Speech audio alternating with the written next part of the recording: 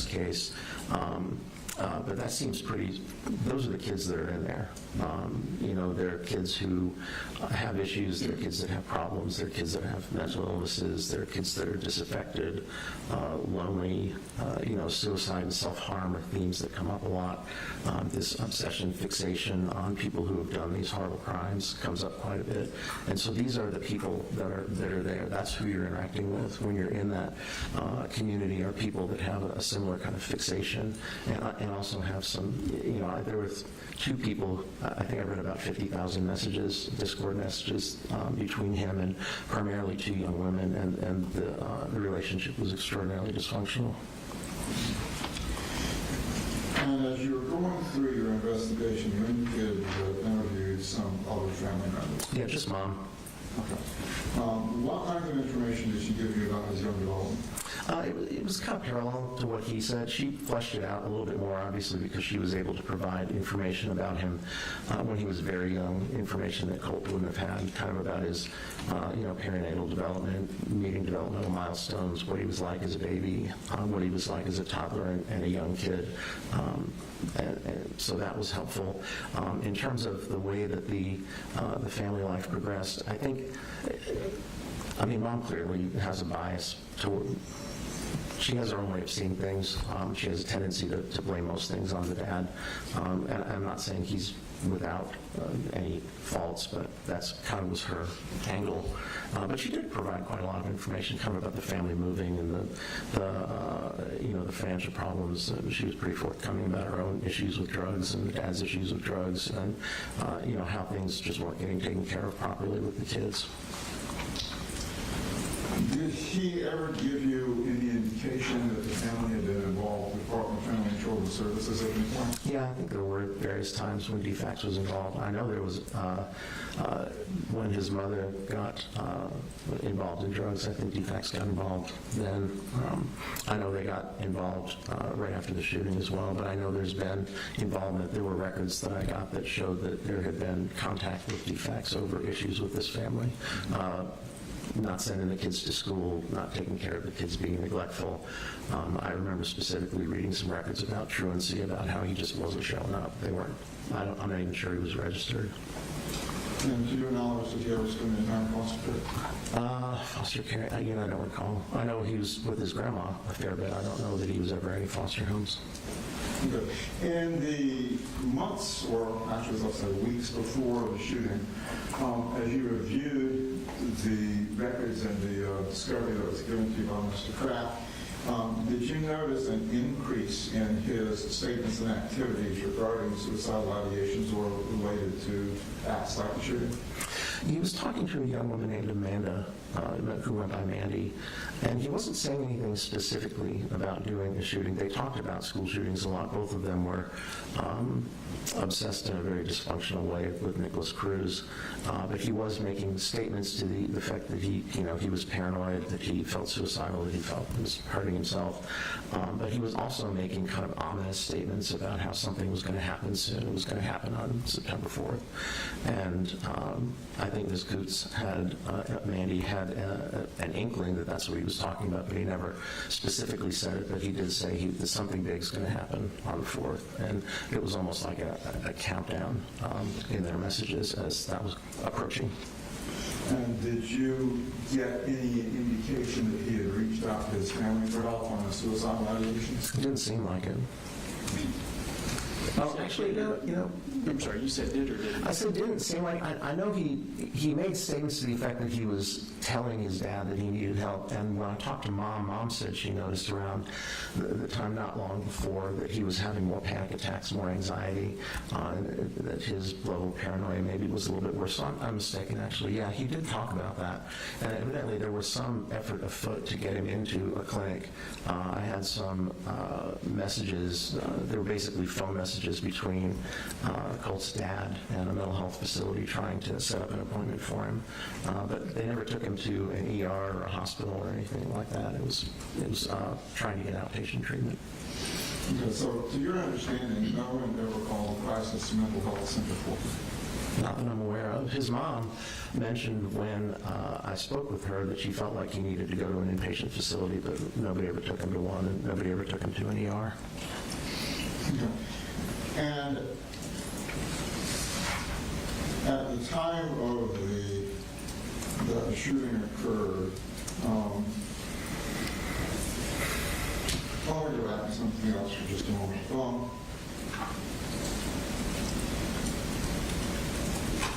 In your conversations with his mom, did she indicate to you that she had given him any kind of medication? Yeah, she started giving him Zoloft. She had a prescription for Zoloft. Colt did not have a prescription for Zoloft. And what she was doing was taking pills and breaking them up and giving him pieces of them. So there was no prescription, and it's unclear what kind of dose he was getting. Estimated, I think they were 100 milligram or 200 milligram pills she was breaking up, and she was giving him about a fourth of them at a time. But again, when you break them, that's not the way you're supposed to take Zoloft. But that's how he was getting it. It was from his mom. Did he describe how it was affecting him? Said it made him feel a little bit racy, a little bit wound up. Is that kind of like the opposite effect of what it's supposed to have? Some people do have experienced a little bit of activation with SSRIs. I mean, I'm not an MD, but I've been around them a bunch. Some people do get a little bit of activation, but they also help with anxiety and depression. I think he said he felt maybe a little bit better, but they made him feel kind of racy and sped up. How intense at that time was his depression? I think it was pretty severe. I mean, it waxed and waned. I think it was pretty severe. I think at the time of the shooting, the anxiety and paranoia were probably prominent, although the depression was always kind of there. And the thoughts about hurting or killing himself were always kind of there. But I think around the time of the shooting, it was primarily the anxiety that was prominent. What kinds of characteristics did his paranoia take on? He talked about being afraid that there were plots against him. He talked about believing that people were talking about him. Like if he was out in public, he'd see people talking. That's called an idea of reference, when you believe that seeing something happening in public refers to you. If you see two people talking to one another and you think they're talking about you. He talked about believing that the teachers were plotting against him. He mentioned this to his mom and also to Mandy. And so it was that kind of a thing. He also had this idea that somehow his computer had been, he used the word infiltrated. He wasn't sure who did it, but he kept changing his usernames, and he was storing information, I think, on the little SD drives like you use with a camera, and he was taking those out and destroying them, breaking them up, because he was afraid. He never was able to tell me who he thought was doing it or why, but it felt like somebody was probably keeping track of him. He said some more, I think, more outlandish things that I'm not sure, about cars going by the house and seeing people. I'm not sure how much of that was, maybe a little bit of an exaggeration, but I did believe he used to kind of conflate his paranoia and anxiety. He was real anxious, but he was worrying about things, and so there was an element of paranoia that he used to kind of conflate with the anxiety, and the two of them kind of coexisted like that. So. And are those the kinds of things that can impair someone's judgment if they're going through those episodes? Sure, yeah. I mean, if somebody believes that there are, forces marshaling against them, that can certainly impact the way that they carry on their life. Certainly he was doing certain things in response to the beliefs that he had, like destroying the hard drives or the SD cards and changing his usernames. But I don't think he was really doing, other things in the service of them. Now, you made a reference to his thinking the teachers were against him. Was that teachers at his current school or his older school? The teachers at his current school. Were you familiar with the circumstances that took place when he was in Jackson County? I'm not sure specifically what you mean. When the FBI came out to investigate? Yes. Yeah, I was aware that there was a message, I think, that got flagged on Discord about somebody making a statement about doing a school shooting, and law enforcement showed up at the house because they were able to trace they were able to look at the account, the email associated with the account, trace the email to him, and so they went and interviewed him about whether he had made this threat. Did you listen to Inspector Smith's interview of Colt when he was arrested? There were two of them. There was one at the school, and there was one at CID, and I listened to both of them. And the particular one at the school, what were your initial impressions when you looked at it? He was pretty hysterical. That was the main thing. At any point did he try to deny that he did anything? No, he didn't. When he was taken into RYDC, did they do any checkups or any assessments on him to determine if there were any psychological or physical issues? I think they do that with most kids, but what I learned when I was talking with him is that he was having these symptoms. He was telling me about this paranoia and stuff that he was having, and then I asked him, well, what do the mental health people think about it? And he said, I haven't told them. And so I suggested that maybe being more forthright about these things, if they were going on, would be a good idea. And then I think he started talking more to the staff about it. I also alerted his attorney. Did you have access to any of the records from DJJ? Not until just a few days ago.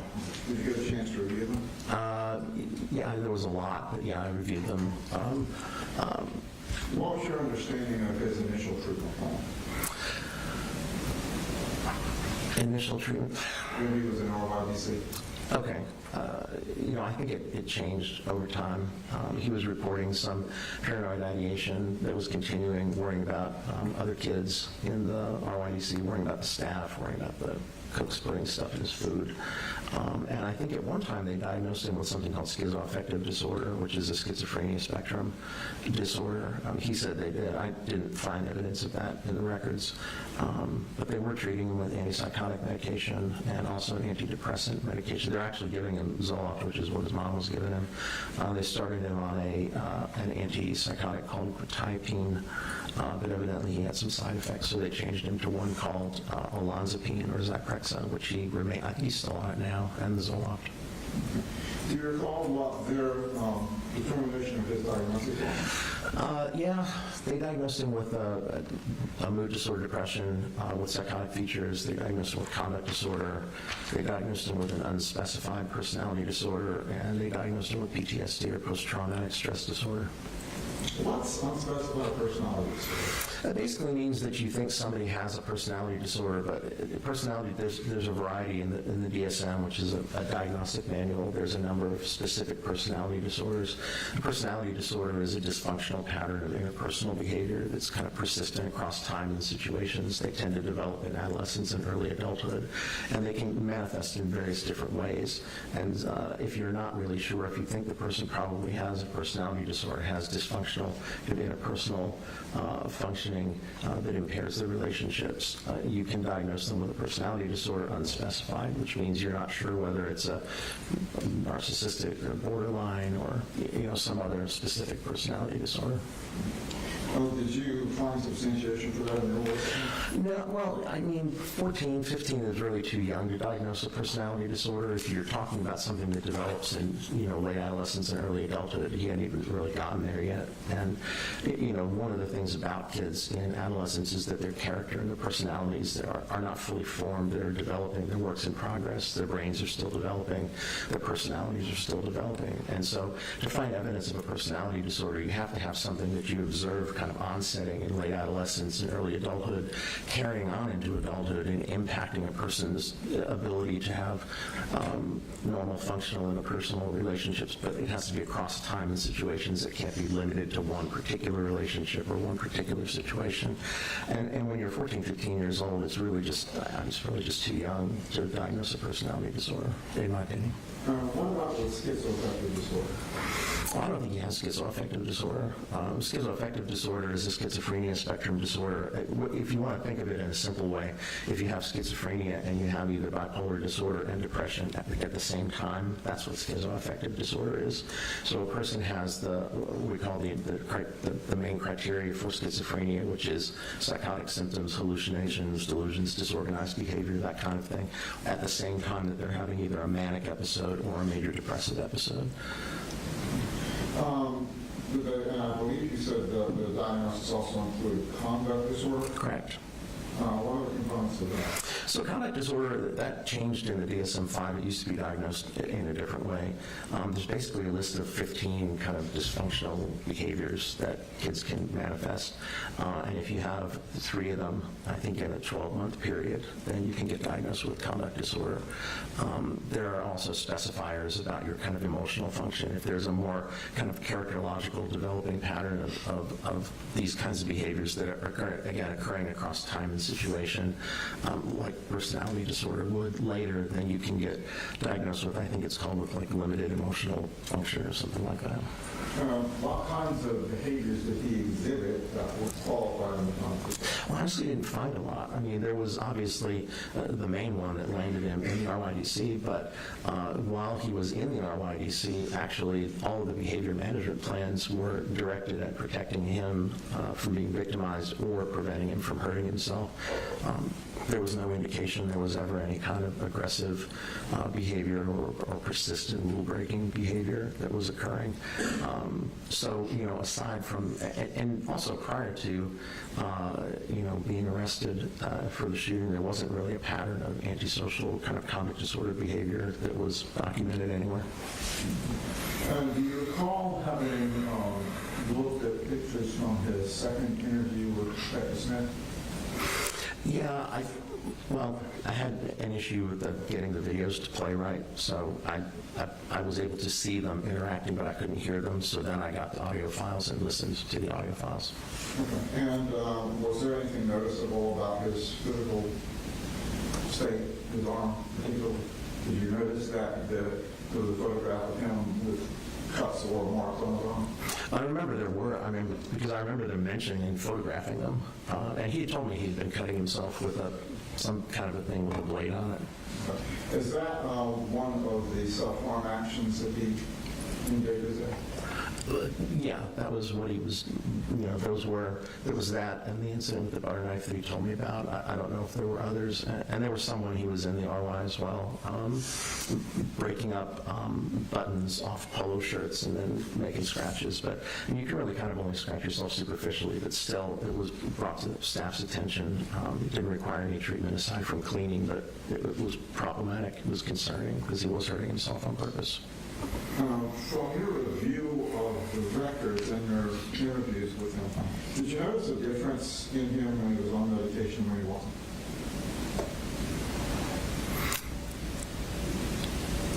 In terms of kind of just normal day-to-day interaction, I would say not particularly. He seemed pretty depressed and anxious most of the time when I was talking to him. He said that the medication helped some with the paranoia, but he was still talking about being worried about people.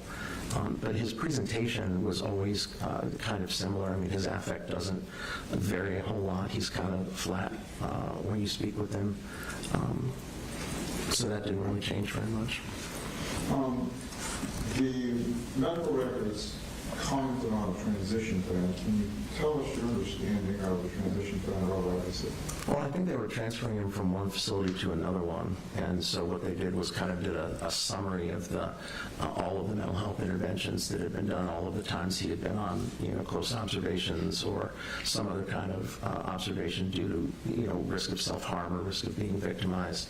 There was also a problem list and, you know, the diagnoses and also a mention of his medications. So it was pretty, in one page there was a ton of information kind of about what they had done, and that was for the benefit of the receiving facility so that they were aware of what had been happening without having to, I think it was like 450 pages of records.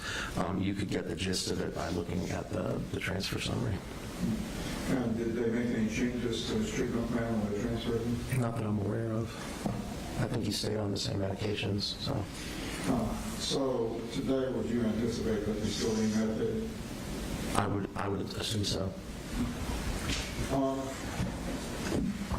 One of the issues that was raised was malingering. Can you tell us about malingering? So malingering is basically exaggerating or faking a symptom, and it's a specific way because in malingering, you're faking to avoid some other kind of consequence or to get some kind of secondary gain. So you're doing it for a reason. And what, in forensic contexts, that's something we're always kind of have our ears perked up for, because people who are facing serious criminal charges sometimes have a motivation to try and manage that in a way that's dysfunctional. I know that there was some question about whether Colt was malingering his psychotic symptoms, and I actually was concerned about that as well. And do you know of any specific steps that were taken to treat his PTSD? Specific steps, I'm not aware. I mean, he was given the Zoloft. I think he was in some group psychotherapies. I think they had him in a dialectical behavior therapy. I don't think they had him in one of the empirically supported PTSD treatments, but I could be mistaken about that. I know they were aware and addressing it. And would trauma-informed therapy be beneficial to somebody with PTSD? Yes. Do we know if that was ever provided or available at LEC?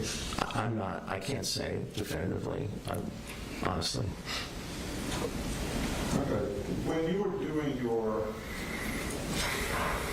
assessments, did you run any tests with regard to his other functioning, cognitive, other psychosocial functions? I gave an IQ test, and I also did a personality test called the Minnesota Multiphasic. That's spelled MULTIPHASIC personality inventory, the adolescent version that's been restructured. So it's the MMPI-A-RF. And then also another one called the Trauma Symptom Checklist for Children, or what we call the TSCC. And that's a measure that it gets at specifically at sequelae trauma in kids and adolescents. And following those tests, did you come up with your own probable diagnostic direction for him? I don't think I gave him a specific diagnosis. What I talked about mostly were kind of the phenomenology, the things I was observing, because a specific diagnosis isn't as helpful as kind of describing what you're seeing in forensic evaluations, at least. I did want to rule out whether there was any kind of intellectual functioning deficit, and there's not. His IQ is average. When I did the personality testing, the first time it was invalid because he was what we call over-reporting, meaning he was just kind of endorsing everything willy-nilly. And then I went back and gave it to him again and instructed him to be more careful and thoughtful and to not just endorse everything and to really think about what was going on with him. The second time, there was still some level of over-reporting, but not to the point that it invalidated the testing. And it was pretty consistent with what he was telling me. There was indications of mood problems, anxiety problems, problems with thinking, paranoia, persecutory ideas, suicidal ideation. Psychological tests are not like x-rays or blood tests. What they usually do is help us develop interpretive hypotheses for understanding people, and sometimes they help us corroborate things that we're observing or seeing on interview, and that's pretty much what the MMPI did. Colt never really talked about trauma, PTSD symptoms with me as PTSD symptoms. I would kind of ask him about, traumatic re-experiencing. Was he having flashbacks? Was he having dreams? And he said he had dreams about the school sometimes, and sometimes dreams about things that happened when he was younger. But the dreams about the school didn't involve the shooting incident. It was just him alone in the school wandering around.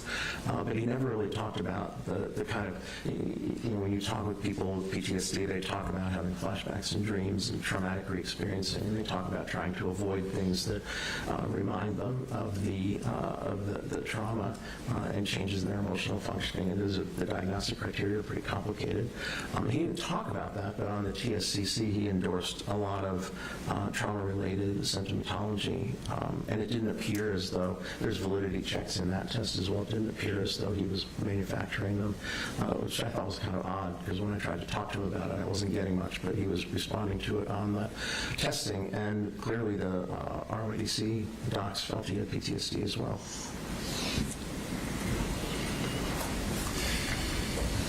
Just the water. Yeah.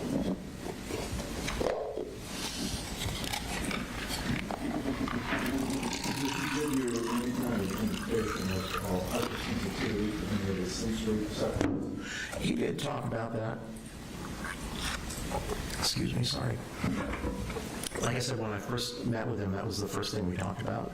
He asked if he could pull his arms inside of his sweatshirt and kind of hold his arms around him because he said he felt more comfortable talking that way. He talked a lot about having issues with noises, with particularly with textures, kind of sensory things. When I talked to his mom, she talked about this as well. She said when he was little, he didn't like people touching him, bathing him, washing his hair was a challenge, getting him a haircut was a challenge. Noises seemed to bother him, and I think that persisted. He had specific kinds of sheets and towels that he liked. He had little rituals that he did when he got out of the shower, like things laid out a certain way, and so that was the kind of thing that he related to me. Did any of that give you an indication of any other kind of spectrum disorder that maybe? It would make me wonder whether there was, an element of an autism spectrum disorder. Because those kinds of sensory integration issues are common in people that have autism spectrum disorders. And his interpersonal behavior was kind of odd, so it got me wondering or thinking about it. It was something I considered as I continued to talk to him. Would that be something perhaps that would be good as a rule out and having evaluated for? I suspect if you wanted to do a specific evaluation for an autism spectrum disorder, that would probably not be a bad idea. In the end, I didn't feel like, based on what I got from him and what I got from his mom, I felt like there was some elements. He certainly has some elements, particularly sensory type elements, and some interpersonal stuff. But in talking to his mom, she said that when he would interact, he was capable of interacting. He didn't have the kind of interactive patterns that we see, particularly with people that have autism spectrum disorders. But his interpersonal behavior was odd, and we don't have a great sample of it because most of it was online. So to do an evaluation for that might be worthwhile. I ultimately didn't believe that he met diagnostic criteria, and that's what I put in my report. And in your report on page 29, you talk about ACE factors. What are ACE factors? So that stands for Adverse Childhood Experiences. Years ago, the Kaiser Foundation and the I guess it was Health and Human Services did a big, the CDC did a big study, and they looked at, was it between 1995 and 97, they looked at 17,000 people, and what they identified were a set of adverse childhood experiences, things that people could experience when they were in their developmental period that tended to be correlated with adverse outcomes when they got older. And some of these were psychological, psychiatric. There was increased levels of depression, anxiety, PTSD, substance abuse in people that had experienced these adverse experiences as children. But what they also found interesting was that there was kind of what we call a dose response characteristic, meaning the more of them there were, the worse the outcomes tended to be. They also studied a lot of kind of physical well-being outcomes, but when I look at these, I'm thinking more about the psychological ones. And certainly, he was exposed to a lot of these things and the manifestations that he has psychologically in terms of his interpersonal function, his anxiety, depression, and so forth. It's not really surprising. I mean, they're not the only reason, but certainly not surprising growing up in an environment where he was exposed to a lot of adverse things that he would develop depression, anxiety, and struggle interpersonally. What is the concept called dose response? How does that relate to this fact? It just means that the more of them there are, the worse the outcomes are likely to be. And I think you said he had experienced most of the factors? Most of them at one time or another. Yeah. The last one I think was an incarcerated parent. That's only been recently. That wasn't when he was growing up. How does all of this relate to his overall functioning around the time of the shooting? Well, I think he was, basically he was a lonely, dysfunctional kid who was anxious, paranoid, depressed, and immersed in this highly dysfunctional world with these people that were obsessed with folks who had done school shootings. So his interpersonal behavior was very dysfunctional and kind of layered on with the psychological issues. He had just kind of disappeared into Discord and disappeared into the true crime community, where he wasn't really having interactions or relationships with real people on the outside. I mean, there were real people online, but not real people on the outside.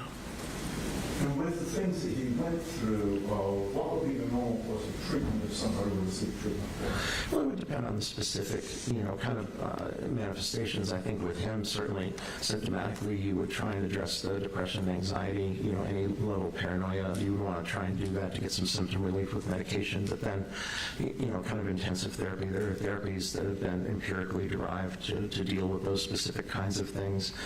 So doing that to try and work through those things or disentangle them, kind of, particularly with a young person, would be the way that we would go. Kind of do the symptom, address the symptoms, and then work on the interpersonal behavior, work on the coping skills, work on the ability to kind of have a normal life in the outside world would be the things that would be the targets in treatment. Given your interactions with him, the therapies that help him? I think so.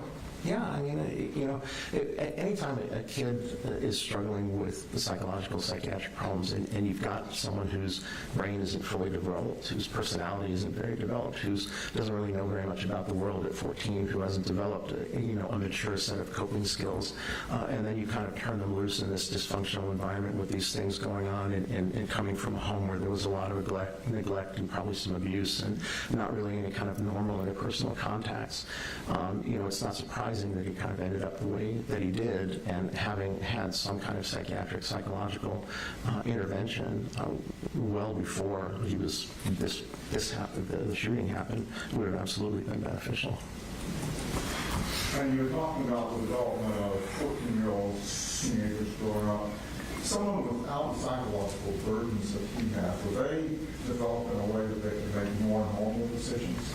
I think, it's kind of, you think of it as, all teenagers, adolescents, young adults, the brains are still developing, and particularly the frontal lobe is developing. The frontal lobe is important because that's kind of where that controls decision-making, impulse control, anticipating consequences, making good decisions, planning courses of action, considering alternatives. All of that kind of stuff lives in the frontal lobes, and those keep developing into the 20s is what we know now. There was a big study done a number of years ago where it found kind of what we clinicians had known for years is that kind of cognitive development lags behind chronological development. And so, you take somebody who's a normal 14-year-old, they're still going to have all these issues. It's kind of the reason we see adolescents and kids and young adults do more dumb things than adults do. Part of that is because of the way that their brains are underdeveloped. And I think if you pile on, depression, anxiety, neglect, some abuse, some paranoia, that it's just going to exacerbate the situation. But even under the best of circumstances, the brain and the personality and the character are certainly not developed. They're not in anywhere near a final format at age 14. During your conversations with him, did you speak directly about shooting the gun himself? Yes. Did he ever try to deny that he did? No. What was his response as you were talking about the victims and what the ramifications were? Well, he said he felt terrible about the victims. And it was interesting, when he was interviewing with Investigator Smith, they talked quite a bit about that as well, and I think he even wrote some apology letters. I focused more on his own kind of functioning, trying to disentangle kind of what was going on with him at the time. But he certainly talked about the victims. And he talked about in this true crime community also, that one of the things he was interested in was not only the perpetrators, but the victims. He said with the Parkland, I think Nicholas Cruz killed 17 people, something like that, and he said he was, was interested in their stories and what they were doing with their lives, but obviously more obsessed with the shooter himself. And would you say that he was apologetic about it? Pardon me? Was he apologetic about it? Yes. Well, it certainly was when he was talking to Investigator Smith. I didn't try to elicit anything like that from him. I mean, I asked him how he felt about the thing, and he said he felt terrible. He felt terrible for what he did. He knew he'd, screwed up a lot of lives. Based on your investigation, your interview with him, understanding all the issues he's facing now psychologically, would he be able to improve with continued therapies, medications, treatment done? Yeah, I think so. Again, you're not talking about somebody who did this in their mid-20s, late 20s, or as an adult, when, there could be characterological issues underlying that are kind of well-developed. The personality is finished, the brain is finished. And sometimes if you end up in a situation with an older person where there's characterological issues that drive them to do things that are antisocial, there's sometimes not a lot you can do about that. I think when you're dealing with kids in adolescence, there's still some room before things are consolidated, before they're finished, before they're finished developing. You can intervene in a meaningful way to try and help them develop, more healthy coping skills or address some of those symptoms. So, yeah, sure. You had indicated that Mr. Kraft asked you to do this before in conjunction with the Miller versus Alabama factors for sentencing you. Right. Did you reach any conclusions about it? Well, yeah, they talk about incorrigibility and, irredeemable depravity, and I certainly didn't find evidence of that. He didn't appear to be on a really antisocial kind of vector. He wasn't a kid who was getting in trouble a lot. He wasn't a kid that had prior contacts with BJJ. He was doing all this weird stuff on the internet, but it wasn't, antisocial stuff. It wasn't kind of comic disordered stuff. And so what I saw mostly with him were things developmentally where, his interpersonal skills were poorly developed, his mood issues, his anxiety issues, and then the subsequent paranoia were all things that I think were manifestations of things that had happened with him when he was younger, developing, lack of support, lack of treatment. I think they could have been addressed earlier, and I think there's still room. Was he 16 now? He's still an adolescent. His personality is still not done. His character is still not done. His brain is still developing. So there's, I think, room to intervene at this point to make some headway, to undo some of that stuff. That's all I have, Judge. At this time, I'd like to move D1 into evidence request that it be entered on the seal. Mr. Smith, any objection? Is that the report? It's the report. All right, it's admitted. I think you have to put me under seal. He did. Your position? That's all I have. No, that's fine. I'll say go. All right, we'll file that under seal. Why don't we take a short restroom break before cross? All right, we'll be in recess for 10 minutes or so. Is it okay? Yeah.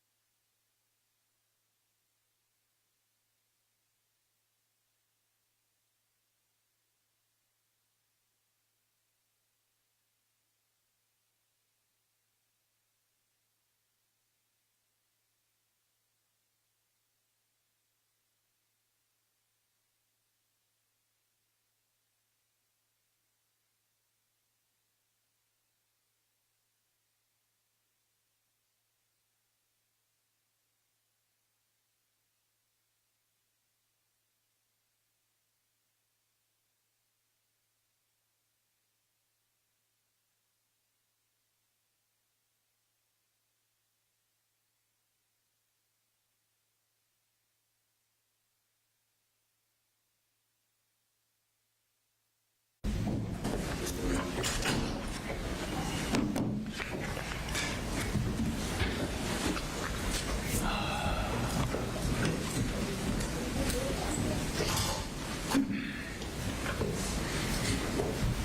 Honor, before we get, it's okay to do this without Mr. Gray, but can we have the computer on our side? Yes, ma'am.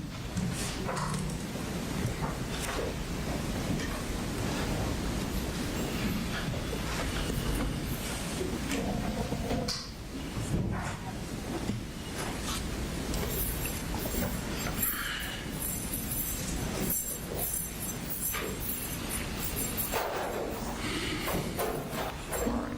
For the record, we're all present. Mr. Smith? I'm Dr. Richards. I'm Brad Smith. I'm the District Attorney's Office. Good morning. Ask a few things here. So the resources you relied on were Colt's medical records, law enforcement files, video footage of the shooting, and then various interviews with Colt, Colin, Marcy, and other people. Is that correct? That was the bulk of it. I mean, like I said, I had a hard drive with a lot of stuff on it, but I think those were the highlights. Yeah. How much time and energy did you put into each of those things? I couldn't tell you. I couldn't break it down that way, Okay. to be honest with you. But would it be safe to say that most of the information you had came from either Colt or Marcy? In terms of information I gathered myself, yes. You know, it was from him and his mom as a collateral. And even like a lot of the secondary sources with interviews and stuff from law enforcement, it's what they are telling law enforcement. Of course. And even the Discord records is Colt saying stuff on Discord. That's correct. Now, Marcy, Colt's mother, you would consider her an unreliable source? I would say she is reliable to an extent. Okay. She certainly has an angle. Yeah. And you were aware that she had, in the few years leading up to this incident, she had limited contact with Colt. Yes, I was aware of that. Okay. In fact, in November 2nd of 2022, Marcy leaves the house that Colt lives in and goes down to Fitzgerald. Right. Okay. And it wasn't until August 11th, 2023, almost a year later, that Colt goes down to stay with her from August 11th, 23 to October 4th of 23. That sounds about right. So about 2 months that they lived together. Yeah, they didn't have a lot of contact.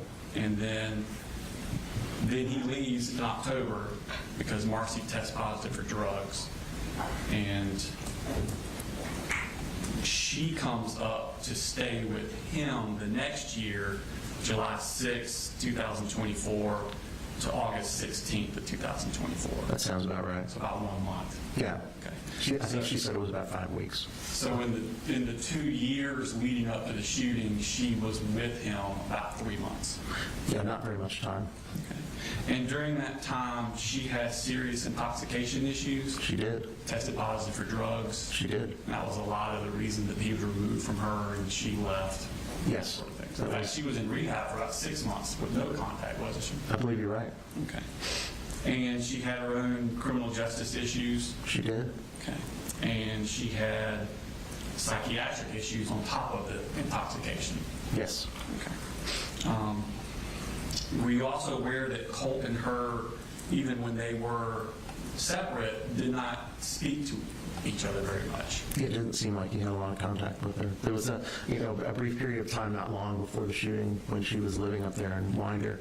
But for a lot of the time before that, especially when her issues with the drugs and so forth happened, the contact was really limited. Okay. In fact, they mostly just texted with each other. I think that's a fair characterization. Okay. Now, your first interview with Colt was May 16th of 2025. That sounds right. Okay, and that was 8 months after the shooting. Right. Okay. I want to go into Colt a little bit.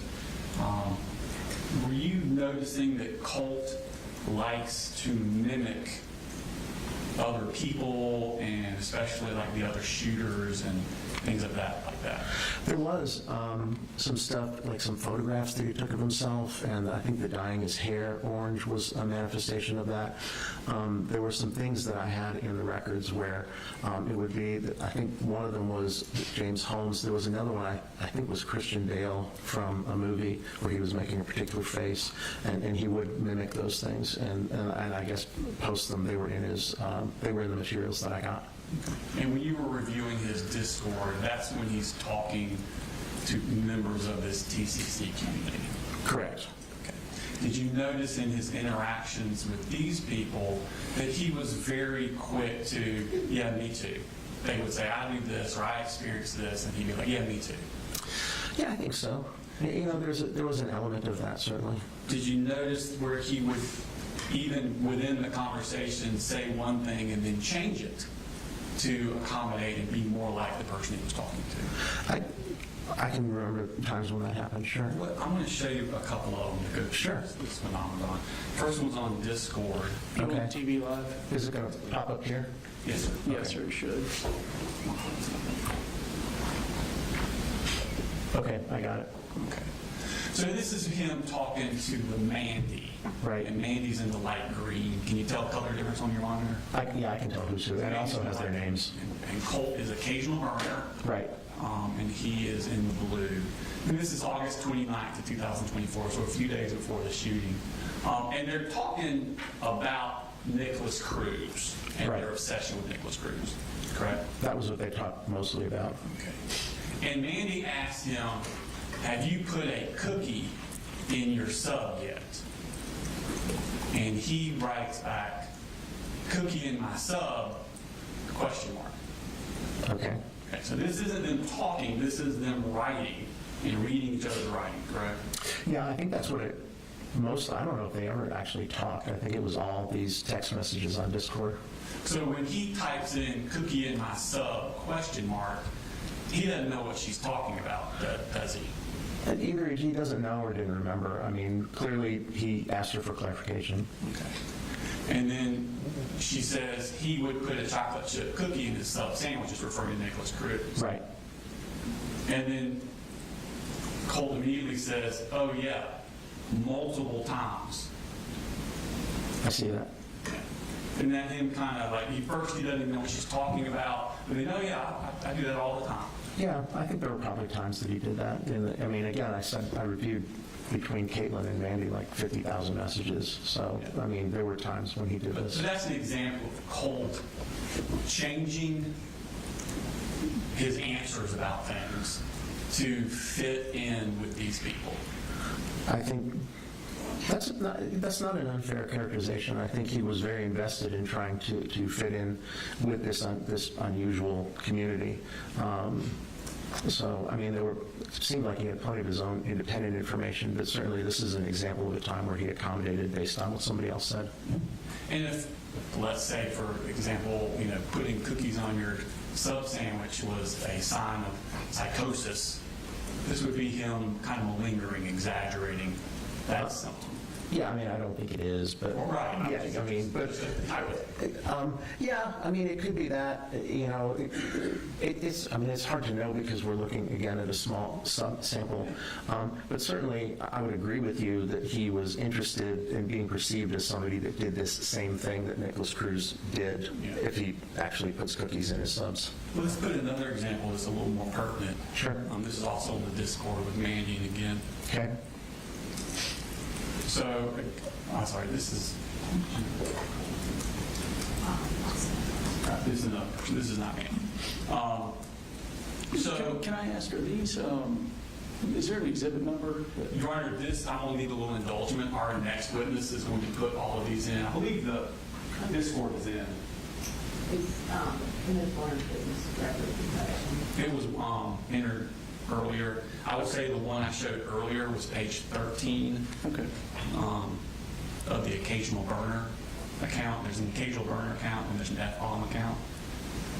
This is page 59 of the occasional burner account. And the exhibit number? I'm sorry, I missed I that. can put it on record shortly. Okay.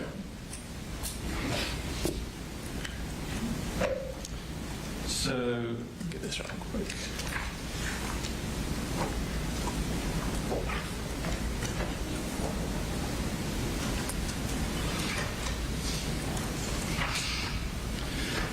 this one, genderless black hole at the very first top there says, I'm on 6 different meds, and they really don't do anything but make me stoned ASF.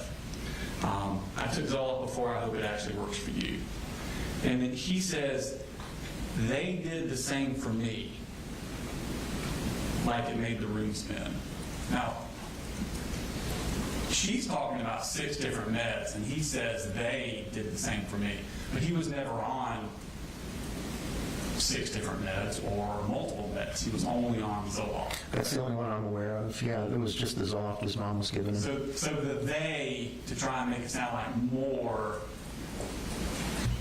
he's trying to, again, fit in with this genderless black hole. He's changing the amount or types of medicine he's taking.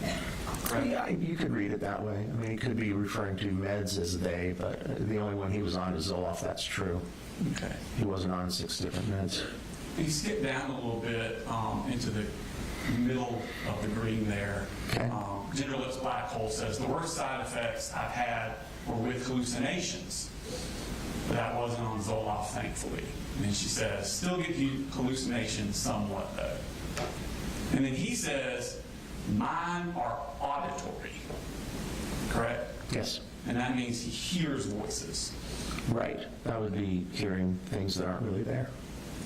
And then he says, although it may be schizophrenia, who knows? Right. And then she says, oh my God, same twinsies. I have visible ones too. And he says, same. Right. So when they talk about hallucinations, he first says, I have auditory hallucinations. Full stop. Right. And it's not until she says, well, I have visible ones. And then he changes it and says same. Yeah, I agree. That's what he Again, did. him changing, talking about his mental state, what he says his mental state is, he changes it to fit in with this group. Right. He adds onto it. Okay. And then let's go to page 61. In this case, you have them talking about drinking a lot. This is another person he's talking to. I do not know the gender of this person. But they're talking to, and they're talking about getting blackout drunk. Right. And Colt is talking about how often he gets blackout drunk. Is that correct? It looks like it. Okay. And then at the very bottom, the next to last one, Colt says, I literally just steal it from my dad. I see that. Okay. Did you listen to Colin's interview about his home life? A long time ago. Do you remember him saying that he didn't drink and he didn't allow alcohol in the house at all? That rings a bell. Yeah. Okay. And do you remember Marcy's interview where she says the same thing? Right. Okay. Yeah. So what He it's says, literally, I steal it from my dad. That's not true. No, it's not what he told me either. Okay. So. And then he says, sometimes I'll ask some random dude to walk in and get me some. Again, I never followed Colt around. I'm sure you did. But based on your understanding of how often he actually got outside his house, does that sound like something he would do? Seems unlikely. That's what I was thinking. Okay. And then we move to page 62. And same person he's talking to, now they're moved on. Man, just do some DXM, bruh. Colt says real, and I'll ask you to drop the method whenever I'm up to it. He says, do you even know what that is? And he says, yeah, it's over-the-counter stuff. They're talking about Benadryl. Right. I think that's on the next call out. Yes, and then he says Benadryl. Colt does. Right. And then he comes down a little bit and says, you just got to pull through the tiredness. After that, it's pretty much schizophrenia simulator. I see that. So Colt's saying that when he takes Benadryl to excess, he'll get schizophrenia simulator. Colt talks a lot about schizophrenia, doesn't he? He does. Okay. And then PK Waffle Fest says, that's not the worst part. It's the anxiety and the dread and seeing spiders. I'm terrified of bugs. So he's the one that first talks about hallucinations when he's on this and refers to bugs. Right. And then he says in the next one, the highest, go back up to the first one. Sorry.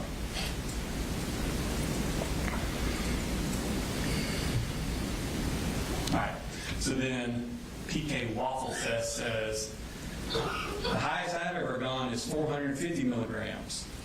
And Colt says, 725 here. It appears he's trying to one-up PK Waffle Fest. Looks like it. Again, exaggerating Yeah. for attention.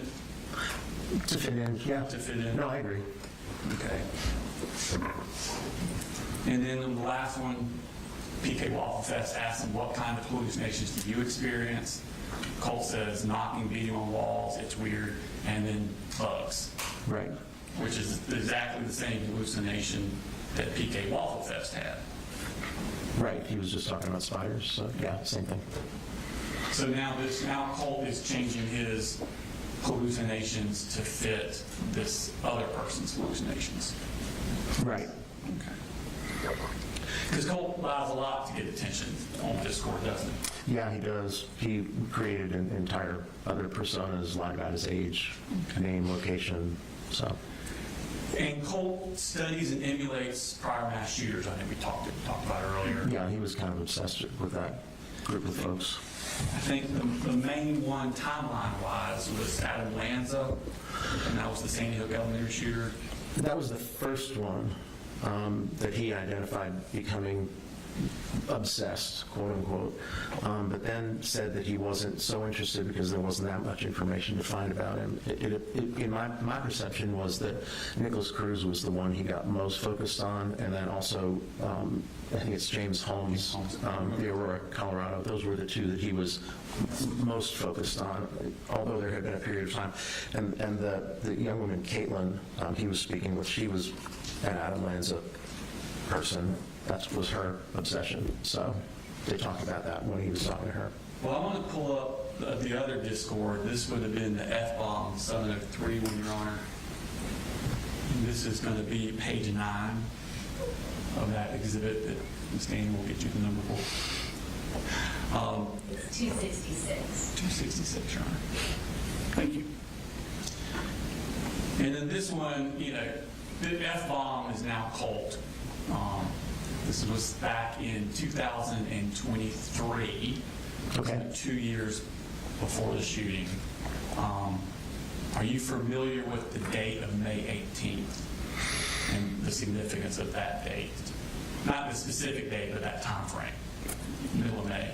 I mean, my guess is that this was the other threat that he made. Right. Yeah, the one from 2023. So you may not remember, but you did look at the things when they came out. That would have been May 21st. That sounds about right. So this is right before they came out to. Right, I think Discord flagged this, and then they figured out who it was, and then they went and talked to Colt. Right. And then he says, God, I've spent hours researching Adam. That's the third line down. Right. Okay. And that would track. I think it was around 22, 23 when he got, and then he said Adam Lanza was the first one. So I would guess about that time he was focused more on him. And then at the bottom, he's asking what the other person's target would be to commit a mass shooting. He says, I'll probably kill my dad, then go to my local elementary school. He says, but I might move to Connecticut and shoot up the new one for laughs. Right. And then on page 12, he says, I already have an outfit for if I commit a mass shooting. He got Adam's exact outfit, same shoes, same hat, even has a vest. I see that. And in the very bottom, he says, apparently Adam even wore sunglasses during the shooting. Yeah, I don't know if that's true or not, but I mean, that's the kind of micro detail that these folks were interested in. Yeah, they get down into every little thing about that shooter, how they dressed, what they said, what they did, everything. Yeah, it seemed like it was so deep, it was like any piece of information they could find and put out there was kind of what they were after. And even like I said, Colt said his frustration about Adam Lanza is there wasn't enough information. There wasn't enough to find out about him, but clearly there was, some things, so. Now, Colt destroyed the hard drive of his computer the morning of the shooting, before he left for school. Yeah, he said the way he described it to me is they were more like SD card storage units. It wasn't like a physical hard drive or a solid state drive. They were little SD cards. So he didn't tell you that he destroyed the actual hard drive the morning of? He did say that he destroyed a hard drive, and then I asked him, and he talked about the SD drives, and it sounded, well, I think when he talked to Investigator Smith, that's what he said. But there's also photographs of him disassembling his computer. It's like in pieces in the house. And it appeared, I'm not a computer expert, but it appeared as though, it could have been that he removed a drive. And he certainly did refer to it as that in the messages. And Colt told you that he did this because he was being surveilled by a government agency. By somebody, he said it might be the government, but he thought he was infiltrated. And then he got this idea that there were government agents driving by the house, and is what he told me. Yeah, I think Colt reported he believed he was being watched or followed both in person and online. He said he believed he had seen large black vehicles passing by his residence that he believed were from a government agency. Right. He stated he was unsure of why this type of surveillance would have been happening, but took actions to protect himself, including destroying data storage items from his computer and changing usernames frequently to avoid being tracked or followed. Right. And you thought that was significant for Colt. I thought the idea that he was paranoid and felt like somebody was paying attention to him was significant, and I thought the fact that he followed through and did something in response to that belief. I think some of the story about government agents and SUVs, I don't know about that. I mean, I think he was paranoid. I think he felt somebody was watching him. I think some of the other stuff was embellished a bit. So you believed it was signs of like delusional thinking? I think it was signs of paranoia. Again, it's when you're trying to decide whether something is delusional, one of the things you can think about is whether somebody will change their behavior in response to it. So if you're paranoid and you think somebody is looking at you online and then you destroy media storage, that's doing a behavior in response to kind of a paranoid idea.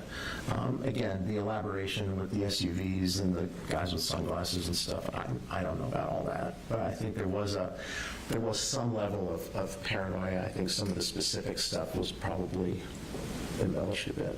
Okay. And that was based on destroying the SD drive? Again, it was the idea that he was paranoid. I don't think he has a schizophrenia spectrum disorder. I don't think he's, but I do think he had paranoia that was part of his mood disorder that was impacting his thinking. But didn't in May of 2023, didn't he do something on his computer that caused the FBI to call the sheriff's office to come to his house? Yes, they did. And that would be a logical reason, if you're going to continue doing those things on your computer, to destroy your SD cards. Sure, that would be another way to explain it. And that wouldn't be delusional or paranoia, would it? No, that would be reality-based. Did you do any research yourself on any of these other school shooters that Colt had? No. Okay. I mean, I maybe looked at Wikipedia just to orient myself, Okay. But I didn't go down the rabbit hole or anything. I was just kind of making sure I understood who we were talking about. I understand. I kept waiting for the FBI to show up at my door with all of my searches.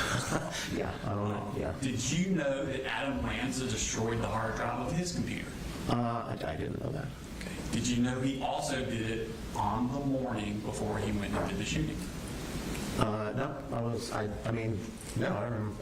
wasn't aware of that. I didn't. Did you know that he left it in the middle of his bedroom floor exactly like Colt did?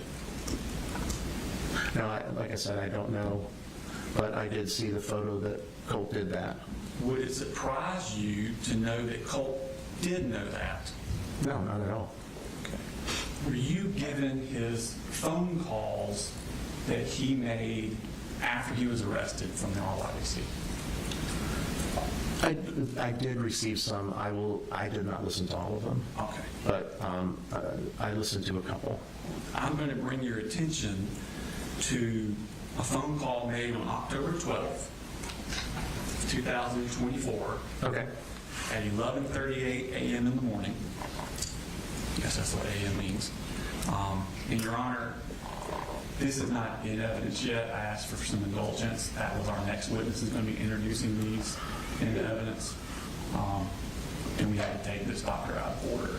I understand. What exhibit number will it be? That's a good question. So the jail calls are being introduced as exhibits 267 through 335, and they are labeled by date. So on the thumb drive that will give you, it'll be within that range, and it'll have the date of October 12th on there at 11:38. All right, thank you. So this is going to be October 12th, 11:38 in the morning. It's a phone call between Colt and his mother, Marcy Gray. And we're going to play the part from 8 minutes, 34 seconds to 8 minutes and 53 seconds. Okay. Next comment, how could anyone look at this kid twice and think that he was just like Miranda, in quotes? I guess. So what they're doing is they're looking through posts on the internet, and people on the internet are comparing Colt to Adam Lanza. I got you. That's what they're talking about. Okay, thanks. If people have been saying that. My roommate get really connected to the computer on the floor.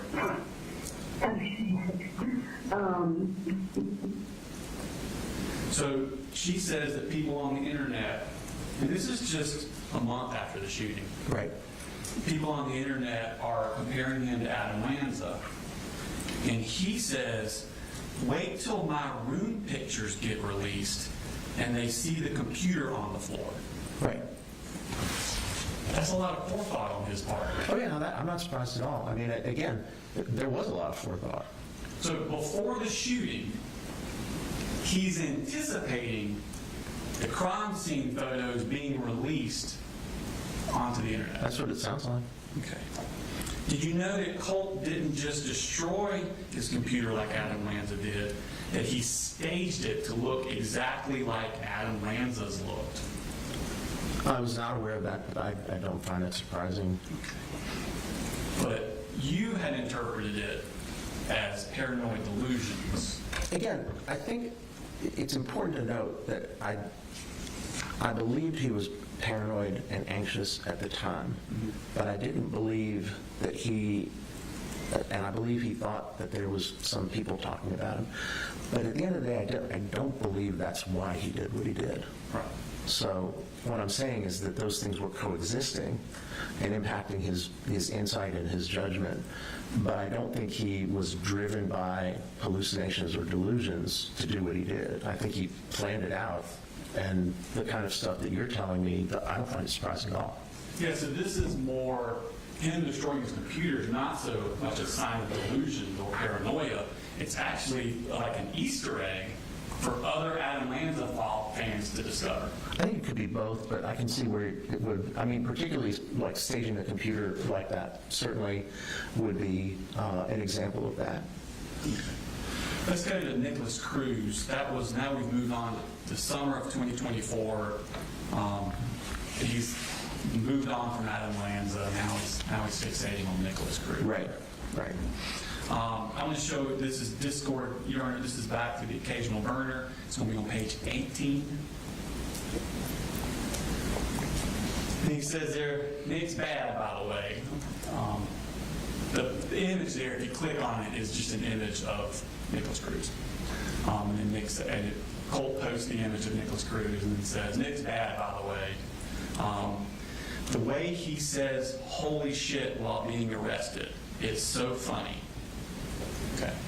So, he has watched Nicholas Cruz's arrest based on this, correct? I'm sure he has. Okay. And he thinks it's funny that Nick Cruz said, holy shit, when he was arrested. Right, that's what he says here. Okay. He and Mandy were both pretty obsessed with Nicholas Cruz. Right. Yeah. And then Mandy brings up that Nicholas Cruz mentioned voices. Right. And then Colt says, and he mentioned demons. Demons, man. See that? Yeah, I'm tracking, I'm following you. And then voices, words of noises. And then WTF, Right. what the fuck? And then where TH am I? Holy shit, what happened? Right. Okay. So he's making fun of Nick's arrest, thinks it's funny, and he knows that when Nick was arrested, he heard voices, Right. or he said he heard voices. Right. He knows that when Nick was arrested, he said he saw hallucinations, these demons. Yep. And he knows that Nick claimed that he had blacked out during, like, holy shit, where am I? What Right. happened? Right. Okay. Now, you listened to Colt's interview, right? Correct. Okay. And he said basically the same things That he didn't when he remember. was arrested. Yeah, that he didn't really remember. Well, that he heard voices, Yep. hallucinations, and he didn't remember. Right. So basically exactly what Nick Cruz said when he was arrested that Colt knows about. Colt said the same thing when he was arrested. Right. Okay. Now, did you watch the Nicholas Cruz trial, or did you look into that at all? No. Okay. And did you know that there was a doctor that looked at Cruz, similar to what you did with Colt? I mean, I'm sure there was, but I didn't want to go down that rabbit hole. And it was Dr. Charles Scott. You ever heard of him or know him? I don't think I know him. Okay. Yeah. But you do know he testified in that trial. Pardon me? He testified in that trial. Okay. Yeah, I'm following. And Colt has seen all of that trial, hasn't he? Yeah, he said he used to fall asleep watching it. He's watched it numerous times. I think he told you he watched it 3 times. At least 3, yeah. I mean, he did. He said he used, like he said he used to fall asleep watching it. And during Colt's interview with law enforcement the day of the shooting, he told them that Nick was notorious for faking his schizophrenia in his interrogation. Yes, he did. So he's watched that and he knows that. He does. Okay. Now, when Colt's talking to you at y'all's interview in May Right. of next year, he tells you that the reason he watched the Nick Cruz trial was because he felt terrible for the victims and he wanted to know their stories. Yeah, he did say that. Okay. He said a lot of his looking up stuff with Nick told you was because he wanted to know more about the victims because he felt bad for them. He did say that. I mean, clearly there was way more to it, but he did say that. And he told investigators the same thing that day. Right. Now, did you corroborate that statement with Colt's Discord at the time? The statement about, About that he was looking into Nick and watched the trial of Nick because he was feeling bad for the victims and wanted to know more about the victims, Nick's victims. no, but I mean, I didn't think that was the only reason he watched it. Okay. So, Well, let's go to the Occasional Burner Discord account. This is on page 9. okay. And this is Mandy. She's talking about when I watched the impact statements, I had so many panic attacks because, like, why do they feel the need to be so hateful? So these are the victims at Nick Cruz's sentencing giving their victim impact statements. Right. Sort of like our victims did in this case. Oh, and you were here. No, I wasn't here for that, but I mean, I'm sure that happened. And then Colt says, if it wasn't for Nick, I would have blown my brains out months ago. And then he responds to her, I know, right? So inhumane. Talking about the victims, talking mean to Nick. That sentencing, yeah. And she says, like, begging for him to get raped and killed. And he says, and people say Nick's the monster.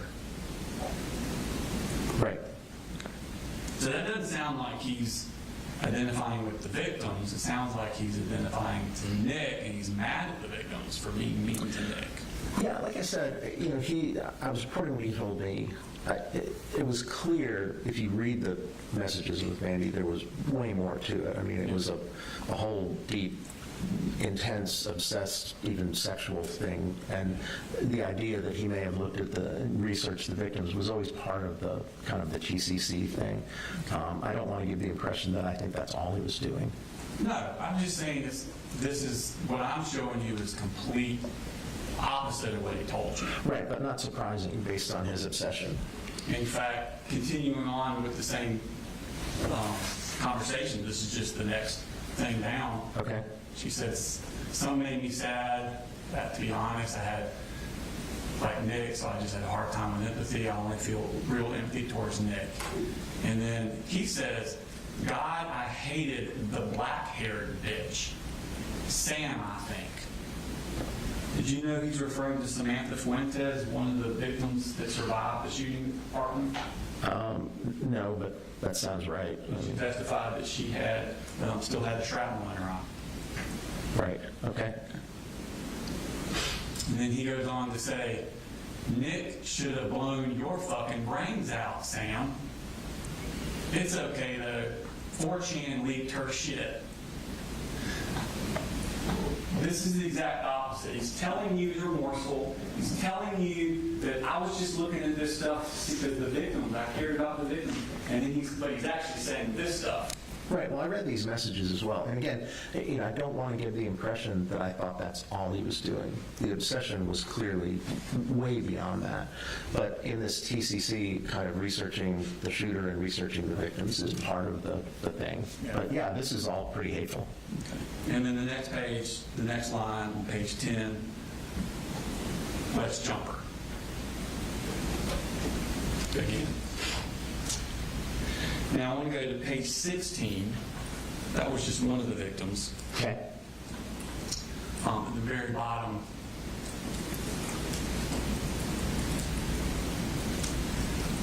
he says, one of the teachers across from Scott mentioned she locked eyes with Nick before he shot Scott and injured her. Now he's referring to Stacy Lipple. She was one of the teachers that was standing outside with Scott Beagle. They were both teachers. Scott Beagle was shot by Nicholas Cruz while he was standing next to Stacy Lipple. Okay. She testified to this. And he says, LMAO, which you understand means laughing my ass off. That's my understanding as well. So not sympathy there. No, I mean, again, I'm agreeing with you. This is, in addition, there was a lot of really bizarre, distressing stuff that was going on in this TCC in all of those messages that I read. Yeah, let's go to page 31.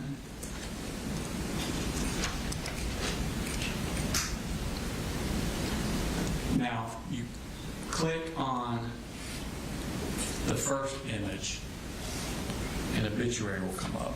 Okay. Let's get down and that is Michael Schoolman. It was his obituary that Colt has found on the internet. Right, I remember seeing that. Okay. So Colt went looking for this, found this man's obituary, and he is the adoptive father of Parkland victim Scott Beagle. Scott Beagle is the teacher we just talked about. We were just talking about. He was, yeah. Gotcha. Okay, he's passed away. So Right. he puts that image into the Discord. And Mandy says, is that him? And clicks a video, or attaches a video. Now that video is of Michael Schumann testifying at Nick Cruz's sentencing. Right. Okay. And Colt says, yep. And then she says, I hate that guy, and Colt posts the video. Did you click on that to see what that video was? I don't know, because what is it? That is the school surveillance video of Colt shooting that man's son. Of Cruz? Cruz, I'm sorry, yes, Cruz shooting that man's son. There was a... Colt puts the obituary of Mr. Michael Schoolman, Right. who's the father of Scott Beagle, Right. and then posts the video of Nicholas Cruz shooting his son, Scott Beagle. I saw several videos that appeared to be of Nick Cruz in the school and shooting, but I couldn't tell who he was shooting at, but there certainly were. If that's what it was, then I'm sure I saw it, because there were a number of videos of him in the school with the weapon, and in some of them he was firing the weapon, but I couldn't tell who he was shooting at. So he has no sympathy for Scott Beagle or his father, Michael Skin? No, again, no, clearly not here. No, Okay. no. And then he goes on down. Every time I watch this, the way I want to pin him down and stick a blade in his chest multiple times. Right. And then he says, same for that fucking Borges guy. Right. Do you know who he's referring to there? No. That was Anthony Borges. He was also a victim who survived. Okay. Fucking Nick should have come back around to double tap him. Now, Mandy, actually, according to Mandy, I don't know if she's telling the truth, but Mandy says she lives in that area of Parkland. I think, yeah. And knows Borges. Okay. Okay. And then she's like, I can't believe I was friends with him. I swear he had a crush on me when I was 13. And Colt says, dox him. And the Biden says, I'll kill him for you. Right. So when Colt tells you this, that he has sympathy, the reason he was looking for this because he has sympathy for the victims, he is lying to you. If I believe that was the only reason, yeah, but no, that's clearly not sympathetic. I'm not. Yeah, I'm asking what he said, that is what he said. Yeah, and that is him lying to you. it would appear so. Okay. Now let's move on to James Holmes. That's the Aurora theater shooter, the Batman movie. Yeah. He went to the Batman screen. Colt researched him and started idolizing, well, he researched him for a long time, but he started idolizing him almost right up to the shooting and then even after the shooting. That sounds right. Colt's shooting. No, I know what you meant. Yeah. Now, for James Holmes, he was,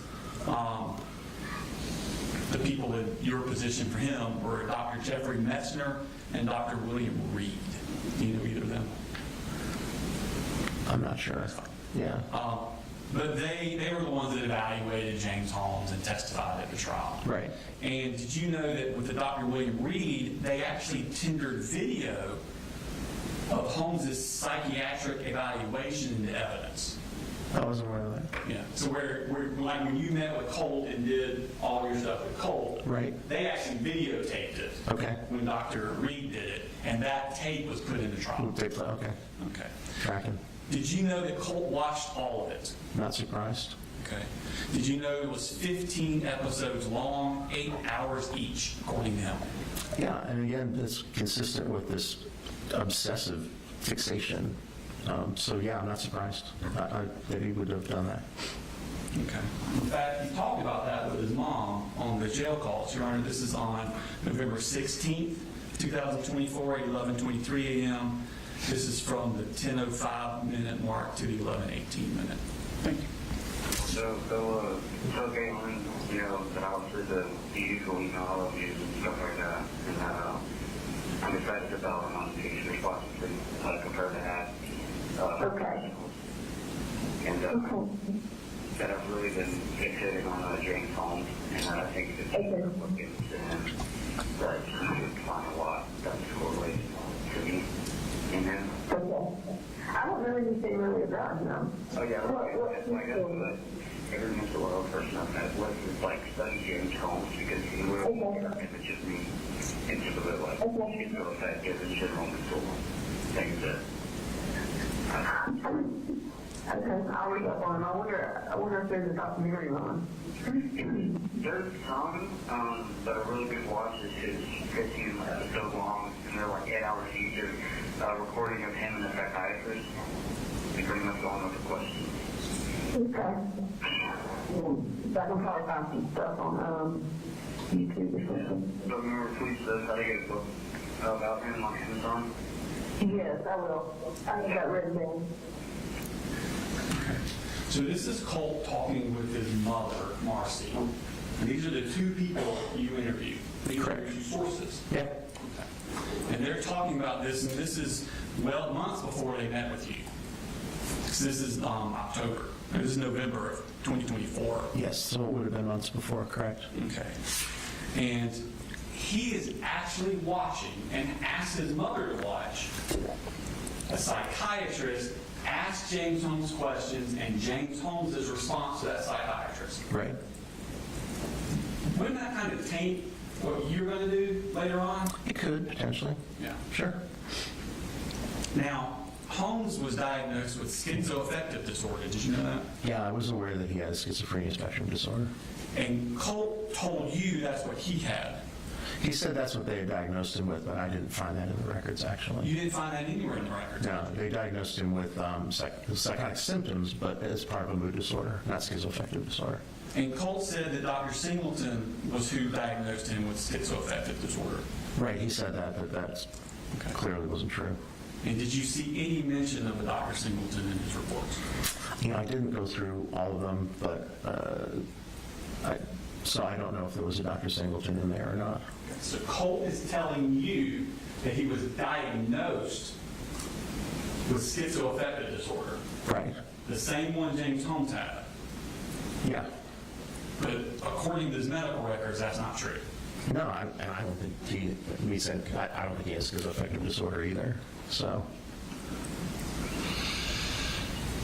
did Colt tell you that he researched the evaluations and diagnoses of Cruz and Holmes? I don't remember talking to him about that. Okay, so he never volunteered to you that he had looked at their diagnoses and evaluations and that sort of stuff? No, but again, knowing what I know about the level of obsession, it wouldn't have surprised me to find that out. Okay. Yeah. Did he tell you he also coordinated those things with Marcy? No. Okay. Well, I'm going to play you 4 more calls. The first one's going to be on 10/25, October 25th. So this is just about a month and a half after the shooting. Okay. Not guilty is a definitely a good stance, but I would at least like to know. Well, So what's going on here is they just found in the news that Colt's original attorney had sent in a waiver of arraignment and a not guilty thing. So it happened outside of court. Colt wasn't there, didn't know this had happened. So he's finding out from his mother that his attorney had entered a not guilty plea on his behalf. Got it. That's what they're talking about. Okay. Colin, because that's something, I mean, he needs to keep me updated on that kind of shit. I mean, I'm supportive of it, but I just need to know what his intentions are. I mean, is he going to claim insanity, temporary insanity, because that's really the only way, that's the only way that should be getting not guilty, Sure. But kind of what we hope now, thinking about it. Yeah, after I was out with, hell yeah. I mean, that was my first thought anyway. Because if they're pushing for not guilty, that means they're going full on with the insanity, which I can definitely stand up for. Yep, and, what you see in this doctor and her wanting to try, some medicine for schizophrenia, that's just even more backed up. I'm going to be medicine for when it's possible and it's there. Do what? And I don't need medicine when you possibly have to. That's not what I was saying. So that's them talking about using mental illness as a chance to get a not guilty. Right. Okay. And that a doctor would really help that. Right. And that's on October 25th. Go to the next day, October 26th. So because we've already got not guilty, which is actually like people have told me that's like usually when they're going for something along the lines of like insanity and stuff, and temporary insanity is also a thing that actually exists in law. And that, along with them saying like putting everything on dad, like the deterioration and stuff, and getting second-degree murder and stuff, like what my things will be. Like I genuinely wonder if they'll like truly see, like I'll be medicated soon and like I'll be completely changed and out of that hole. That's exactly what I told Mary. And then what I told her is that, like a temporary insanity plea could, that you be in the midst of like a psychotic, manic, state, which is, it's the classic description of temporary insanity, when you're under the influence of some type of extreme mental distress. It's literally the definition of mania. Maybe that's the manic state going forward. Exactly. That's where you have these bursts of manic, just, and for me, it switched from manic to feeling very happy and euphoric, like saying, just feeling like on top of the world. Yes, that's exactly right. Almost like you're high on. Yeah. And so, if that plea is accepted by a jury, which, it's likely that it would be, of course, I'm going to cry regardless. I'll either cry from happiness or sadness, one or the other. So that's them talking about the possibility of not guilty by temporary insanity. Colt seems to know a lot about manic psychosis and psychotic and things of that nature. Yeah, he even talked about that with Investigator Smith right after. He was using words like schizophrenia and And he's mania. telling his mother the symptoms of that. Right. And this is the person you use to corroborate those symptoms. That I used to corroborate some things. I never believed he was manic. I never believed he had schizophrenia. I never believed he was anywhere near the neighborhood for an insanity defense. It was never on the table. But these people are talking about it. Of course they are, and I talked about it with him too and told him that was not something that was feasible, and never, I think I even wrote in my report, they can talk about insanity all they want, but my evaluation of him didn't reveal any actual mania, and didn't reveal a diagnosis of schizophrenia, and didn't reveal sufficient symptoms to warrant an insanity, temporary or otherwise, finding. They're talking about it. They can talk about it until the cows come home, but there was no evidence for it. And then on the next month, November 24th, they talk again.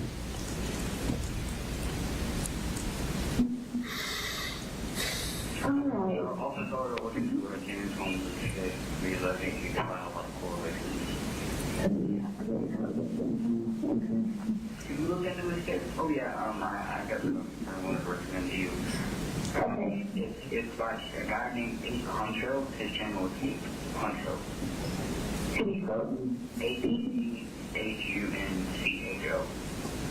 Huncho. Ape Huncho. That's it. Like the guy. Probably anything. No? So was he a serial killer or what? James Holmes, mass shooter, the Aurora theater guy. Oh. So he was a Huncho. The channel made it. Oh, this is funny. I didn't hear you say that. I've never heard of that channel. Ape Huncho. Is it online? I thought you were saying it was like Netflix sort of thing. Okay. So that's a good James Holmes. James Holmes, Ape Huncho. Okay, got it. Something about a fever in the title. Yeah, okay. Try to, anytime you come to like it, I think you can notice where it's me and him kind of suffering from the same thing. I always thought that was kind of a very interesting story when that happened. He really is a really smart guy, like going into college and stuff, and then when you have the schizo shit caught up with him, dropped out and got up with either. When it first happened, I read a bunch about it, but it's been a long time, I feel like, since I read anything about it. Like I said earlier, he's like a stereotypical, schizophrenic man with a gun. Yeah, exactly. Okay, so here he's now telling his mom to watch videos of James Holmes, looking for the similarities between Colt's mental state and James Holmes. That's what it appears. Okay. And again, the next month on December 5th. All phone calls are subject to monitoring and recording. You have $47.14. Thank you for your demand now. You have $47.14. Hey, yes you do. So we were watching it last night. I ended up falling asleep, but I'm going to finish the parts that I didn't see. No, we watched it with me yet. It looks like he's under, right? The British guy. Huh? The British guy, right? You got you? The narrator. Yeah. So she watched that one, and then, like I said, I fell asleep, so I'm going to have to rewatch it. But then she stayed up till like 3 o'clock in the morning watching all these documentaries about shooters and stuff. She watched one on the Aurora shooter. She watched one on the Parkland, on the cruise. Yeah, she was like binging until 3 o'clock in the morning. I think you should look into those guys. You're usually mixed up the ones that I correlated the most to myself. Well, I've read a ton about especially Nick, but I never see the documentaries. And she watched one other one, I can't remember what the other one was. Yeah, she literally just got up. I mean, she still went to 11 o'clock today because she was up so late watching it. Well, what did you think of James Holmes one? Well, honestly, I didn't really watch enough. I don't feel like to get any additional knowledge other than what I already had. But, maybe. Mama. I'll fall asleep again, sure, but it's annoying. Well, we didn't start watching until like midnight. Colt was in there when she thought of the documentary. It was good documentary, and it was very informative. I did see some things over. What did she say? Nothing. She said that it was very informative. It sounded like she was doing a book report. So it was very informative, and I saw a few things that were similar to Colt, but not a lot. No, that's my news. Are you aware that Mamu is his grandmother, Deborah? That's what I guessed. Now, all of these calls were before any of them talked to you. Right. Okay. In fact, you talked to Colt on May 16th for the first time of 2025. That's it, yeah. So months after the shooting. Right. Okay. And he'd been in the RYDC the entire time. Yes. And was being treated by them. Yes. And Colt is telling you all these symptoms that he has. Right. Psychotic symptoms. Right. Okay. And you find out he hasn't told the people that are treating him these things. That's what he told me, yeah. Okay. Now, is that telling you one thing but not having told his treatment providers, is that a symptom of malingering? That's a symptom of malingering. No, because if you're hiding symptoms, that's different than malingering. But again... Well, no, I'm saying malingering to you, not malingering to them. I'm not saying he's lying to them. Let me make sure I understand your question. What I'm saying is when he's telling you he's had psychotic symptoms, Right. but he hadn't told anybody treating him for months about it, Right. isn't that a symptom that he's malingering to you? It's possible. Now, malingering is generally to avoid punishment. Right. Or to get something. There can be other secondary motivations. Correct. Okay. And hallucinations and delusions are the most common symptoms to be malingered. Right. That's There's what, no like brain scans for that. right. That's what usually people will try and do. They'll talk about seeing or hearing things or having delusions. And were you weary of this possibility? Was I wary of it? Oh, yeah. I mean, again, the way that he reported the hallucinations that he said he had was not really consistent with how hallucinations work. Right. And, the idea of schizophrenia or schizoaffective, you never really reported any symptoms consistent with those. And even though Mom used the word mania quite a bit, she never really described a manic episode. So I mean, they're talking about these things, but this is the thing when people don't really have a particular diagnosis, but then they try and manufacture it, is they don't really know how to do it right. You know. And so, you know, I didn't believe that it was hallucinations that caused him to do what he did. I believe the paranoia impacted his judgment and his thinking. But again, I didn't, you know, never thought he was even close on insanity. Never thought he had schizophrenia. Never thought he had bipolar disorder. So if he was trying to convinced me he had them, he did a poor job, because I didn't see any evidence for it. Okay. If that would be the motivation. If it would be the motivation. Yeah, well, I think, yeah, I mean, as I said, I think I said in the report that there can be symptoms and exaggeration at the same time, and I think that's what was going on. I think he does exaggerate his symptoms.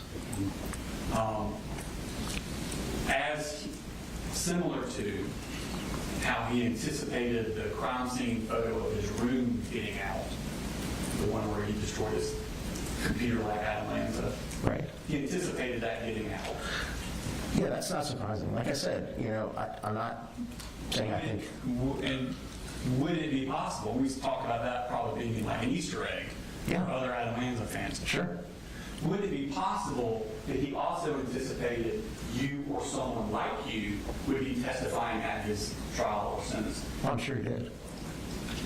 And would it be possible that he would like to plant other Easter eggs for people watching on TV and other James Holmes fans to discover? It's possible. Okay. Now, you gave him the Minnesota Multiphasic Personality Inventory Adolescent Edition in restructured form. Correct. And that has validity scales in it. It does. Okay. And the first test, the validity scales test for things like malingering. Yeah, well, they call it underreporting or overreporting, but yeah, basically. Okay. And the first test suggests a significant overreporting of symptoms. Correct, to the point that it invalidated the test. Invalidated. Yeah, correct. You're right. And that was on May 16th. You gave him another test 9 months later in February of 26. Right. And that one still said possible overreporting. Yep. Which is malingering.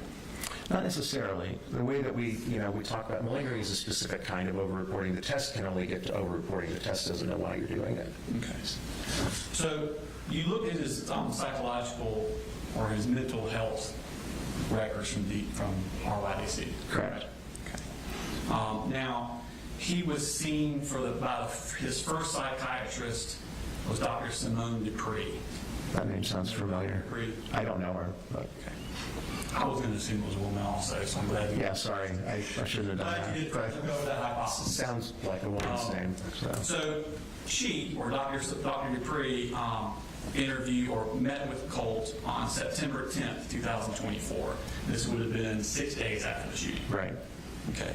And she stated that Colt denied suicidal and homicidal ideations as well as psychotic symptoms. Right.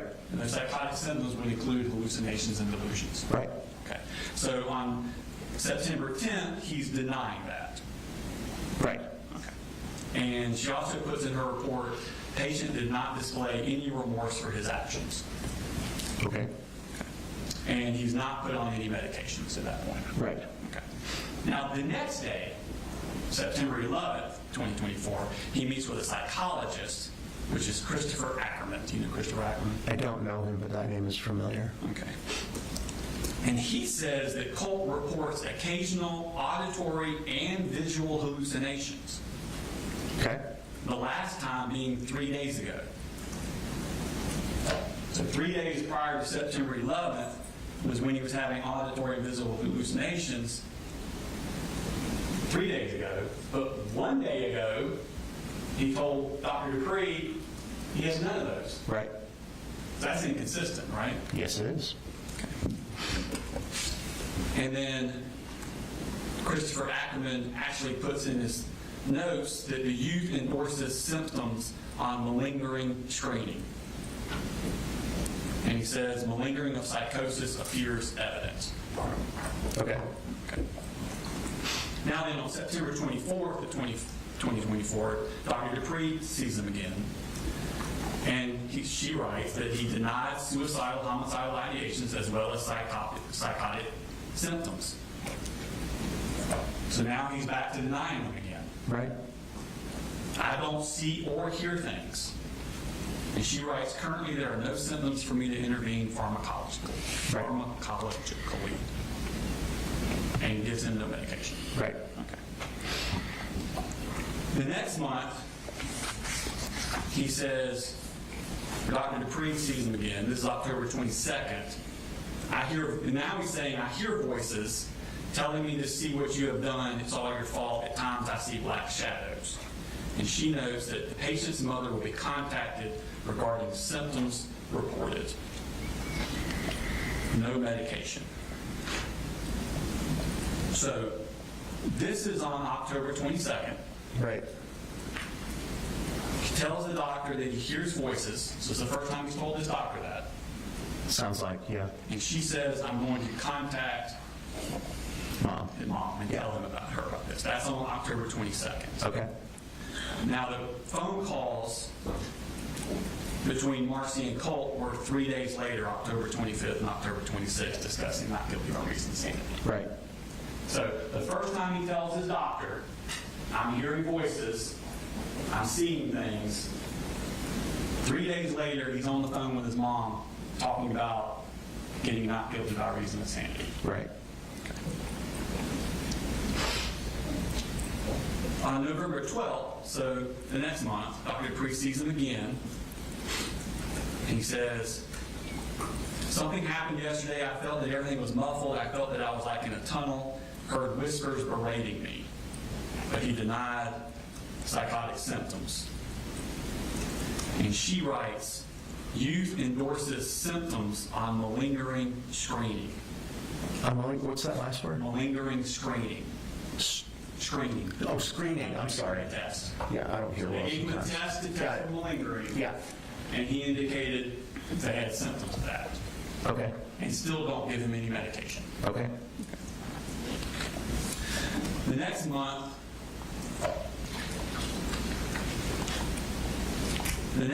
is December 9th. Dr. Dupree meets with him again. And he tells her, I see frogs in my room, Tuesdays and Wednesdays mostly. I close my eyes and they disappear. They don't come on other days. And she writes, one does not hallucinate on specific days and be free from them on other days. Right. That's a good That's what I'm example. saying. Yeah, and that's a good example of someone that doesn't know how hallucinations work. Right. So he's lying to Dr. Dupree about them. Sounds like, yeah. Yeah, and again, I feel like I need to coming back. I was clear in my report. I think he makes things up. Right. I think there's some level of paranoia, but then some of the more outlandish stuff, I never really believed. So, the thing about some of the things that he said he was hallucinating and some of the magnitude of the psychotic symptoms, I didn't think were actually genuine, and I didn't think they were the reason that the way that he explained it to Investigator Smith, that, was because of voices, and I never thought that was the reason. Now, on January 6th, they meet, still no medication. Right. February 4th, they meet, still no medication, because he's not telling them things for them to medicate them, correct? Right. Okay. February 5th, of 2025, he's actually transferred back to Christopher Ackerman, the psychologist, because they're not using medication. Okay. Okay. They actually say transferred to him as patient because he's not prescribed meds. And youth is stable, doing well behaviorally and emotionally. Right. Then on April 11th, Colt claims to Dr. Ackerman that he claims to smell gunpowder and sees shadows in his peripheral vision occasionally. And Dr. Ackerman says that the youth endorsed a high number of malingering items on SIRS, S-I-R-S, a few months ago. And that's the structured interview of reported symptoms test. Right. Okay, and that's another test for malingering. That's exactly what that test is for. And he has no medications. Right. Okay. And that's on April 11th. You then meet with him on May 16th for Right. the first interview. Yes. Okay. 12 days later, on May 28th, that's when he goes to Christopher Ackerman and reports increased anxiety, would like to be considered for possible med referral. So after he's met with you, he then goes, like you told him to, Right. goes to Dr. Ackerman and says that he has increased anxiety. Right, I think that's something he actually did have. Right. But Christopher Ackerman, Dr. Ackerman says that his speech was normal tone rate, his thought process was clear and goal-directed. Right. He did not appear visibly distressed. Okay. Put that in his notes. Okay. No psychomotor agitation, effect was neutral, calm. Right. So he's saying, the child's telling me this anxiety stuff, but I'm not seeing any physical manifestations of it. Okay. And he goes on to say, exacerbation of anxiety symptoms. He believes he needs medication to help cope with since he's overwhelmed. Right. But again, no medications. Okay.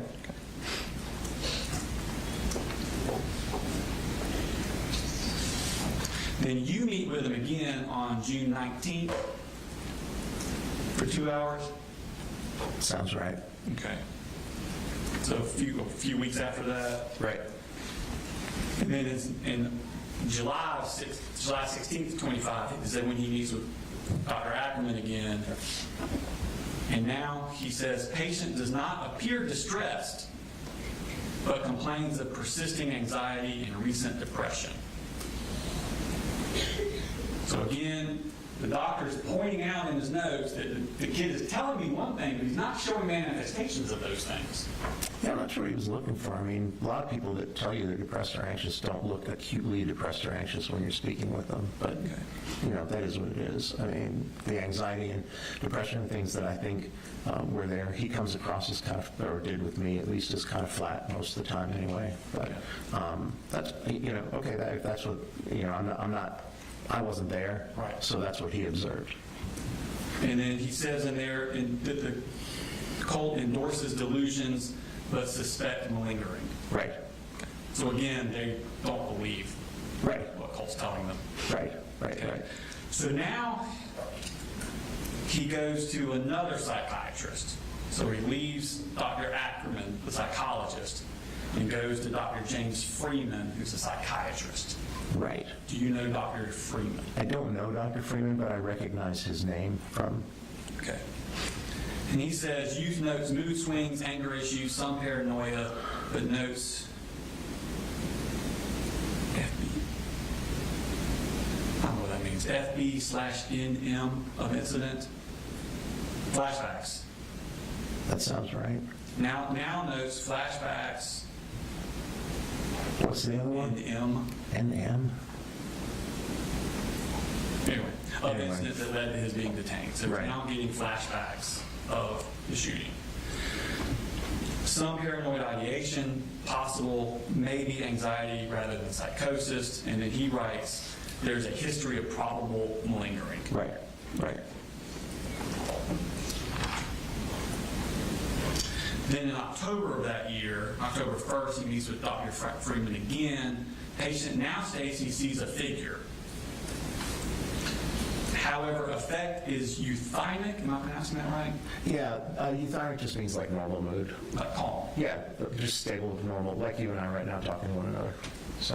So he says, patient now states he hears and sees a figure. However, he's calm when claiming this.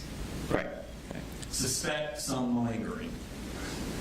Yeah, I think people can be calm and report hallucinations, but I think they were responding more to what the content he was claiming to see, because those don't sound like real hallucinations. Yeah, and then 2 weeks later, they meet again on October 15th. He says some continued issues, a bit vague on symptoms. And being vague on symptoms is a sign of malingering also. It can be, yeah, it can be. Well, and again, you know, the mistake people make most of the time when they try and malinger is that they don't really know how the disorder they're trying to malinger works. So they don't do it right.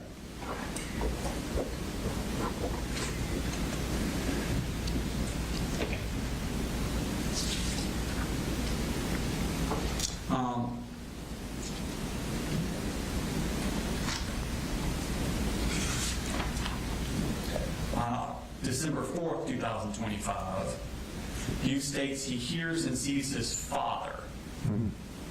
Some other AV hallucinations as well, though less defined.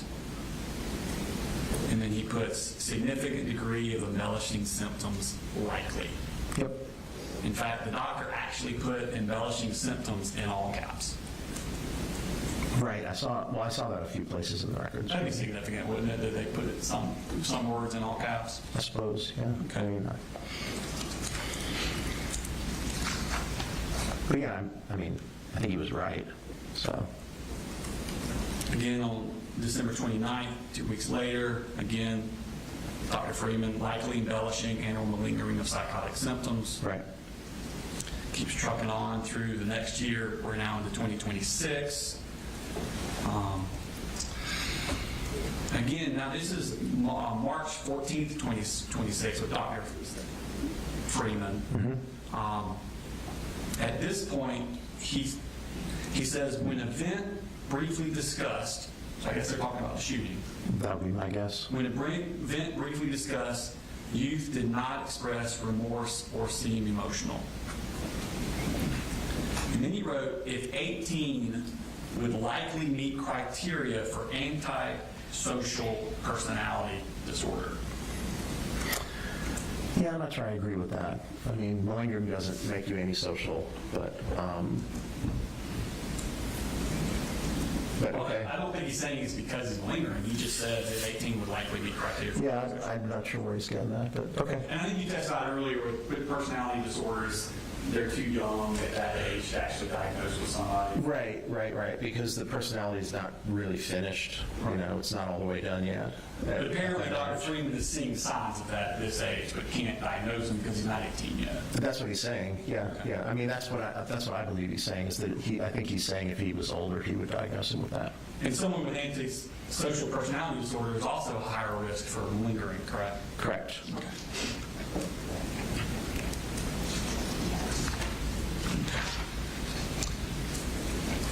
Now, other signs of malingering. So now we have both of your scales say he's malingering, and all three of his treating physicians believed he was malingering. Yeah. Correct. Okay.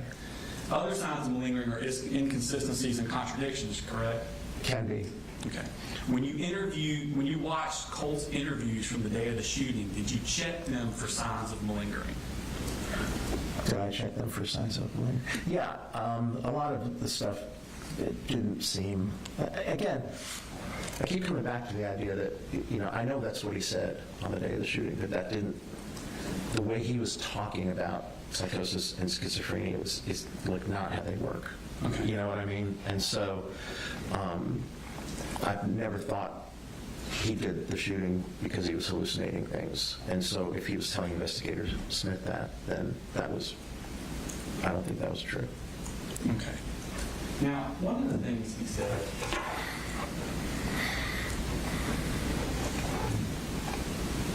he tells the investigators that his dad had hid the gun from him. Right. Okay. Now, this is the interview he gave at the school. Right. And are you aware of the time frame of that interview to when the actual shooting happened? I think the first one happened like in a classroom in a school, and then the next one was, I think it was later that day at CID. Like, this is like 30 some odd minutes after the shooting. The one where he was all hysterical, yeah, that was in a classroom, and my impression was that it actually started, the way it sounded is that it started in the hall and then moved into a classroom. Right. But this is after he's been arrested, and he's giving that first interview. Right, yeah, like right immediately after everything Play happened. a clip from that. Okay. I heard yesterday, Your Honor, this is going to be the clip from the Apalachee at the school, and it's from 6:09 to 6:26. Thank you. I told him to hide his guns, and he did, but I don't know if I found them. Your dad hid the guns? Yes, he already ordered a gun safe. I mean, it's one of those situations where like Ethan was like oblivious. Now, this is 6 minutes into that interview. Right. And a lot of the interviews him reading them his rights. So this is early on into what happened. Right. Okay. And Colt volunteers that I told my dad to hide the guns, and he did. Yeah, that's what he said. And that's without being questioned on it. Right. He volunteered that Yeah, I think that was spontaneous. I don't think anybody at asked the him. onset. Right, sure. In your review of the materials that you sent about the case, were you aware that that's not true? Oh, yeah. Okay. So, in the emotion, with him crying, right then and there, he has the ability to make up a complete lie to this officer. About where the gun was, yeah. Okay. Yeah. Because the father did not hide the guns. No. In fact, he testified at trial under oath that he did not hide the guns. No, it was in Colt's room.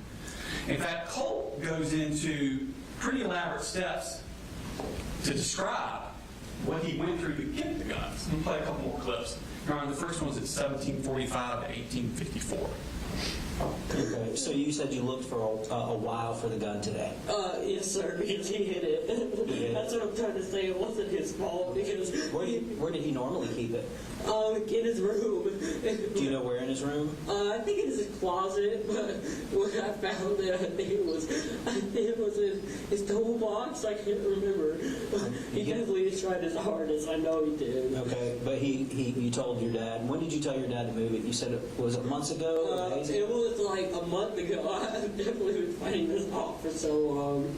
Oh my God, this is so dramatic. I know for all of you, I'm so sorry. And you said you think it was in his toolbox? I think it was, yes. It was somewhere really well hidden. Okay, where is his toolbox? In his truck, and you know, like trucks they have. Okay, so you found it in his truck? It was either his truck, in his truck toolbox, or some kind of case that he had locked up. In his truck? Yes, sir. When did you get the gun? I got it like right before I left. So, he's saying that it was in his dad's truck, and he got it right before he left. Right. And this is immediately after his first interview. Yeah, it seemed like he was trying to protect his dad. Yeah. And then, but we know that's not true, right? Right. Because the dad actually left in the truck before Colt came out. Right, so That's that, physically impossible. that wouldn't have worked. That wouldn't have No. worked. Well, I mean, it wasn't And true, Colt so. realizes that by the time he gets to the second interview later that day. Right, Okay. And he gives a different version to them. right. And this is going to be the interview at the CID, Your Honor, and that's going to be from 3610 to 3753. Cool. All right, so we're talking about grabbing some mags. The gun was in a box. Yes, sir. So Covered in clothes. He had some clothes over it, which I guess was another, last resort, to hide it. all right, so that's my next question. To you, is that hidden, or is that somewhere where you know to go find it? No, that's hidden. I looked for it for a good while. That was a really good, that's not him just half-assing, I'm going to hide this. He knew at this point, something was definitely very off, and he was going to give me the help that I needed. Does he go to work before you go to school or something? Yes, sir. All right, so when you're going to school, you're alone. Yes, sir. What time did you get up this morning? I didn't get up this morning. I've been awake for So you just stayed longer? Yeah. Okay. So It was just that was most of that just stemmed from the sheer fight of just trying to fight off this urge and this bad. So once your dad left for work, is that when you started looking for the gun? Yes, sir. What other, preparations did you make? That was pretty much about. I remember just grabbing whatever thing I saw that could somehow conceal it, which at that point was just horrible because somebody was thinking along those lines, which in this case I'm assuming was paper from what I can recall vividly. Paper, poster maybe was wrapped around it. Where'd you get the poster from? I think it was just lying It around. had pink stuff on it. Yeah, it's just in my house. I just picked it up. Is it something like your sister made? I don't know. I didn't look at it. I just wrapped it around because the outside was white. And I didn't that. You do that. So now he's changing it from, you realize now it's inside the house. Right. Now it's hidden under clothes. Right. So the day of the shooting, immediately after, he's not being forthcoming about it. He's lying. Right, like I said, I think he was trying to protect his dad, because he never represented that anything to me other than that he was always in possession of it. It was a different story than what he told the investigator. Now, Colt told you, we talked about this,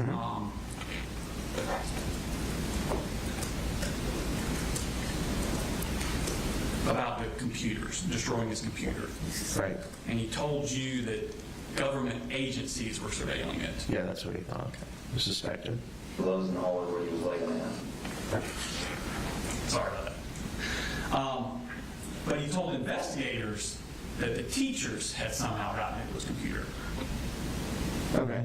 He made no mention of government agencies. No, he didn't. No. Okay.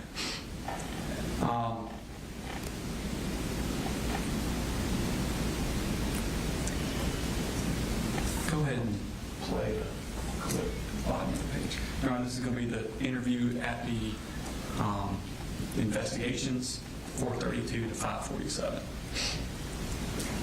You've, in the 4 or 5 Discord accounts that you've had, do you have any other social media? Nothing I know of. You don't have a Facebook account? No, like as far as like chat, social media, no. I've never used those. Okay, no Instagram, Snapchat. Any account that I've had previously is probably wiped, deleted. Okay. But not recently, no. Why did you wipe and delete your accounts? I'm talking like months ago, like, and honestly, I don't know. I mean, that's just a habit. I mean, that's like, making me emails, like thinking. How many different emails do you think you've had? You can it's only limited for phone numbers, so like 6. Okay. What's your current email address? I have 3, I think. That you know of? Yeah. What are your 3 email addresses? They're at Gmail, but I know 2 of them I can't remember, but I know the other one was more of like a burner. I think it was Declivity Decentralized, and I can't remember the set of numbers. Okay. Declivity? Yeah. What does that mean? I don't know. It just shows like really unique words. So you said that Colt told you that the reason he changed his passwords and usernames frequently was because of government surveillance. Yeah, or somebody tracking him. And Yeah. you use that as another example of him having delusions. Yeah, I think he was paranoid. Yeah. But that's not what he told them is why he did it. He told them it's just a habit he does, like changing his emails. Okay. In fact, all the time, all his delusions with the investigators was that it was students and teachers out to get him. He never mentions the government at all. No, and the government, again, was to do with speculating, because I even asked him, like, why would the government want to track you? And he said he didn't know. And he talked about students and teachers as well, and that's what he talked to Mandy about, and I guess his mom, too. So. But in over 3 hours of interviews with the investigators, he never mentions the government. He always mentions teachers and students. Okay. And it's not until he talks to you that the government comes in. Okay. Okay. And he told you the FBI was following him? Yeah. Did you know that James Holmes also said the FBI was following him? Yeah, I didn't believe the FBI was following him, but it doesn't surprise me that James Holmes would say something like that. Right. And it was in the video that Cole had watched. Right. Okay. Yeah. So now, with you, the person he anticipates will probably testify. Right. He is saying something similar to what James Holmes said. Right. He's planning another Easter egg. I suppose so. Now, Colt told investigators he was wearing purple gloves. Right. Okay. Are you aware that that's not true? I only saw a little. You may not, because I don't know. Yeah, I only saw a tiny clip, and it was when he was being arrested, so I didn't know whether that was true or not. Okay. Well, let's play the clip. I remember him saying it when he was talking to the investigator, but I didn't have any, I didn't know. Right. Your Honor, this is from the one at the school, and it's 2447 to 2521. went to the bathroom. I guess I would assume I just got ready. I don't know. Help me understand how you got ready. I guess just putting gloves on. Okay, so you put gloves on. What kind of gloves did you put on? I think they're out there. I don't know. I think they're purple. I can't remember. Like the little rubber ones? Like the little thin ones? No, I don't. I think so. Maybe I think they were purplish. Like purplish. They were fully purplish. I know. Okay. I think. So you put gloves on. Okay. So Colt tells them 4 times he uses the word purple. Okay. They were actually just the standard yellowish tan work gloves. Okay. Okay, just your generic work gloves. Okay. Okay. Yeah. Does purple sound distinctive to you? Yeah, I mean, it sounds like the gloves that like EMTs use. And he was insistent it was purple. Right. Which was not true. Not true. Okay. Did you know that Kyle Rittenhouse wore purple gloves? No. You know who Kyle Rittenhouse is? I do. That never came up in my conversations, and I didn't see it in any of the discourse, but I'm aware of who that You know is. that Colt also researched Kyle Rittenhouse. I did not. And then when he's telling these investigators something that's not true, it's another Easter egg for fans of Kyle Rittenhouse to see. Potentially, yeah. Did you talk to him about why September 4th? No. Did you hear on his interview why he told the investigators September 4th? I don't remember. I don't remember. Okay. Do you remember him telling them it was because voices were telling him that the teachers were going to strike on that day or the next? That sounds about right. He told me when he went to the school, he believed something was going to happen that day. Okay. But it wasn't. He didn't tell it to me the same way he told it to the investigators. He just said he had a feeling something was going to happen. So he had to do it that day because he thought something was happening that day. Yeah, I mean, when he talked to me, and then when I read the Discord messages, the way he represented it to me was that he believed something was going to happen at the school that day. I was not as clear at how focused he was on the 4th until I saw the messages with Mandy. Right. Yeah. So his version, it almost sounded like a preemptive self-defense against these voices that were going to do something to him. Potentially, although it was clear he was, I mean, it was clear from the messages with Mandy that he was going to do something on September 4th, but he never said what it was. Okay. Yeah. Did you look at his Discord to see what his actual motivations were for September 4th? For that specific date, I didn't know that there was any specific significance to that date. I mean, I think, again, you know, my formulation for how the whole thing happened was this obsession and getting lost in the true crime community and all of the things that get you cred and get you, you know, noticed in that group, and, you know, kind of just disappearing into that subculture where different things are valued. I mean, I never thought it was because of psychosis, but So let's go to the Discord. This is going to be the occasional burner Okay. Discord account. This is going to be page 32. Okay.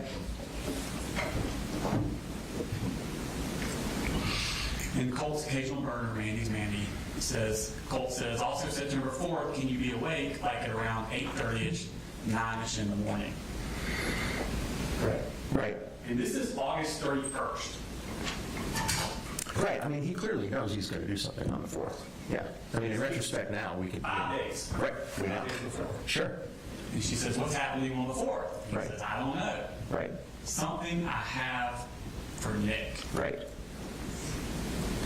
That's not anything about voices, teachers, students out to get me. It is something I have for Nick. Right. I think that's his motivation. Right. 5 days before. right. Okay. I think that's probably right. So on the next one, this is going to be page 33, Your Honor. So they're upset because Mandy and Colt have sent messages to Nick and he's Right. not responding. Yeah. They're upset about it. Right. So, like, Like, how the fuck are they not responding? Like, it's just a slow-ass company saying how, whatever those words are.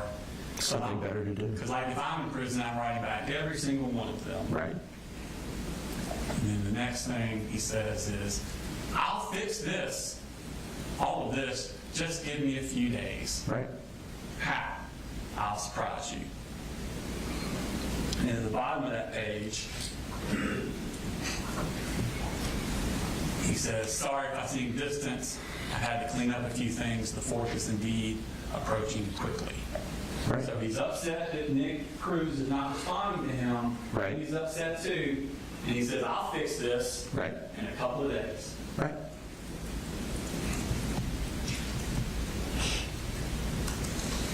Then on page 34, he says, again, this is September 2nd, so now we're 2 days out. Mandy, I can't wait. 3 days, Nick is going to be in love with us. Surprise.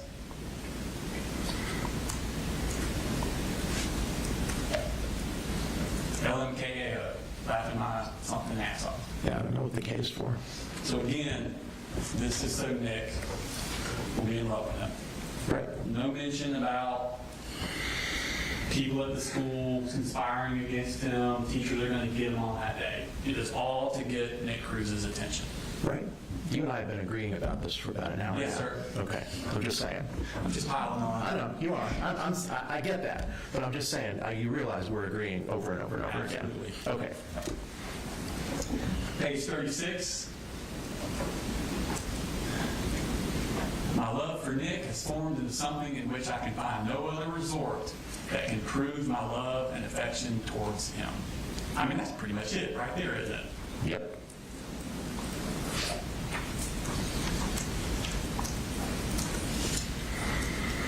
But by the 4th, let's go to page 40.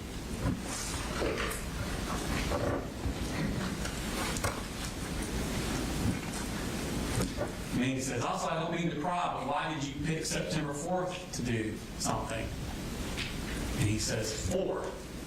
Nick chose the 14th.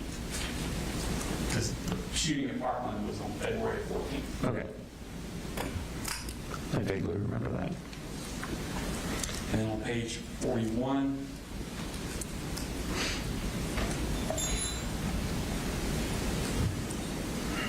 he says, he showed a clip of somebody running. He says, me as running away from the police on the 4th.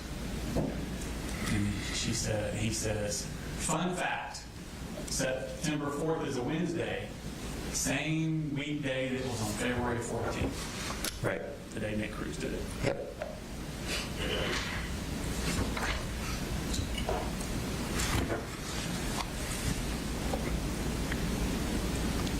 Did you remember Colt telling investigators that he called a suicide hotline in the bathroom immediately before the shooting? No, I don't remember that. You don't remember that? No. You wouldn't know this. I don't think you do. Did you get a copy of his phone records?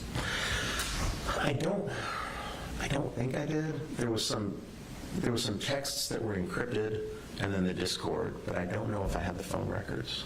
And even if you did, those things are so voluminous already. They're hard to read. Yeah. Just to let you know, did you know that that's a lie? He never called the suicide hotline while he was in the bathroom. Yeah, he never told me he did, so I didn't remember. Investigators, he did. Right, I didn't remember he told investigators that, but I have no reason to doubt that he did if you say he did. Did you know that James Holmes did that? No. That he went out to his car right before he came back he went into the theater, then went back out to his car to get ready and go back in, and while he was out there, he called a suicide hotline. Did you know that? No. Okay. Did you know that Colt did know that? I'm sure he did. Okay. Just pull up, Your Honor, this is going to be the same Discord, page 24. So he says he's talking about James Holmes. Dude, toward the bottom, dude, he's like the forgotten mass shooter. He called a hotline right before he did it, too. Okay. So Colt knows that about James Holmes. Yeah, not surprising. When Colt is being interviewed interviewed by the investigators the day of the shooting, he has the mental wherewithal to lie. Tell him he did the same thing James Holmes did that he actually didn't do. Right. Again, another Easter egg for fans of James Holmes to discover. Yeah, I mean, it seems that way. Again, since I didn't go down that rabbit hole, I mean, I wouldn't have known these things, but the way that you're framing it and characterizing it, I mean, it makes sense. And it makes sense with what you know about the TCC community. Oh, yeah, absolutely. We'll talk about that a little bit more. Yeah, I want to go through a few more of these things. Okay. Now, Colt told investigators he blacked out the Right. actual shooting. Right. Okay. Did he tell you that? I don't recall specifically. I mean, people do, when they do something like that, it's not unusual for their memory to be spotty about it, but I don't remember him specifically telling me he blacked out. Okay.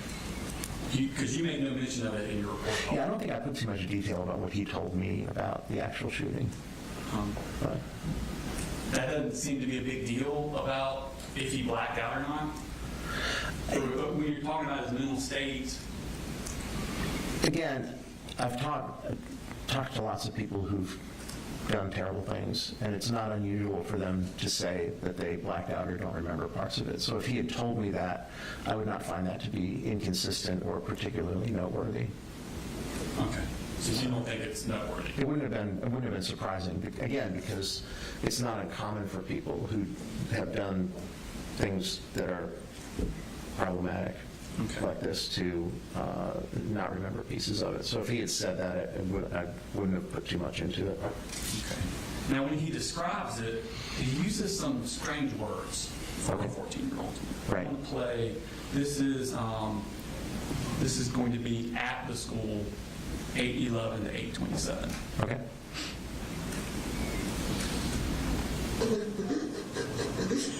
Where's the bathroom that your book bag I was think in? it's down there. I completely just became decentralized through all of it. I came back and I was on the fucking floor.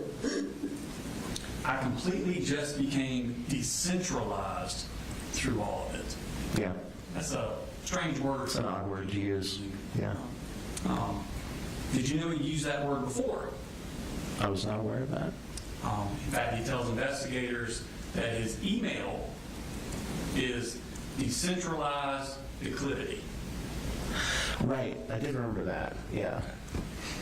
Or declivity decentralized. I think it was the other way around. But So because they asked him what declivity meant, and he said he didn't know. he says he blacked out during the shooting and uses the word decentralized. Right.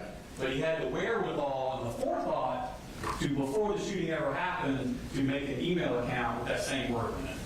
Yes. It's almost like he can predict the future.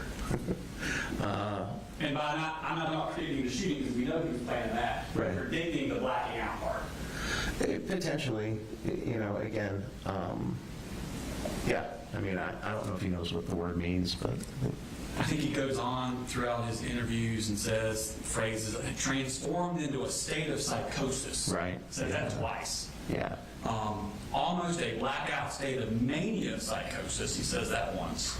Right. That's not a thing. Then one time he says, like psychosis state of blackout, because that's an actual thing that people can have. Sounds kind of pretty thought out, doesn't it? Yeah. I mean, he's clearly, there's no question that he's researched mental disorders. But it seems like he already has those things ready to say. Yeah. But again, whatever the blackout mania psychosis, I mean, that's not a term I would ever use, so I'm not sure what he was referring to. But you're right. I mean, it seems as though that was teed up. Yeah. And again, that's the same thing that Cruz said when he was arrested. We've already shown that Discord. Okay. So he's now setting up the blackout Nick Cruz Easter egg Right. to do right after. Yeah. And, again, since I didn't go down the rabbit hole with them, it's interesting when you think of it. I think you're probably right. And again, not surprising the way that he had disappeared into this true crime community. It seems like something somebody would do. Yeah. So. So you do know the basic synopsis of the shooting. He's in the bathroom. Right. He comes out of the bathroom, goes to one door, it's locked, he goes to the next door, goes in, shoots the room, runs back down the hallway, shoots some people going down the hallway, and he's arrested at the end of the hallway. Right. Law enforcement had put together a PowerPoint timeline that was really helpful for me to kind of orient. I didn't realize how quickly it all went down until I watched that. And he tells investigators that he was in the bathroom, he blacks out, and when he comes to, he's on the floor in custody. Right. And doesn't remember anything in the middle. Right. And that's what he describes to them. Right. But that's not what he says on jail calls the next month with his mom. And this is going to be on October 21st, 8:24 p.m. from 10 minute 10 seconds to 12 minute 14 seconds.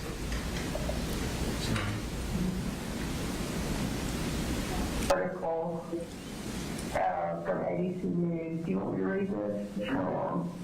Okay. It says, in a tragic incident that unfolded on September 4th, Colt Gray is accused of fatally shooting 2 students and 2 teachers. Blah, blah, blah. The GDI testified in court on states detailing surveillance footage that revealed Gray's unsettling tactics as he concealed a long gun within a poster board resembling a school project while boarding the school bus. The GDI agent recounted that on the morning of the shooting, Colt Gray rode the bus with a weapon hidden from view. After arriving at school, he reportedly left a notebook on his math desk that outlined the plan for the shooting, just like you said the other day, including estimated casualty counts and sketching of the classroom layout. Gray then proceeded to the restroom, emerged through the gloves on and the poster board covering the AR-15 style rifle, which was allegedly tried to conceal. As he attempted to re-enter the classroom, the classmates spotted him through the door's window, prompting her to alert the teacher and initiate a lockdown. So apparently they talked about how you left that notebook out on your desk. So that's crazy to me how you were just like putting it out there and everybody was just something oblivious, you know? Yeah. Okay, and the rest is nothing there. It's just talking about the shooting part. Okay, well, that part I can account for. It's one of the first things I told the investigator wasn't a student, it was the teacher that looked at me through the window. And the door was open, I could easily enter, but I just turned and... Really? Yeah. Okay, I thought you were locked out. Seems to me he now has pretty clear memory of what happened. Right. Okay. And there's another call the next month on November 11th. This is 8:25 p.m. from 8:53 to 9:46. Yeah, you want me to do the post first? Yeah. So there's a bunch of the article, yeah. You do the article, okay. He's coming Tuesday again? Duh. Yeah. You know it. Okay, the first one. One second. It says Apalachee survivor recounts the moment that shooting suspect came banging frantically on the classroom door. What? No, that's bullshit. Ashland Dosa. You heard somebody called me Ashland? No, but I did not. I know for sure I didn't bang on that fucking door. That was probably the gunshots in the other room. Probably. Again, he does have memory of that. He did not black out. Right. He never represented to me that he had blacked out. When we discussed the incident, there was never any indication that he didn't remember.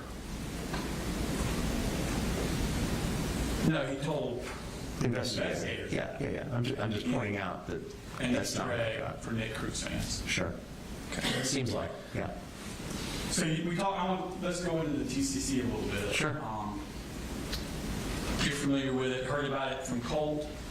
Did he tell you about it? I mean, yeah, he told me about his involvement in it, and then I did a little poking around to So you also looked into it? Yeah, I mean, I wanted to know something about it. And What did you look at? What did you find? there were some things online. CNN did a thing about it recently. I watched that. There was actually an article, I think, that the state provided. The one about Peter Smith? Yeah, that one. So that was interesting. And then just kind of poking around online, trying to find out what I could about like what this was. And So basically help the judge understand it's an internet subculture. yeah, it's a group, mostly teenagers and young adults, who are obsessed with these school shooters to the point that it becomes, I mean, obsessed is the best word, but it becomes kind of all engrossing, even sexualized at times. It's pretty disturbing. What are some of the activities that these... They do a lot of research. They do a lot of trying to find information and media that have to do, you can obtain a certain level of credibility by having information other people don't have. The people in the community tend to focus on one or another person. Sometimes they'll shift like Colt did. And then, he was speaking with Caitlin. Caitlin was obsessed with Adam Lanza. Mandy was clearly obsessed with Nick Cruz, as was he. And that's kind of typical for how it goes. But again, the relationships become, there's an idealization of the shooters. There's a minimization of the impact on the community and on the victims.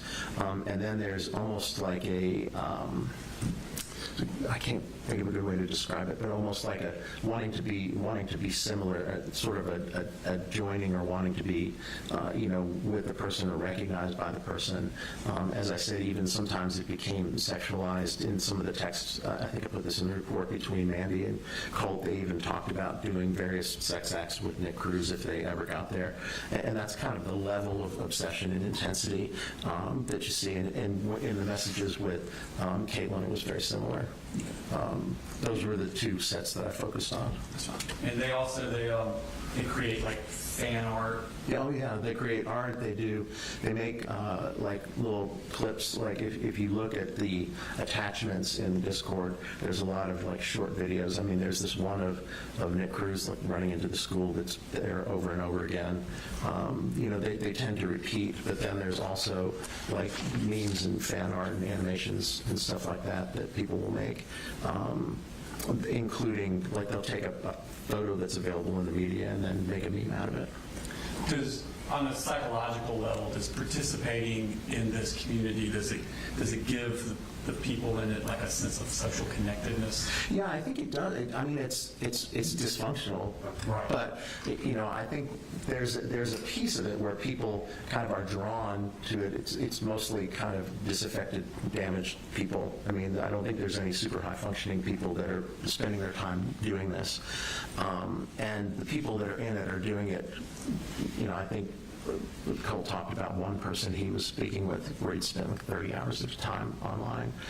He said he was up for 3 days before the incident talking to Mandy, and they were talking about Nick Cruz, and so that level of, it almost substitutes. I think one of the things that I said in the report is that his entire social world was happening on Discord. It wasn't happening out here with us. It was happening in this internet space where the things that the attributes that these school shooters have are valued and idolized. And people get these really kind of twisted connections to these people. And sometimes, I think probably in the vast majority of them, because there's hundreds of thousands of people on this, and most of them are not doing school shootings. But there are a significant number that have come out of the true crime community who have done things, and there are examples. I think Mr. Smith had some examples in his article as well. So it does happen. It is something that happens as a result of the fixation and obsession that these people have that are involved in the true crime community. Okay. And there's not only with the emotional appeal, there's an aesthetic appeal that these things are edgy and cool. and that's kind of what appeals people to young kids to it. I think sometimes it starts as like, and it's because, there's no shortage of interest in true crime. I think Headline News runs Forensic Files like 24 hours a day. So there's people out there watching this stuff. But there's people that have kind of an interest in it because they're actually interested in kind of how, people's minds work. And then there's people that kind of go at next level and start to identify as opposed to just being interested. Someone like myself, I'm in the forensic psychology business, and so I'm interested in why people do things the way that they do, but I don't get obsessed with them or want to emulate them. So there's a difference between people that are out there in the community that are just interested in this and people that kind of maybe start there, but then kind of go into this online space. And particularly if you're somebody who's already kind of an outcast, already kind of disaffected, already kind of functioning not at a great level, to be drawn into this and then to be able to, kind of become a different person in there and get credibility and get admiration and get friends to talk to. I think there's some value in that. Again, the danger is, and it is danger, is that something like this would happen. So, but I think that, I don't claim to be an expert on the GCC, but that's how, I needed to understand what was going on. We have Peter Smith's going to testify. Yeah, okay, yeah, so you're set. No, but I needed to be able to understand kind of what was going on. It's one of the reasons I tried to get in touch with, I had phone numbers for Mandy and Caitlin, and I tried to reach out to both of them because I wanted to talk to somebody else that was in there, just to kind of hear what they had to say, but neither one of them talked to me, so. Do they, members of this community, do they have like inside jokes, associated hashtags? Oh, yeah. And do they assign significance to certain numbers, symbols, emojis, things like that? Yeah, there's all kinds of their own sort of modes of communication, hashtags and stuff like that they use. And these obscure symbols and imagery, they're usually only understood by them, not for the outside world. Yeah, if you were to just go and read the messages, there would be some things that you probably wouldn't get. And then there'd be, there's some that's pretty clear. Okay. So. And is some of the content, like it's a dark subject, but is some of it kind of on face like cute? Like cute little things that they would do? I think that's what they're shooting for, because there are things they referred, cute is a word that Mandy and Colt both used to describe Nick Cruz repeatedly. So, and I guess there are pictures out there of him smiling or, whatever, and those are some of the ones that got memed. So, have you ever heard the phrase mimetic participatory violence? I have, but mimetic, yeah, I've heard that. I'm blocking on what it means, but. Well, we've got this community. Right. And the members research the memes of past shooters. Right. Okay. And then they participate and commit their own shooting. But when they do, they leave behind that same meme content from other shooters. Right. Mimetic meaning based on memes, which is based on the things that we're going. Yeah, it's coming back. So they research, they find out all this stuff about the people in the true crimes community, the TCC generates in the door. Right. And then when they're doing their own act of violence, they put these Easter eggs in for those members of the community will then see them. Right. Okay. And by that way, they can gain fame and status within the community. Right. Okay. And I think we talked about malingering earlier. Most people talk about malingering, the primary motivation being to get out of trouble. But we talked about secondary motivations. Right.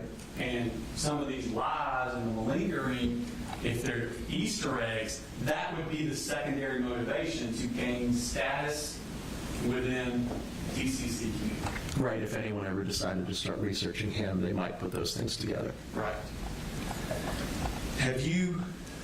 Let's go back to Discord. We're going to go back to, this is the F-bomb one from 2023. Okay. I'm going to do page 22 and 23.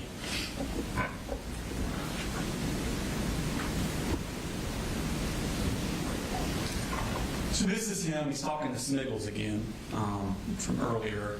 And again, this is 2 years before. And they're talking about, God, I wish we could commit it together. And next, That's what I'm looking for. Okay, there it is. Okay. So God, I wish we could commit it together. God, people making edits of us would be fucking strange. So he's already thinking that. Right. Way back 2 years before the shooting, he's thinking, do the shooting so that we can get the edits. Seems like. And then on page 23, I want to make history. To put it short, I want people to remember the pain I caused and research me for hours. Yep. So if this is his primary motivation, Right. Nick's love, fame, research edits within the TCC community, Right. fame within them. Sure. Okay.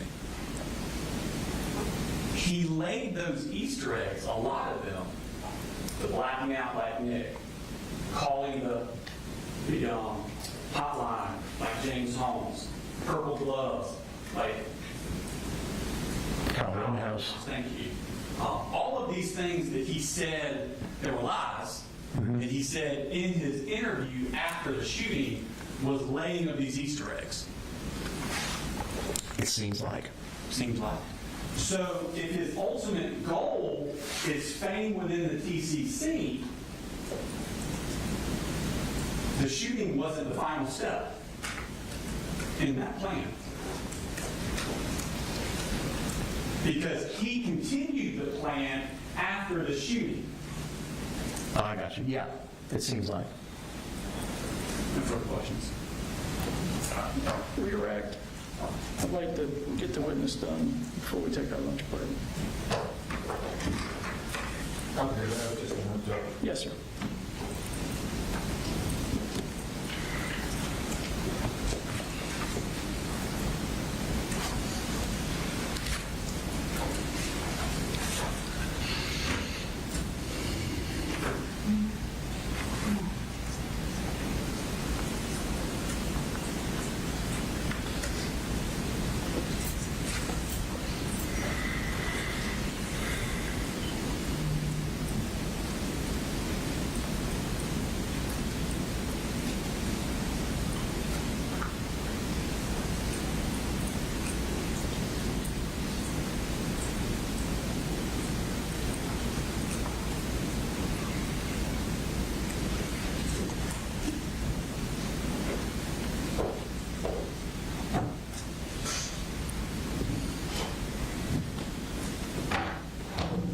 So, obviously, Colt was involved very much in his social media with this work, right? Clearly. How does that relate directly to the issues that he's facing and his diagnostic issues, his depressive issues, PTSD? How does interaction with that community relate to his mental health issues? Well, I think, people that have those kinds of issues, they have I guess it could be depression, anxiety, but more like have that kind of history feeling disaffected, isolated, are the exact people that end up in there. And so I think it's not surprising that he ended up in there, given the issues that he had. People with those issues don't end up in there sometimes too, but I think if you wanted to make a connection, it would be because of the way that he was in the world and kind of his prior experiences that had kind of isolated him to this point where he then goes into the computer and then his whole world is in there. And that's what I think happened.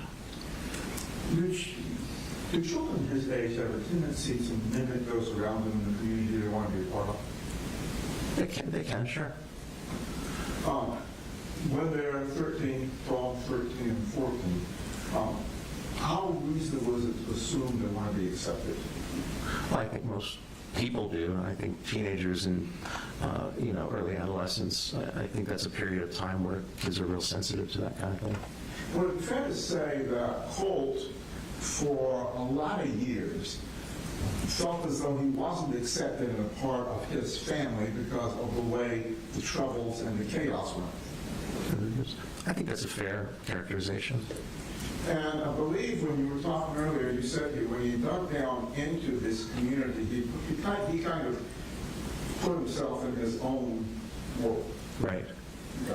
Can you describe a bit of the world that he was creating from what you've been over with Mr. Smith and what you've interviewed with him and structure in your analysis from both his mother's information, from his background, his development, Okay. and what he has given you in the sort of 4 meetings that you had with him, Yeah. plus what's been discussed with his interaction with this board with Mr. Smith?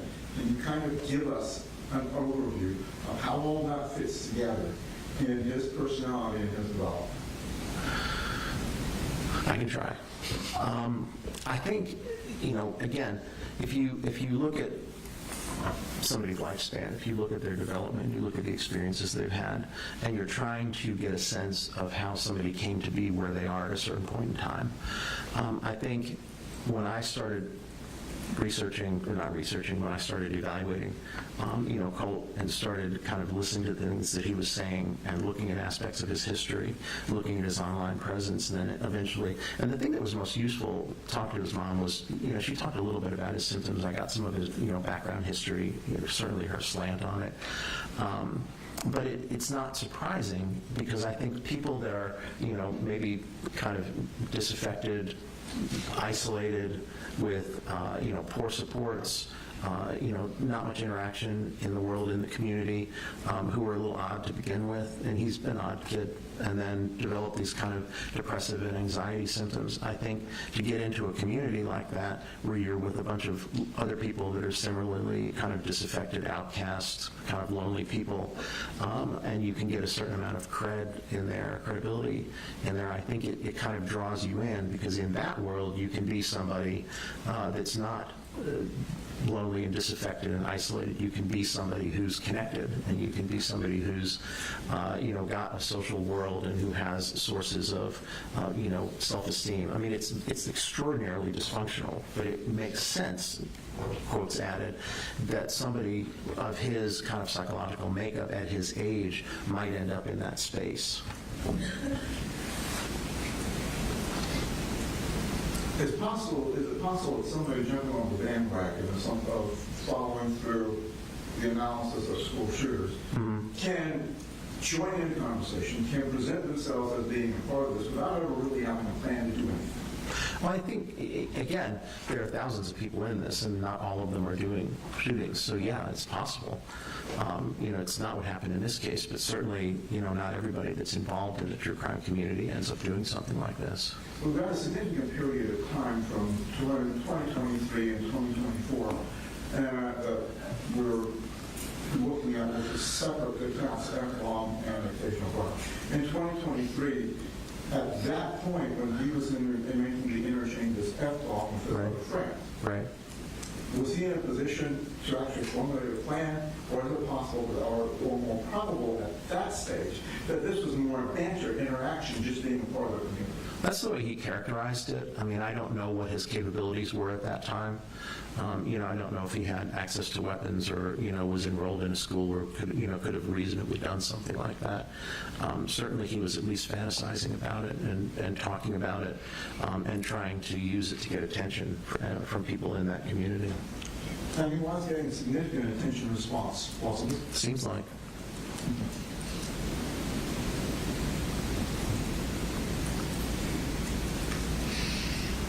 Now, if someone is on the cusp of developing a paranoia syndrome, like we've been discussing with Colt, Right.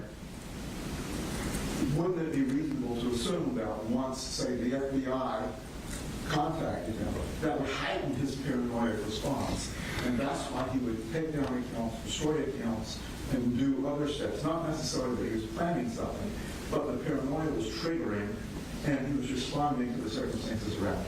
It could be an element of it. Certainly, if you had had an experience with the FBI, being worried about having another one, that has a certain realistic aspect to it.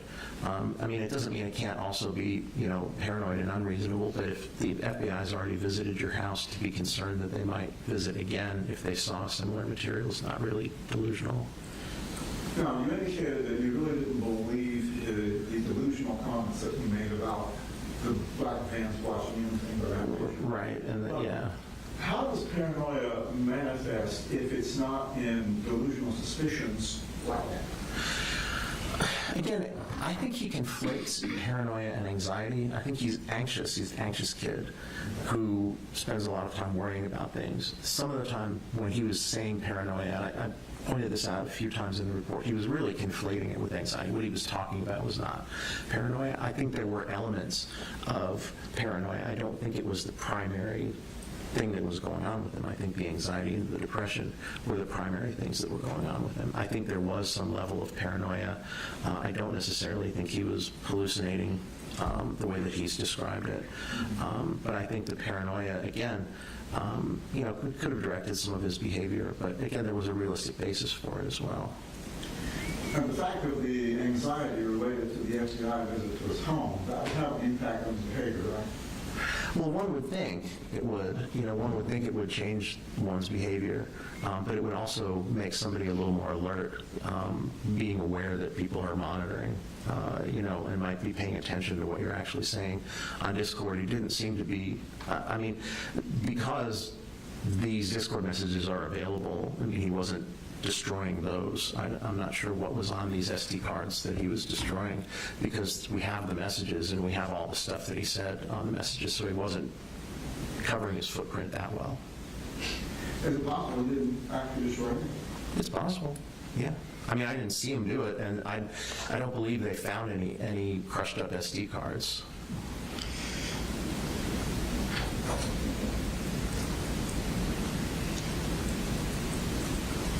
Children, when they're growing up, oftentimes have heroes, don't they? Sure. Is that a normal developmental manifestation? Yes. And generally, parents are able to guide children as to what kind of heroes they look at and follow, right? Right. Did that happen in this case? Did No. he get guidance from his family? Didn't seem like, no. It seemed like he was pretty much on his own, in his own little world from a pretty young age. So when he gets into these discord in the true crime community, is he looking at some way to not only fit in, but have a hero? It seems like, it was at least that, again, because it tipped over into, obsession. But looking up to, it seems odd that this is who you would pick to look up to.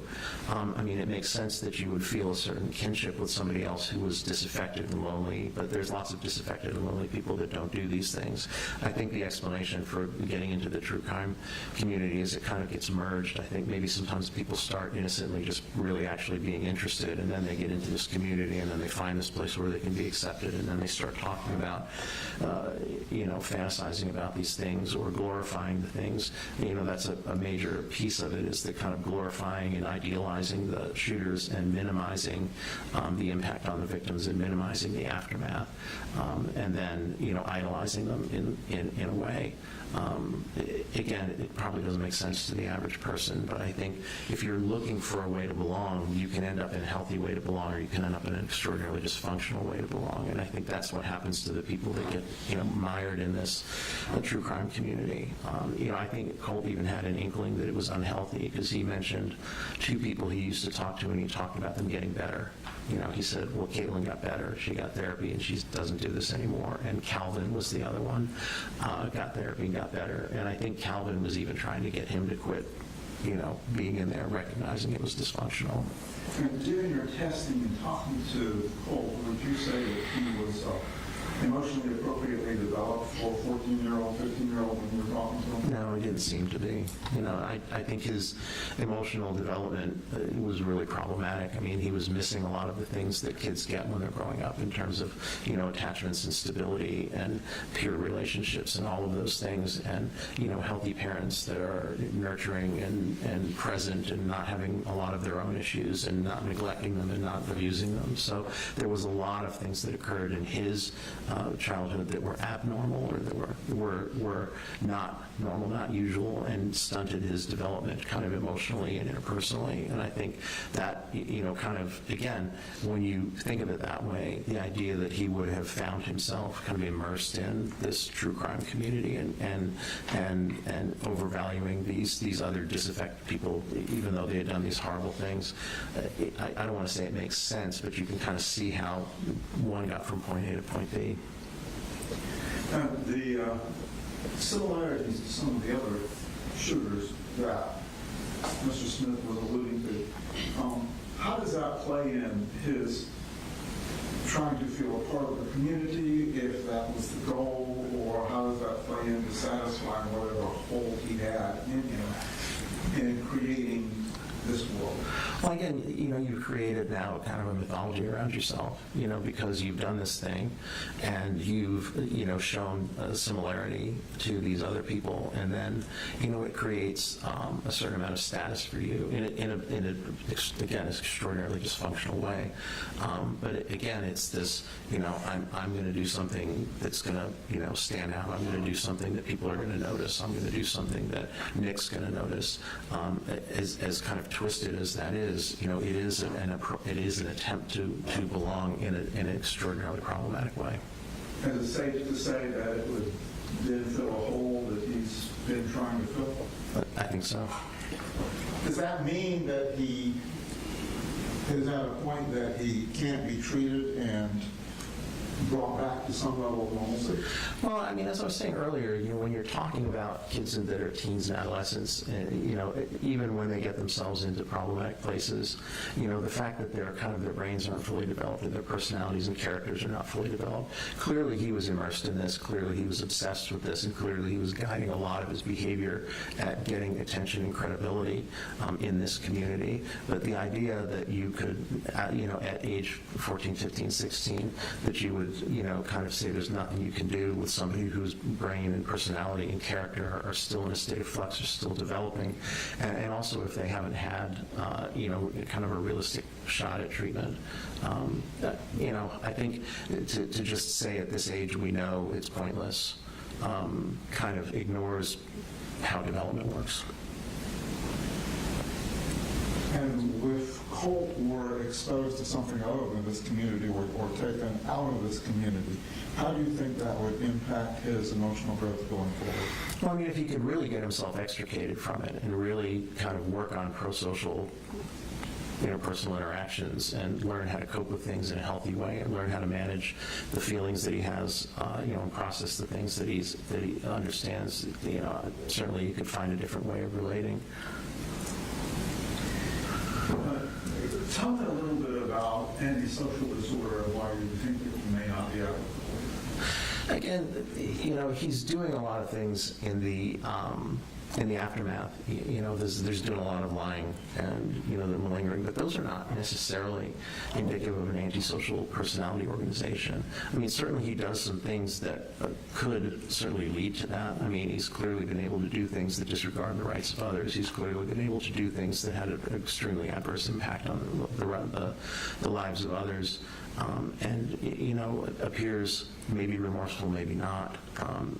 I can see how that would make people think he was on a trajectory like that, but there was not a lot of other kinds of things that you usually see with conduct disorder and so forth kind of developing, forward. I think if you, look at the things that he did in this instance, I don't know that it necessarily captures the entirety of his personality. Again, I can't say. Certainly there was a lot of problematic stuff, but to say that there's absolutely nothing you can do or you shouldn't give it a try or, we're just going to give up now, knowing, again, what I know about brain and personality and character development, seems like, it's certainly one way to go, but it seems like it ignores, what we know about people's ability to make change, particularly at a period, when they're still developing. If we were talking about somebody that was 27, 28, 29 or older, I would be much less optimistic.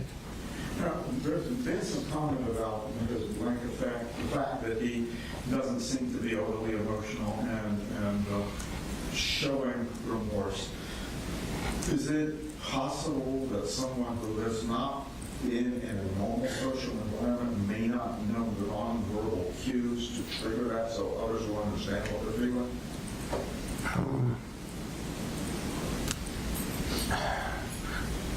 Yeah, I suppose so, but again, it's, there's a certain amount of social stuff that you get from modeling, and there's a certain amount of stuff that's just kind of how you're wired up. If you're not wired up to be a particularly emotional person, then that's the way you're going to come across. I think it's hard to tell with him. I mean, I think there's, again, evidence to suggest that he did know, and when he communicated remorse, maybe he was or was not remorseful, and it was hard to tell. I couldn't speculate, to be honest with you. I know I just talked around in circles a bit there, but it's hard to know. Were you aware that he wrote apology notes? I did. I saw them. At this point, given everything you and Mr. Smith have discussed, do you still maintain your recommendation in your report? I still think there's, if you look at him, certainly the exposition from the state and all of the problematic stuff he was doing, I was aware of all the problematic stuff he was doing in the true crime community. I think it would be, clinically, I would want to get him out of that milieu and see if you could address things to kind of maybe restructure his personality in a more healthy, better coping sort of way. It's going to be a big job, but I think it's not something that at age 14, 15, 16, you can say, well, there's no point. Thank you. That's all I have, Judge. Is there any recross? Just a second.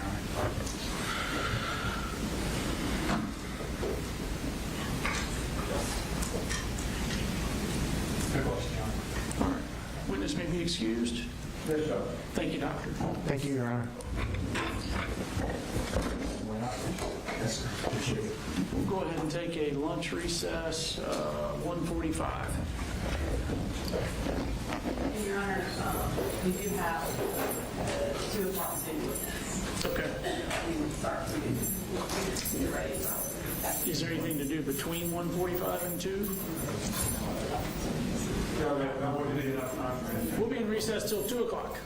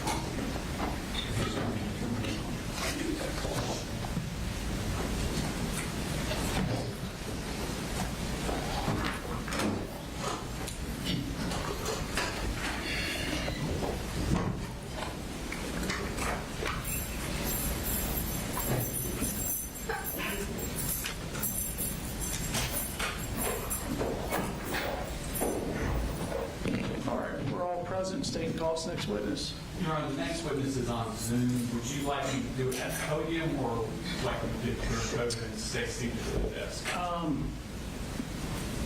I'm okay with either as long as the witness can hear you. Are you able to hear Mr. Smith? Mr. Smith, are you able to hear Brad Smith, the DA? I will say that was a little garbled. Can you hear me now? Yes, sir. I think this will probably work, Your Honor. All right. And this is Peter Smith, is that right? That's correct, Your Honor. Yes. All right. Do we need to turn the TV on?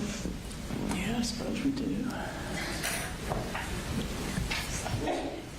All right, so, Mr. Smith, if there's any issue that comes up with you being able to hear or see us adequately, just do something to get my attention and we'll address that. Otherwise, I'll assume everything's working correctly. All right, everybody ready for the witness? Mr. Allen, we good? Yes, Judge. Okay. Mr. Smith, before we start, if you could raise your right hand, please. You swear the testimony you'll give in the matter now pending before this court will be the truth, the whole truth, and nothing but the truth, so help you God? Yes, sir. Okay. You can put your hand down. And if you could introduce yourself for the court. Yes, my name is Peter Nolan Smith. I'm a extremist researcher and journalist living in Canada. And how long have you been a researcher on extremism? Probably the last 6 or 7 years. It's been full-time. And how did you get involved in this? Initially, I was a beat journalist. I'd run a few projects in college where I would look at kind of harmful or pernicious cults, and then I started to apply that to my work. Now, I'm generally out of journalism, but work for a variety of NGOs or private companies providing information about extremist movements, particularly the far right, the Islamic State in the Kurdistan province, and more recently, nihilistic violent extremism, which includes the true crime community. Okay. So how did you get to be involved looking at the true crime community? It started to intersect with extremely violent neo-Nazi movements, participants who were part of online spaces that we would call part of the true crime community, or TCC. We're also parts of kind of online collectives or communities that would have similar kind of worship or lionization of mass killers. Have you done any writings on your research? I'm sorry, sir, could you repeat that? Have you done any writings about your research? Yes, sir. I've been published by a variety, like I said, of NGOs, particularly one that focuses on Canada, the Canadian Anti-Hate Network, and then multiple news publications, as well as the U.S. Army's Counterterrorism Center, their academic journal called the CTC Sentinel, specifically on the subject of the true crime. This time I tender him as an expert on the true crime community. Mr. Allen.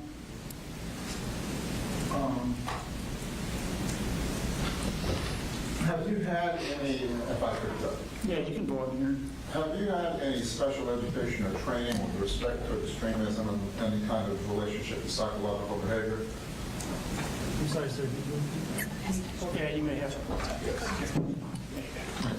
Have you had any special education or training with respect to extremism and the impacts on psychological behavior? No, sir. Okay. Do you have any educational background with regard to the sociology of extremism and its impact on communities? No, sir, I was a political scientist. Okay.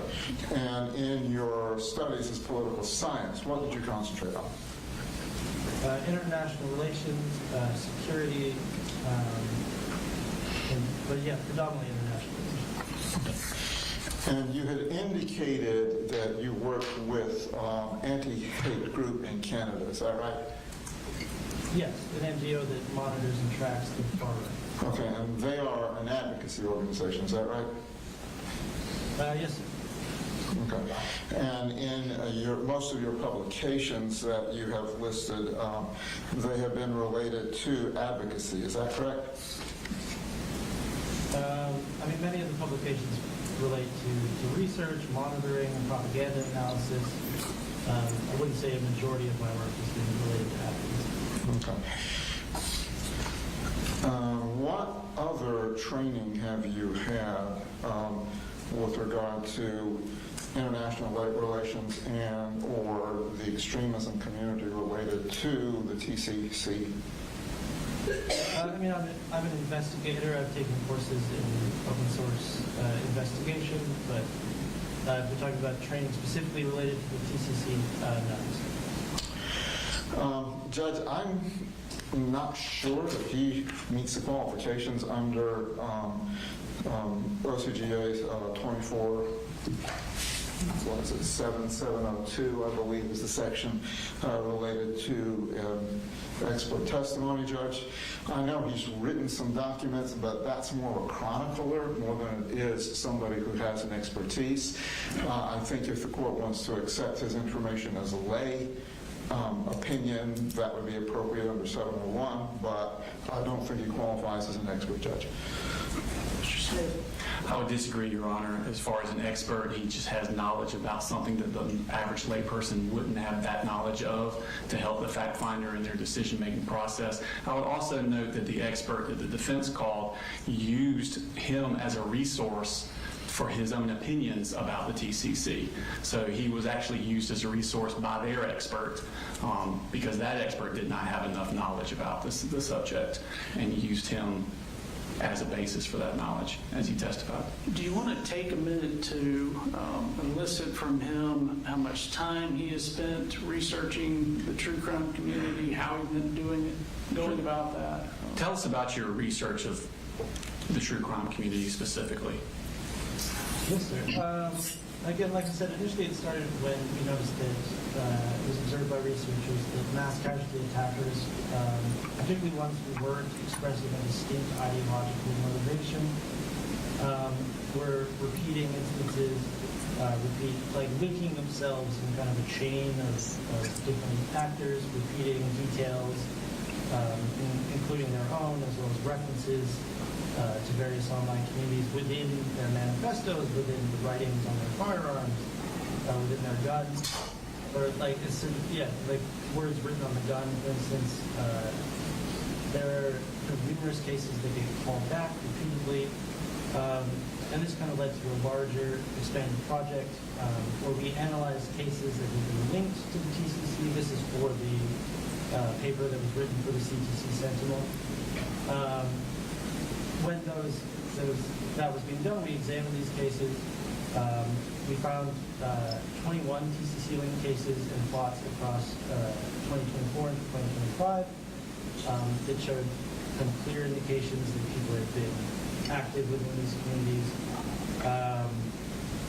Since then, it is kind of a daily occurrence to spend time on social media, documenting the symbols, the language, the different social media platforms that these individuals can use and utilize to communicate with one another.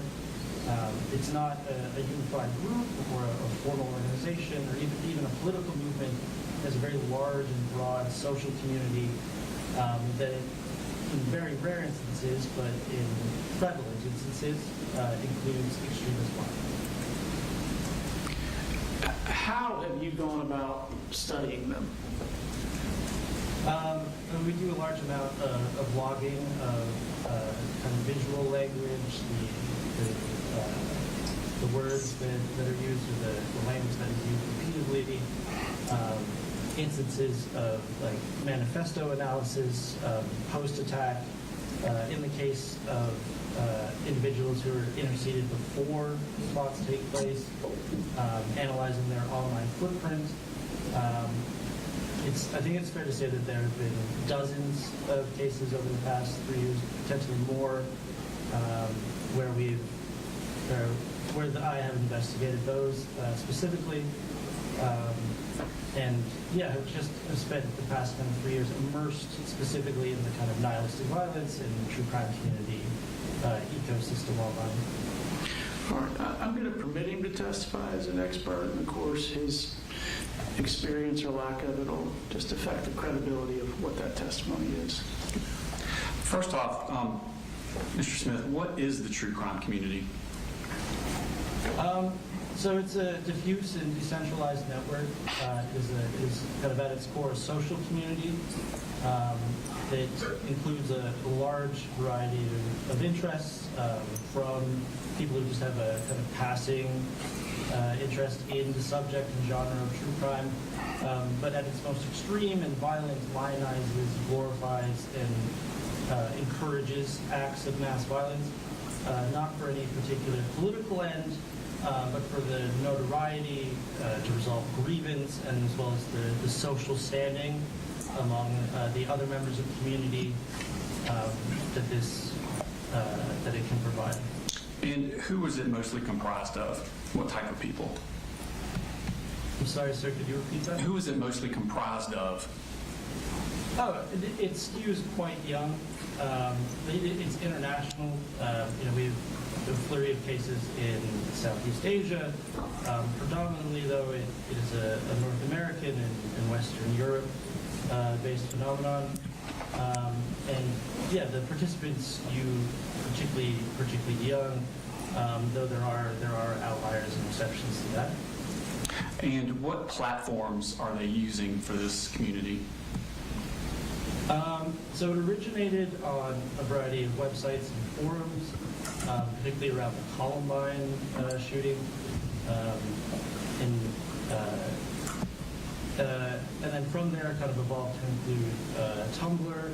But now is so expansive that there's few social media and online spaces where there isn't some sort of presence. TikTok, Instagram are probably two of kind of the largest at this point. But that's by way of both their popularity with youth as well as the editing tools that allow the creation of original content very easily. Back in 2024, would Discord and Tumblr be used? Were you able to? Sorry, what was that, please? Back in 2024, were the platforms Discord and Tumblr used? Yes, absolutely. Until very recently, I mean, still today, but until very recently, Tumblr was a kind of significant point of interest for the TCC. Discord as well, it's a private chat application. Individuals can create servers to talk about any subject that they choose, really. And yeah, many have been dedicated to the TCC and the creation of their community. The phrase TCC, or True Crime Community, is that a label that outside people have put on it, or is this a moniker they have adopted themselves? This is definitely a moniker that was adopted by the community. Initially, it was used for hashtags. Hashtag, you put the number symbol ahead of a word, and then on social media platforms, by accessing that, you can see all of the posts that include that hashtag or word. So yeah, it initially developed around that hashtag, and then now that there have been moderation efforts against it, you see kind of alternative versions of it popping up. What do the participants of the TCC do? What are their actions on this platform, on these platforms? Yes. So, like, true crime is a spanning genre, and then it's like at its broadest overview includes individuals with a very kind of for lack of a better term, innocent interest in crime and reporting about crime. The podcast documentaries technically count as part of this kind of big circle of true crime, and then as you move within, and when we're talking about violent extremism, you have different like layers of participation. So the first is the kind of broad one that we all interact with, whether we watch like a Netflix documentary or read a book about it. The second tier, you start to have kind of parasocial identification, where individuals start to identify more with the attacker and potentially sympathy for that individual, as opposed to the crime itself or the victims. The second tier or the third tier, becomes more interested in encouraging the violence and that supporting the act. And then the fourth and smallest kind of circle within these many circles are those who go out and commit violent acts themselves. The ones that are specifically in Tier 2 and Tier 3, what kind of actions are they doing? I'm sorry, sir, could you repeat that? The groups that are in Tier 2 and Tier 3 specifically, what kind of actions are they doing? How do they interact with each other? Yeah, certainly in Tier 2, this is where you start to see fan art of an interest in images or photos of the perpetrators when they're very young. This is where the identification or the sympathy starts to come into play. In Tier 3 is where things start to get more extreme, where not only are the acts, something carried out by a desperate or kind of downtrodden individual, but something that is desirable or to be emulated. And we can see, very blatantly on social media, individuals encouraging others to go out and carry out attacks of their own. In these Tier 2 and Tier 3s, do they do things like doodle their names in notebooks, dress like them? Absolutely.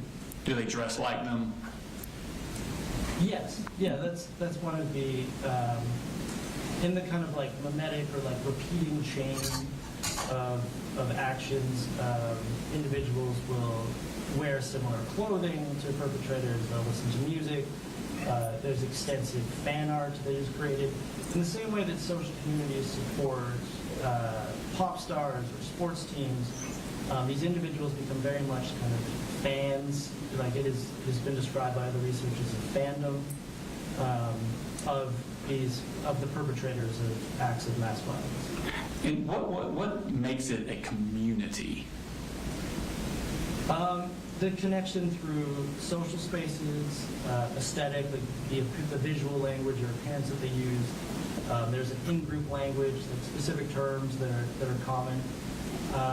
In many cases, it is hard to tell on TikTok or Instagram if you're watching TCC content if you don't recognize that you're looking at the baby photos of a particular perpetrator. They're often dressed up in the same way that you see individuals become not obsessed, but become kind of infatuated with celebrities and kind of look for as much original information about them as they can. And the kind of more you're able to find, esoteric or like small unknown details about an individual, their life, their photos, their former online habits, more kind of social cachet is combined within those spaces. You talked about a specific language and symbiology they have. Is that directed to the outside world or to themselves? Oh, it's very much an inward focus thing. Without kind of understanding or like being in those spaces, just like you wouldn't understand slang or terms within other communities, it can be difficult at least to pick up on it within the TCC. Can a particular participant gain status within the community? Sorry, could you repeat that, sir? Can a particular participant gain status within the community? Yeah, certainly. Like, How would they there's a do variety that? of ways. There's Go a ahead, variety of ways to do it. Original research, like even at tier like 1 and 2, like original research information that's not available can be shared. Like that's one way to buy cachet. Creating media, whether that's video edits, which again relies often on the tools that are kind of ubiquitous on cell phones now, like TikTok. Any individual can take a few images and create something that you would have needed fairly expensive editing suites for 10 years ago, and share that very quickly through social media. And then ultimately, beyond having information about perpetrators, the perpetrators themselves kind of exist within the space where some are more popular than others. Even when we look at individuals who've committed acts over the past 3 years, some of them are supported or find that kind of notoriety within the community, while other ones are more or less forgotten. There's no like formula for that specifically, but yes, like status is obtained through original research, original content, and then ultimately the status of the perpetrators. Okay. Does the TCC have a particular ideology? Like, are they white supremacist, anti-Semitic, anti-LGBTQ, conservative or progressive, anything like that? Not typically. This is kind of where the difficulty of classification comes from, and we see multiple kind of terms for referring to this type of violence in different countries, in different jurisdictions, by different researchers. The UK uses violence-fascinated individuals. Some people will say nihilistic violence. Others will say nihilistic violent extremism, or mixed ideology and motivation. The difficulty is that ideology is not typically the primary motivator. So if we look at the Christchurch attack in New Zealand against a mosque, the perpetrator had a very clear ideological motive, that it was to kill as many Muslim people as possible. In many of these attacks, the motivation is the attempt to kind of place themselves in this line of mass shooters. And Columbine is typically held up as the origin point to some degree.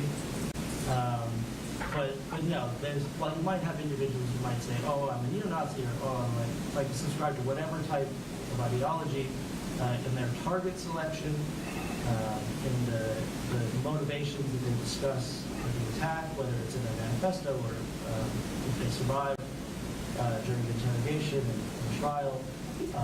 We find that there is not a distinct ideology among the community, and it remains ideologically diverse. So it is not a political movement, it is not a group, it is a fandom, it is a social movement. If someone in the TCC were to put, like, mimicking someone else's writings in their journal, or putting references on their rifle that other people had put on their rifles, and the original perpetrator had a racist or anti-Semitic or something like that ideology, does it automatically mean that that's what the second perpetrator meant by it? No, typically not. Again, the notoriety that past killers have received, like Christchurch, is probably one of the best examples. Brennan Tarrant was very clearly motivated by a racist ideology. He wrote extensively about it over the many pages of his manifesto. But we do see, the impacts of that in the media and on culture were very widespread, and we see individuals who kind of ape or reproduce elements of that attack who don't seem to share the same ideology as Tarrant. It can be difficult to parse out. It is kind of it's often considered to be a novel form of extremism, but it exists within kind of a shared community, and the distinguishing factor is the lack of ideology, or at least the lack of ideology is a primary motive. Samantha Rucknow, who committed an attack in Wisconsin in 2004, I believe, she wrote very racist statements in her manifesto, but ultimately her target selection was just against random individuals at her school, including the teachers. There's very little indication that despite having this ideology, that was what motivated or prompted the attack, rather than her grievance and depression and desire for notoriety. So yeah, we would classify that as being this within the space of nihilistic violence, as opposed to one that was motivated by a particular ideology. What makes one mass killer more or less popular in the TCC than other mass killers? That is a question that doesn't have a good answer at this time, unfortunately. Like, there are a variety of factors that seem to count. Again, the impact on the culture, the media spectacle that gets created around it, the following analysis and interest by researchers and the community. But And obviously the body count, very unfortunately, the amount of victims is a contributing factor, but not always. There are attempted attacks that exist within the TCC as great areas of interest, and there are successful attacks that they rarely talk about. There is no kind of silver bullet for understanding what is going to be significant in the space or not. But individuals who do carry out these attacks,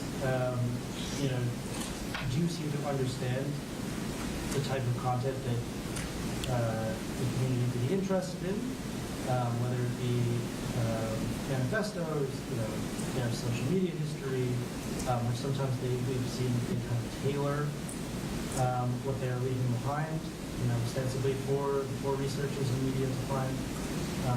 But yeah, there's no kind of firm formula for what gets turned into the subject of interest. Would the amount of content available to the TCC affect their popularity?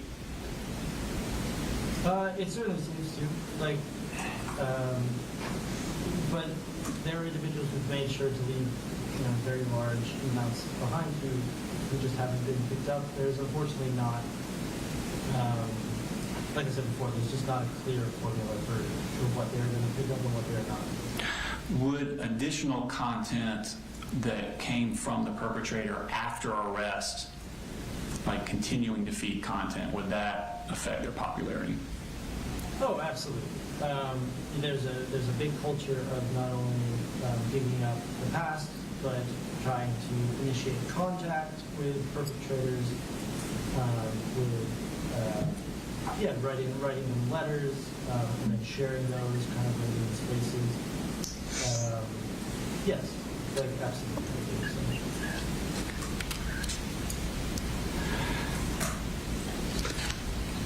That's all the questions I have. I think the attorney would have some questions for you. Mr. Allen Cross?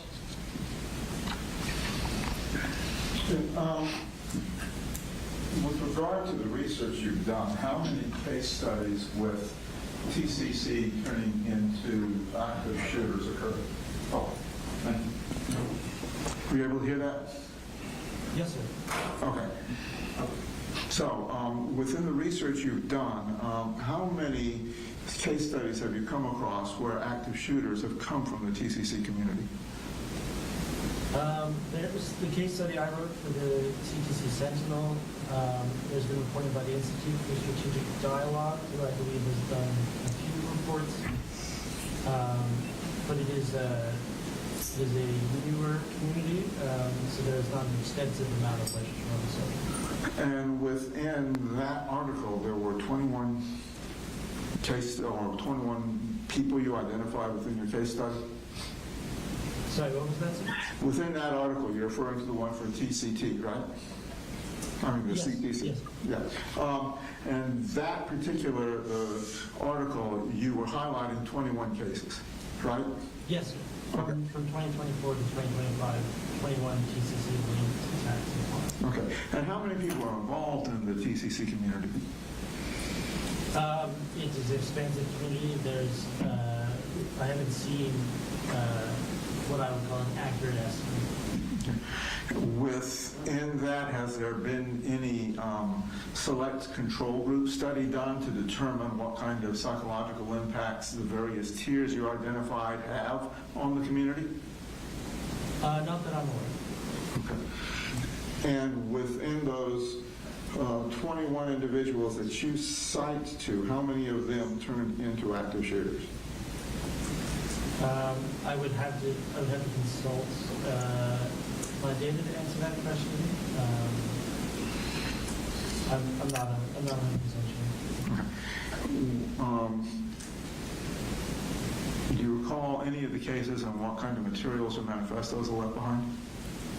Oh, yeah, certainly. Like there's Samantha Ruppnow, which I already mentioned, and Solomon Henderson, Robin Westman. Sorry, just like I'm just listing off names. These are individuals who carried out attacks, for lack of a better term, successfully. and then left behind online footprints or manifestos that connected them to the thesis. And in identifying these, were they initially identified after the shooting, or were they tracked in any kind of manner before the shooting?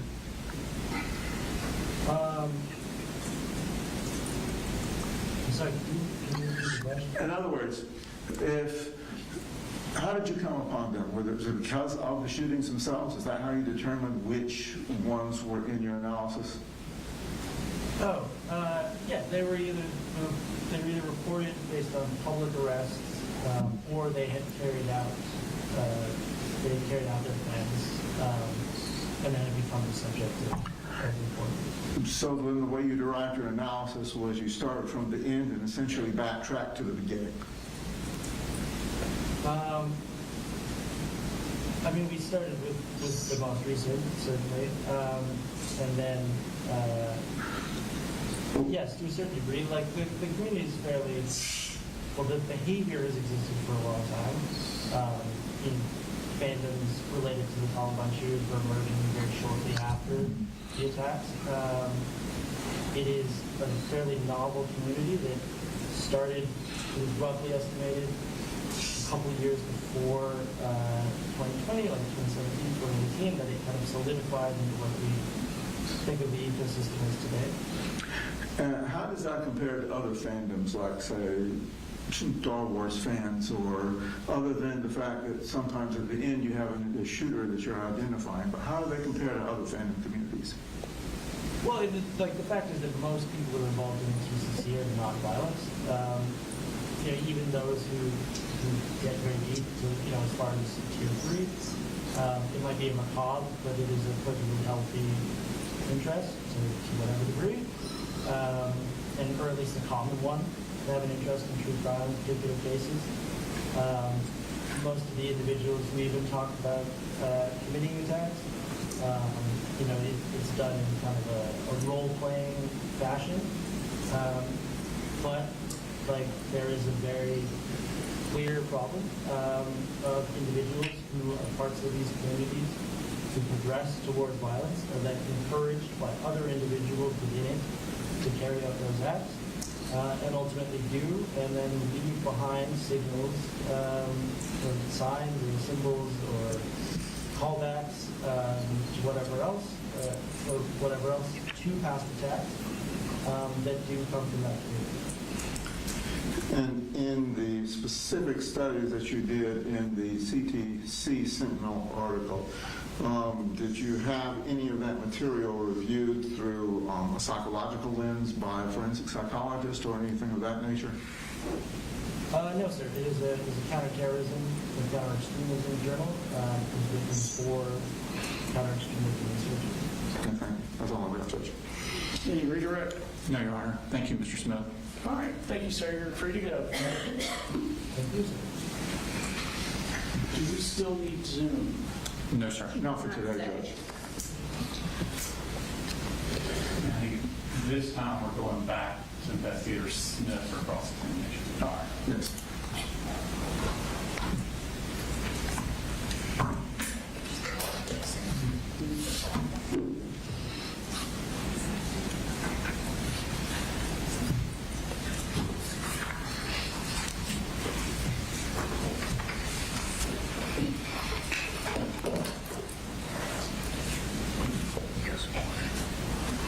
Are you ready for us to go straight into it, Your Honor? Yes, sir.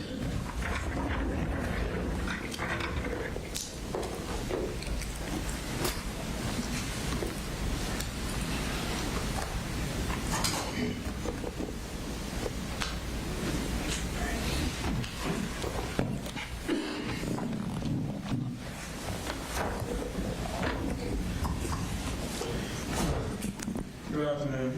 Good afternoon. You're back. Yes, sir. Okay. Picking up sort of where all the testimony left off, we had just viewed the videos of your interview with Colt on both interviews. And in the context of your investigation, he was not the only person that you interviewed, was he? No, sir. Okay. Who else did you interview? So I conducted interviews with Colt, with Colin. I reviewed or watched a forensic interview with Colin's daughter, Jenny Gray. Also conducted interviews with Marcy Gray, I believe Annie Paulhamus, Mr. Charles Paulhamus, and Miss Debbie Paulhamus. Okay. And can you give me an idea as to what kind of time frame those interviews took you? I would say within the first week to 10 days. Okay, so not long after the shooting. No, sir. Okay. Prior to the shooting itself, did you have any reason to have any interest in the family? I'm sorry? Did you have any reason to have any interest in the family? Was there any kind of investigation or report that you knew about? Previous to, I had heard about an incident involving Marcy Gray that occurred in Fitzgerald, Georgia. Okay. But nothing out of Jackson County? Not prior to, no. Okay. And do you know whether or not the school knew anything about an incident that took place in Jackson County prior to the current school year where the shooting took place? Prior to, no, sir. Okay. So other than Marcy, you have no idea about any pending investigations or any investigations through Department of Family and Children's Service or anything with the family? No, sir. Okay. And you had indicated that you spoke with Colt Gray. That was the day after the shooting, was it not? That's correct. Okay. And during that time, you got a fair amount of information from him with regard to Colt in school, right? That's correct. Okay. Now, he indicated during some point in his interview that Colt had been bullied in his prior school. Yes, sir. Okay. And he did not indicate that he did anything other than visit the school on that. Is that correct?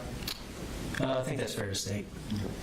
And as far as you know, he didn't seek counseling or anything for Colt as a result of the bullying? That's correct. Okay. And as part of his bonding with the child, that's when he bought the AR that was used in the shooting? Yes, sir. Okay. Do you recall from his interrogation or his interview how long Colt was in the school in Jackson County? How long Colt was in school in Jackson County? I would assume the entire time they lived there. Okay. And during your investigation, did you get any school records with regard to his attendance? I do not believe that I got those records. I think that fell to DFACS. I believe they obtained his records. Okay. Now, when Coleman got the gun for Colt, he did not indicate to you that he had bought any kind of trigger lock, safety locks, or lock boxes for that gun, did he? I'm sorry, can you repeat that? He did not indicate to you that he bought any kind of trigger locks, lock boxes, or anything of that nature for the gun? We didn't discuss that during the interview. Okay. There was some discrepancy in what he said was how the gun was kept. Is that correct? There was discrepancy between what he said and what Colt said, yes. And your investigation also turned out that neither one of them were being accurate with you, correct? Correct. Where ultimately did your investigation tell you the gun was stored on a regular basis prior to the shooting? On a regular basis in Colt's bedroom. Okay. And that was confirmed by Jenny Gray during her forensic interview, as well as portions of both Colt and Colin's interview. Okay. And at Colin's interview was when you took him in custody. Is that correct? At the end of, yes, sir. Okay. Now, during that interview, you also cited to him some information from Inspector Ward, or Special Agent Ward. Who was she? She's a special agent with the Georgia Bureau of Investigation. Okay. And was she also one of those that confirmed that the weapon was not stored in any kind of locked facility? Yes, sir. She had conducted an interview with Colin the prior day. Okay. During your interview, Colin also indicated that he knew about Colt's self-harm. Yes.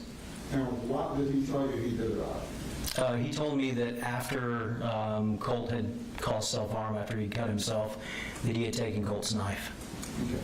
And did he seek any kind of help for Colt? No, sir. Did he take him to a doctor to look at the cuts? Not that I'm aware of, no, sir.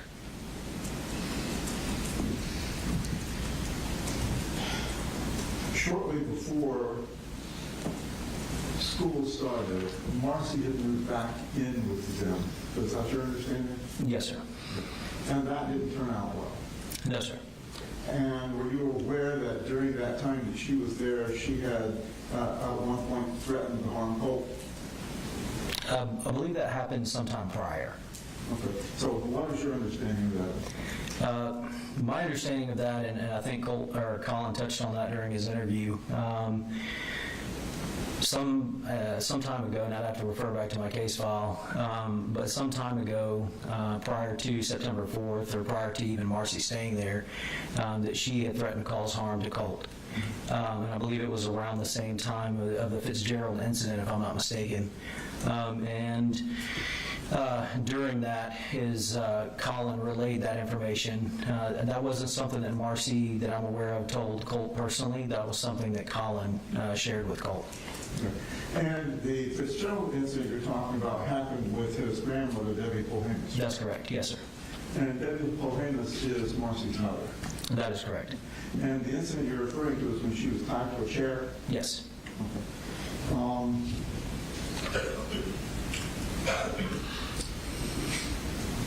After that threat, there was a brief altercation between Colt and Marcy? There was.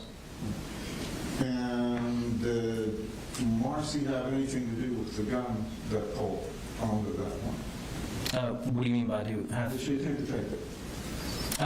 Yes, she had indicated during my interview with her that she had intentions of removing the firearm from Colt's room. Okay.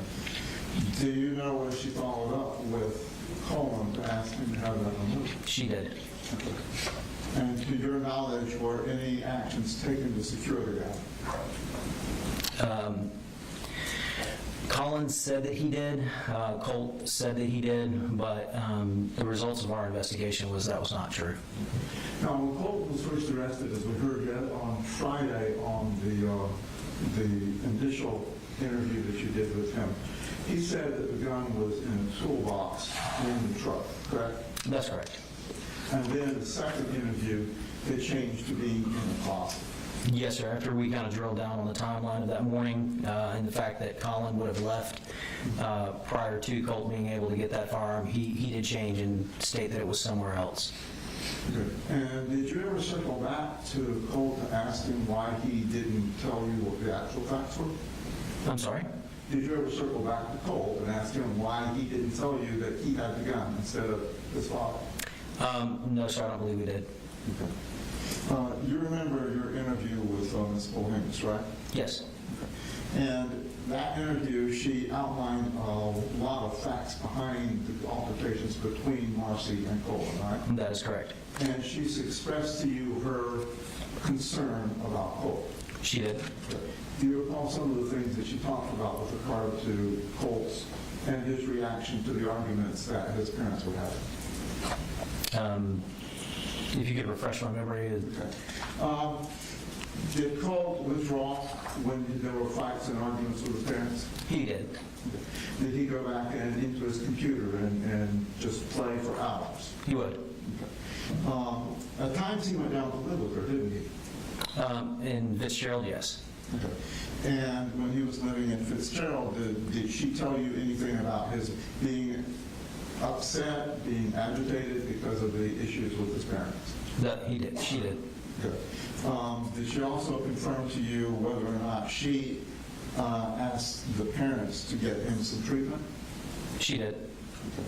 Okay. Did she even take steps to get treatment? Yes. Okay.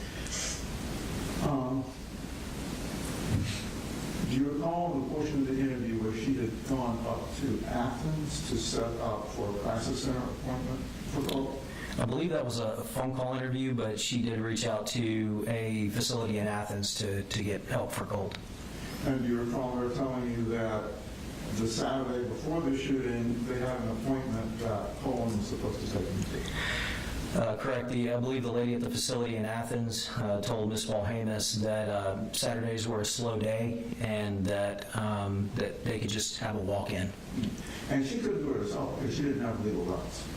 Correct. So it had to be a parent that went with her. That is correct. Did she also tell you that Colin didn't take that appointment? Yes. To the best of your understanding, Colin did not ever take Colt into any psychologist or therapist, even though he was asking for it.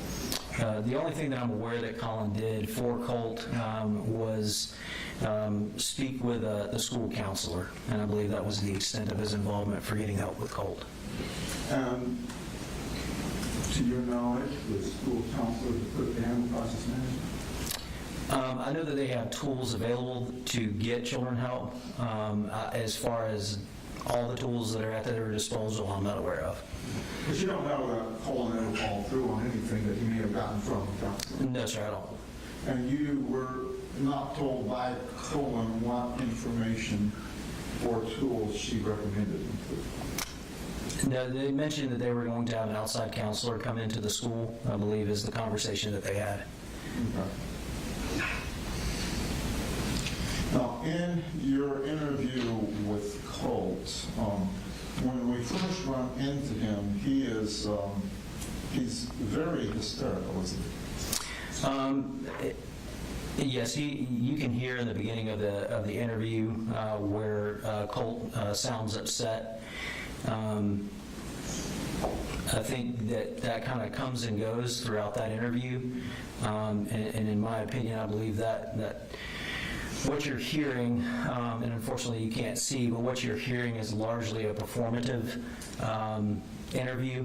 I believe there were portions of that interview where Colt did actually cry, and that was specifically, I noted, when he would discuss his father and his father's alleged involvement, and he also discussed his sister Jenny, at which time I did witness him cry and tears come from his eyes, but I believe a majority of that interview to be performative. You can tell when I'm asking him questions, there's portions of the interview where he is kind of breathless, I believe that is the best way to describe that interview. And then I'll ask him a question, and he will calm down very quickly and answer that question. Were you aware he suffered from anxiety issues? He did tell me that. Okay. And at the time of your interview, as we heard, he never denied he was the actual shooter, right? He did not. And he did express some concern for some of the folks that he shot at, didn't he? He did. More so during the second interview. And during the second interview, that's where you saw evidence of his cell phone. Yes. And when he was taken into custody, or he was transferred back to, I guess, the jail at that time, the detention center? Yes. Okay. Were any referrals made with respect to psychological counseling because of the cell phone? I'm not sure if it was made there or if it was an RYDC. I'm not sure which is the most, I would believe RYDC would be the most appropriate place. Okay. And do you recall how long he was in detention here at the detention center? I do not know. When Colt was speaking of voices, he also indicated to you that he had wanted to kill himself, right? I don't recall him stating that. But he did talk about the voices. He did talk about the voices. He, in some cases, he would indicate that the voices were family members. In other cases, he would state they were teachers. And I believe at one point during the interview, he also referred to the voices as people in the government. After being taken in custody, he wrote some notes to the family members, didn't he? He did. Do you know if they were ever sent? Sent to the family member? I'm not sure. Okay. But he did write all of the notes? He did. Okay. Thank you. That's all I have, Judge. Attorney redirect. Yes, sir.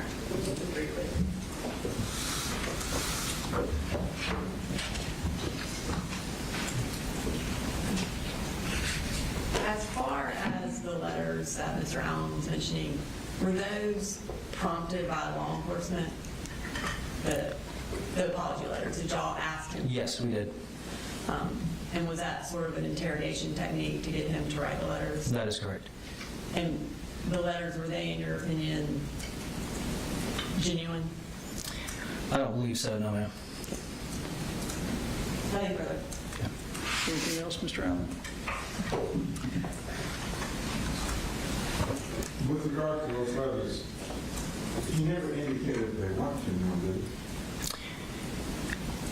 So sometimes it's not always about what someone says, it's about what they don't say. And he discussed them at great lengths. He seemed very excited to write the letters. In my personal opinion, and again, that's all this is my personal opinion, it did not seem genuine. But he didn't say that it wasn't genuine? No, sir. There's a lot Colt said that wasn't true, and there's a lot Colt said that was true. But again, in my opinion, if you're asking for my opinion, I don't believe that they were genuine, no, sir. I believe they were for attention. Yes, sir. All right, will you be excused? Nothing further from the state. Nothing else, Judge. All right, thank you, sir. Free to go. Your Honor, and our next witness is Investigator Ashley Dillon, and will probably take us to the end of the day. Would it be possible to take a break now? It is possible. Thank you. All right, let's take a 10 to 15 minute break.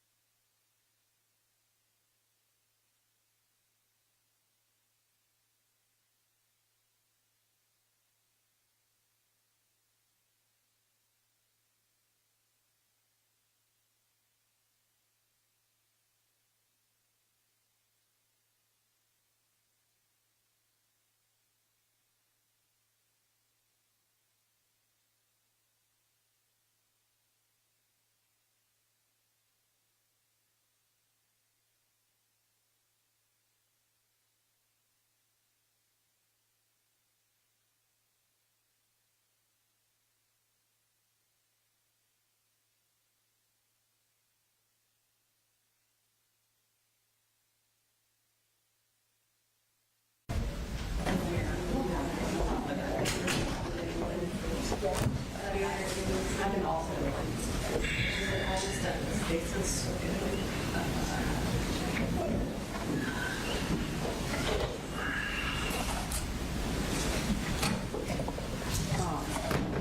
If we could have like a couple more minutes, we're finishing up a last minute technical difficulty. Okay. Ready very shortly. All right. Oh, yes, I can go and do that. And Your Honor, this is just, we have an evidence list, I know you've been asking, so I put it for Exhibit 2 on it so that you can have it.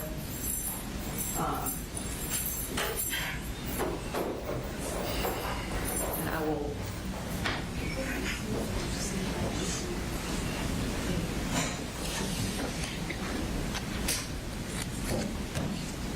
We're all present for the record. While y'all are working on that, Mr. Smith, Mr. Allen, y'all want to approach?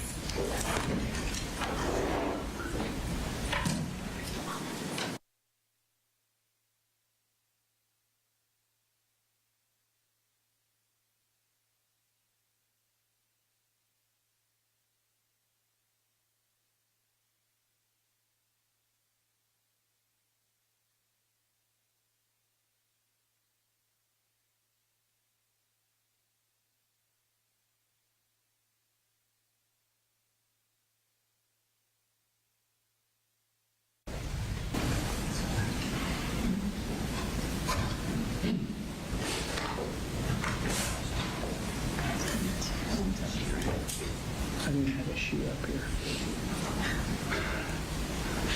I said, how long did she send you? That's going to take a couple minutes. 45 minutes. That's on 20 days. Because she lives there. That's cooking cold and then they can take stone. I'm going to... Oh, I did, yeah.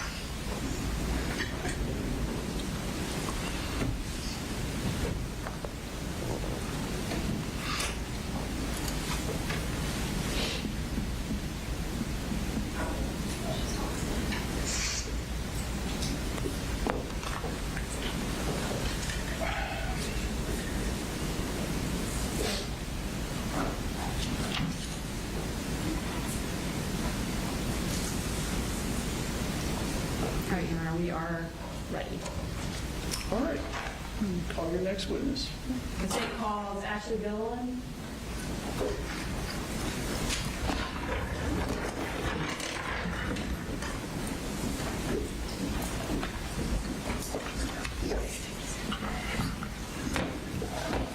Please raise your right hand. Do you swear to tell the truth, the whole truth, and nothing but the truth, so help you God? I do. You have a seat. Can you go ahead and introduce yourself to the court? Yes, my name is Ashley Gilland, and I'm an investigator with the Barrow County District Attorney's Office. And how long have you worked with the Barrow County District Attorney's Office? Almost 7 years. And what are your job responsibilities with the Barrow County DA's office?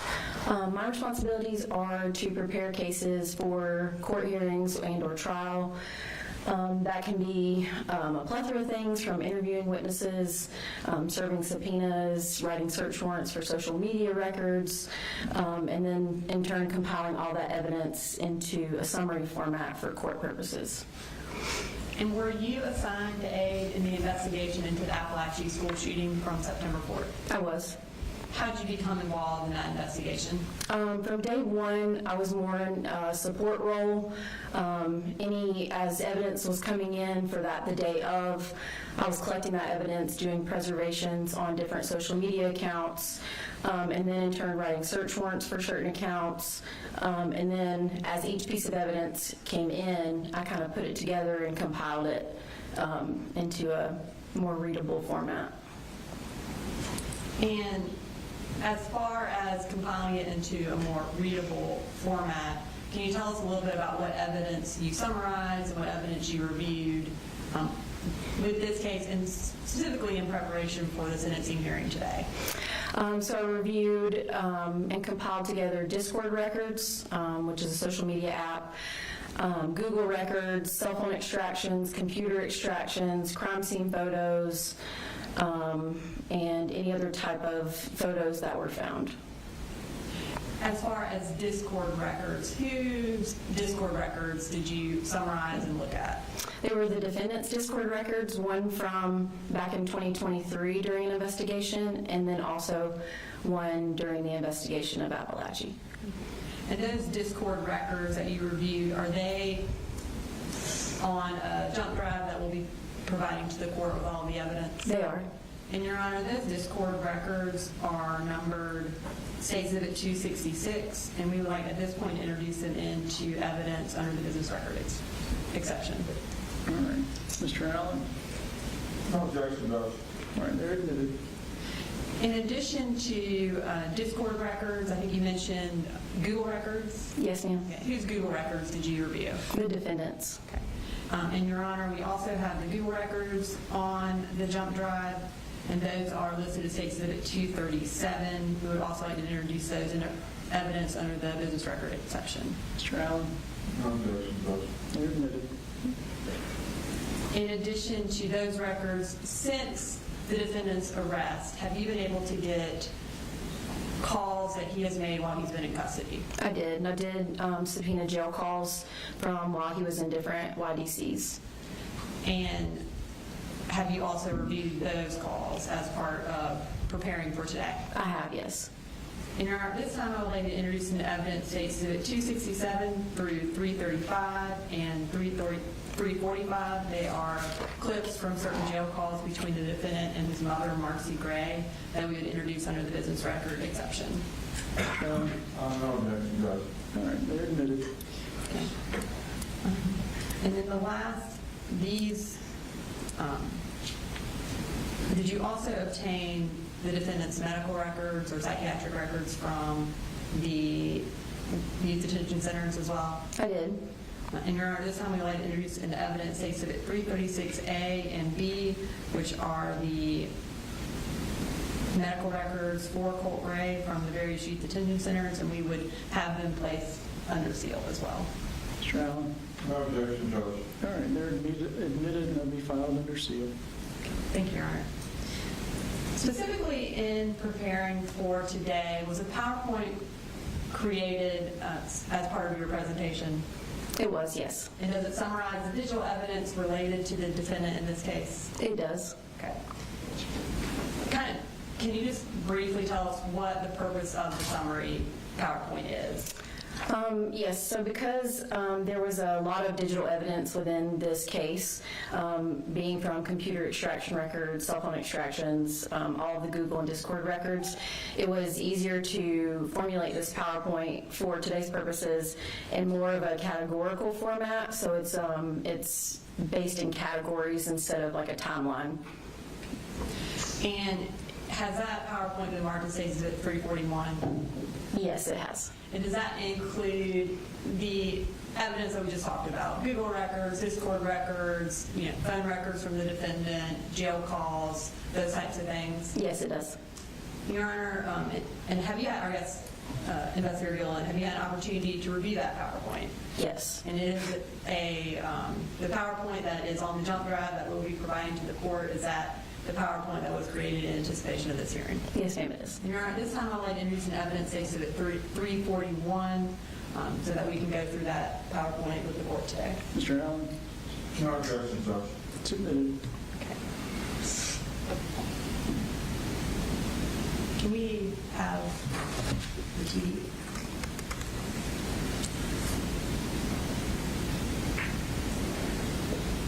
Okay. So we're going to start with page 1 of the PowerPoint. Can you kind of tell us what this shows us? So like I said before, this was kind of put into categories. So if you'll see the folders that are in the middle of the screen, one's titled Idolizing Mass Shooters, the second one is Planning a Mass Shooting, and the third one is Motive Seeking Fame. So these are the type of kind of the overview of categories that we're going to talk about. So sort of a roadmap for your presentation. Yes, ma'am. Okay. So we're going to start with idolizing mass shooters. As far as idolizing mass shooters, was the defendant part of any online community that in itself idolized mass shooters? He was. And what was that? True crime community. And how do you know he was a member of that based on your review of the evidence in this case? prior to the shooting, there were a lot of Discord messages, Tumblr accounts, Google records that talked about TCC, the true crime community, as well as after the shooting, it was still referenced in a lot of the jail calls. Did the defendant spend a lot of time researching mass shooters? He did. I'm going to pull up our next slide. Is this a list of the majority of the mass shooters that you researched? Yes, this is just kind of an overview of all of the mass shooter research that was found on different pieces of digital evidence in relation to the defendant, and this list is 22 listed, but there were more than that. These are the ones that he spent the most time on? Yes. And how are they identified on this page? They're identified by physical location and incident location, and not via the shooter's name. How did he research these people? A lot of the research mainly was found in the Google records, and then also there was within the true crime community, there were photos shared, different clips shared, different pieces of evidence shared amongst members that was in relation to different mass shooters. Did he save any of this information that he researched anywhere, like on his phone or his computer or within his Discord? Yes, there were many different pieces of evidence saved on his phone, his Discord, and his computer extraction, with that being anything from photos, videos, incident reports, crime scene videos, lots of different pieces of evidence. And when he's researching these people, is he also Googling things related to them? Yes, he is. Can you give us an example of some of the Google terms that he used to search for these mass shooters? Yes, there were several different Google accounts, and within those, there's a search history, and so within the search history, there's a lot of different terms. So this is kind of just a short couple things that he Googled, the defendant Googled: shooter caught on police body cam, Dallas police ambush, unstable veteran opening fire in a crowded bar, soldiers of Christ torture during initiation. Let me see the other ones. Extended dash cam video of man plowing through parade, Uvalde school shooting video, how to get kicked out of a gun range, cell phone footage of the first shots fired at Route 91 Harvest Festival, 911 Sandy Hook calls, plea for help, Parkland shooter, I love to see the families suffer, and Maine gunman's body. Okay, so you mentioned that he saved some of this research on his phone or his computer. Did that include saving pictures? Yes. Okay, so we're going to move to the next slide and just kind of tell us what this is. This is just a collection of photos that were found on his Discord and phone extraction, and this is just a kind of a compilation of all of the different mass shooters. And I'm going to zoom in on one in particular. Can you tell us what this is? So this is, it says your result on there with the name of one of the Columbine shooters. And this was a result of, he took a quiz called What True Crime Personality Are You? And that was taken on September 3rd, which was the day before the shooting. And this was the result that he got and saved to his phone. Was September 3rd a school day? It was, and this was saved at around 1 p.m., so it would have been during the school day. And was he at school? He was not. Now, we just showed the court a list of all the different mass shooters that he researched. Were there 4 in particular that he researched the most? There were. Okay, and who were they? The 3 that we talk about here the Parkland shooter, the Sandy Hook shooter, and then the Buffalo shooter. And then do we also talk about the Aurora theater shooter? We do. Okay. So we're going to start with the first one that he researched extensively, which is the Parkland shooter. And just for clarification, what is the Parkland shooter's name? Nicholas Cruz. And how does he spell the Nicholas? Was it with a CK or with a K? With a K. Okay. what kind of type of evidence are we going to start with in talking about the defendant's idolization of the Parkland shooter? The first category is listed evidence of obsession. So basically things that show or prove that he was obsessed essentially with the shooter. And that could range from different messages or photos or things that he saved. And was this obsession with the Parkland shooter, was the time frame for that, did that lead up into the shooting on September 4th? Yes. All right, we're going to show this page. Tell us what this shows us. This is just specifically from the defendant's Discord. So these are photographs of the Parkland shooter that were saved and shared specifically on the defendant's Discord account. Okay. I know this is showing up as one page, but were these individual photos saved on the defendant's phone? I mean, saved on the defendant's Discord, and we just reproduced them in one page? That's correct. Okay. Was this all of the photos that he had of the Parkland shooter that he had on Discord? No. Were there a lot more? There were a lot more. And then tell us about this page. These were ones that were specifically saved on the defendant's cell phone. And again, this is just a small collection of photos in comparison to the amount that he had on the cell phone. Did he have over 2,000 pictures of the Parkland shooter saved on his phone? Yes. In addition to having these pictures on his phone and on his Discord, did he also have pictures of the Parkland shooter printed out at his house? He did. There were 16 photographs that were printed out and on his bedroom wall. And this time we're going to go ahead and show you that.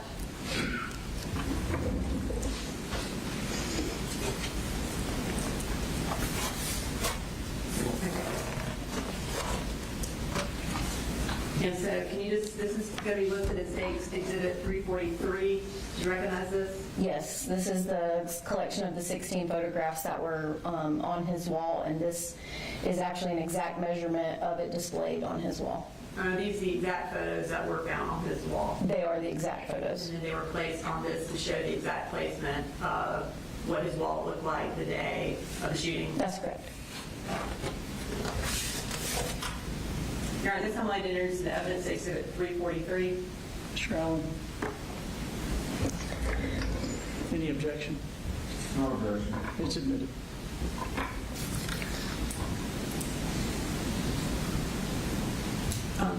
Did he also take pictures of himself in front of the shrine? He did.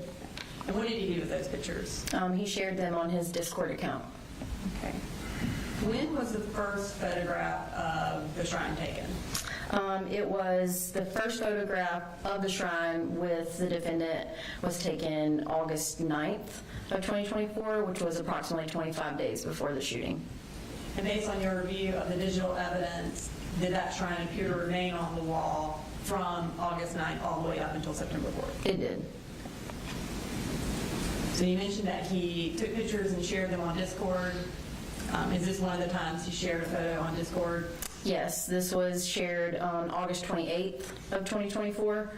And then you see to the left is an actual photo, the photo that he shared from his bedroom. Okay, and this is, he shared it with Mandy.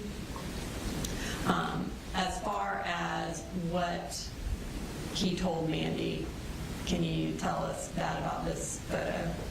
Yes, so his Discord name was Occasional Burner, so he's the one in the blue at the bottom. He says, "My mom's in rehab, so it's just my dad, and he knows not to question what I do."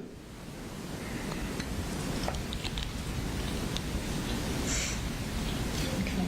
And then is this another photo that he took that he shared with Mandy? Yes, this is another photo that he shared on Discord on September 3rd, the day before the shooting. Okay. In addition to having all these photos saved and these photos printed out, what other evidence of the defendant's obsession with the Parkland shooter did you find? Yes, there were lots of other research materials that were viewed and saved on his cell phone, Discord, and computer. Okay. And so does this page show the different types of research that he did on his cell phone or on his Discord? Yes, it does. Okay, can you just kind of read through what exactly he had either saved on his computer or that he researched? Yes, on the left-hand side, investigative summary of shooters' cell phone contents and internet searches, surveillance videos of the Parkland shooting, visited website for shooters' police interrogations to view interrogations and took screenshots, saved a minimum of 2,664 photos of shooter. That was specifically from February of 2024 until the shooting. Watched each day of the shooter's sentencing trial that happened in October of 2023. Watched YouTube video titled Parkland Shooter, Faked Psychiatric Symptoms After Shooting, Expert Says. And then on the right-hand side are what's in quotes is what he Googled, specifically Google searches. Nicholas Cruz faking psychiatric symptoms, Cruz's premeditated aggression and violence, autopsy photos for Parkland victims, Parkland shooter, I love to see the family suffer, Nicholas Cruz's love letters from jail, Nicholas Cruz's planned a mass murder, viewed article titled Psychiatrist Probes Parkland Shooter's Mind, watched documentary Behind the Madness about Parkland shooter and shooter's writings while in custody and during trial. Okay, so as far as the investigative summary of the shooter's cell phone contents, the surveillance videos, are those the actual surveillance videos from the Parkland shooting that show the shooting, and is that the actual investigative summary that law enforcement did regarding the Parkland shooter's cell phone contents? Yes, it is. You also have on there that he watched each day of the shooter's sentencing trial in October of 2023. How long did he watch it? Did he watch it from October of 2023 until a later date? The evidence from the Google record showed every single day in October and then all the way up until February of 2024 at the very least. And as far as the records that from his computer, what is kind of the first date of the records that we have from his computer? I believe October of 2023. Okay. So he's watching the trial essentially every day in October and then continues to watch it up until February of 2024? Yes, that's correct. What grade was the defendant in at this time? He would have been in 8th grade. And was he in school at all that year? He was not. Okay. And at that time, where was he living? He was living with his father in Barrow County, and his father had sole custody of him at that time. Now, in addition to all of this research, does he also talk about the Parkland shooter extensively on Discord? Yes. And what time frame do we have Discord records from? These are from August 28th until the day before the shooting, September 3rd. So this 2024 time frame is when his username is Occasional Burner. Who is he talking with about the Parkland shooter? A user identified as Mandy.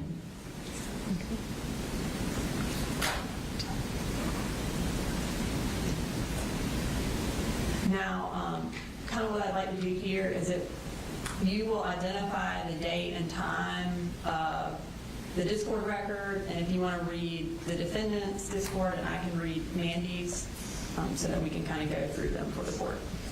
Sure. So on the left-hand side, you see the date with a timestamp. This timestamp also is in what's called UTC time, which is Universal Time Coordinated. It's a standard time used kind of to regulate clocks around the world. So almost all digital evidence comes in UTC, so we have to convert it to Eastern Standard Time, which is typically -4 during this time frame. So it's -4 hours. So for example, this would be the first one would be August 28, 2024 at 11:42 a.m. And if you want to read those first two messages. Yes, ma'am. If you don't have multiple pictures of him sprayed across your wall, a multitude of archives related to him, and not having him be the sole reason you're still alive, you're like fake as fuck. At least that's my quite diluted philosophy regarding the type of love you have to have towards Nick. Okay. And then about 2 hours later, Mandy says, do you have any hobbies aside from games? He responds, shooting, Nick, people watching. That's about it. And it looks like about 5 hours after that, he makes another comment. It seems like any inspiration/motivation I have always ties back to Nick. And again, was this August 28th, the school day? Yes, it was. And was he at school that day or at home? He was not at school that day. Okay, we're going to move to, looks like more Discord from August 28th. Approximately what time is this? This would be around 7:16 p.m. And if you want to go ahead and start reading those records. Like, it's weird, but I feel like they only see him for that and not for who he is as a person. I think a lot about him being forgotten and just a number, as the victim said. I've cried thinking about it. So I promised myself and him I'd never leave his side. Yeah, when I watched the impact statements, I had so many panic attacks because, like, why do they feel the need to be so hateful? If it wasn't for Nick, I would have blown my brains out months ago. I know, right? So inhumane. Like begging for him to get raped and killed, WTF. But I saw him and my heart just, and people say Nick's the monster. Now we're moving to more records from August 29th. Around what time do these start? So this actually would have been 11:46 p.m. or 11:45 p.m. on the 28th, going into the 29th. So midnight, we start around midnight on August 29th. Yes. So, and Mandy starts with LMAO, how long have you liked him? I forgot. For like almost a year now. I've known about him for years, but I had different hyperfixations at the time. But when I found Nick, literally everything connected, and I haven't left since. I'll say it, I've masturbated thinking about Nick. And then it looks like we moved to later on in the day, on August 29th, and Mandy says, if you had to pick one person to be with and only them forever, who would it be? Like killer-wise? I mean, just in general, TBH. Like, if you had to pick one person in this world to be with forever. I mean, Nick, of course. Who else? And then now, more messages from August 29th. And is this around midnight of the 30th? It's around midnight of the 29th. Right, it's going into the 30th. Yes. All right, and can you go ahead and read those messages? Sent video. I cried making this, slightly. Well, I just cried. What? That shit made me tear up. Oh, I didn't think it would touch you like that. Great edit, though. It's hard for me to go back to it because it does the same to me. I need to make more like emotional edits of Nick. I like him. As far as, so they're talking about making emotional edits of Nick. What is an edit? Essentially, it's just taking a video and making it your own, whether that means adding photos to it, adding text messages to it, adding music to it, just any kind of thing that you can alter to make it your own. And he talks about sending, making an edit. Is there an edit that he sent related to this conversation? Yes.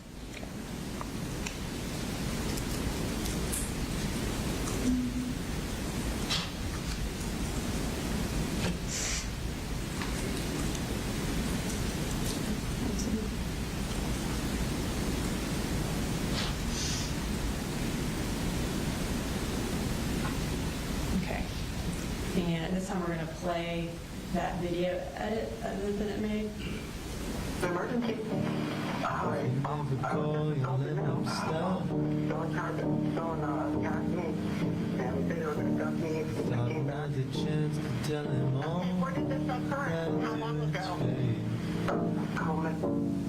Even though we barely know each other, it still hurts watching him fade away. Watching him fade away. Watching him fade away.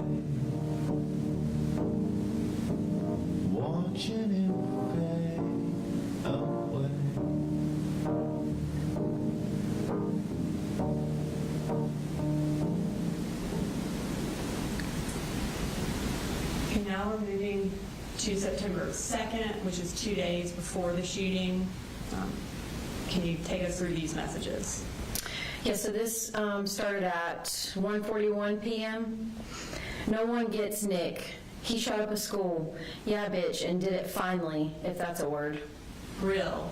17 out of 17 ratio is wild in GL. Nah, for real. I think about that so much. And also with how autistic he was, how formal he looked doing it. I feel like your brain just goes autopilot. Nick gives me so much motivation to keep going. In addition to these Discord records, did he also have some stuff on his phone that showed this obsession with Cruz? Yes, he did. So tell us about this. So this is what's considered notes from a phone extraction. So these are notes that were created by the defendant on his phone. And when did he create this? This was created April 2nd of 2024. And when was it modified? It was modified on August 2nd of 2024. And what does he say? He says, Nick, I don't know how much longer I'll be around for or if I'll even go through with it, but please know I love you. You won't see this. In fact, I know you won't see this, but when we meet, run into my arms, hold me tight, don't let go. Love, Colt. Did he also attempt, or did the defendant also attempt to write to Cruz while Cruz was in custody? Yes, he did.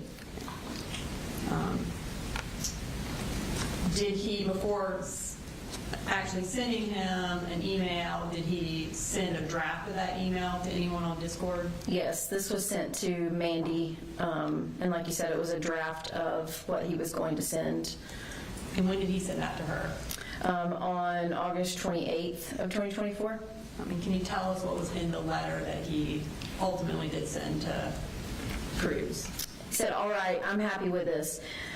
I'm really nervous, I know, odd introduction, right? Anyway, I'm Colt, and I'm 18. I know you've gone through a lot mentally, so I'll keep it short. I don't want to overwhelm you. But just know I'm here, like genuinely. I really do care about you, Nick. I'm trying my best not to make it awkward. Sorry if I come off as such. I'll make sure to add a return stamp for every email I send you. I'll also see if I can't find a way to put some money on in your account. Sincerely, Colt.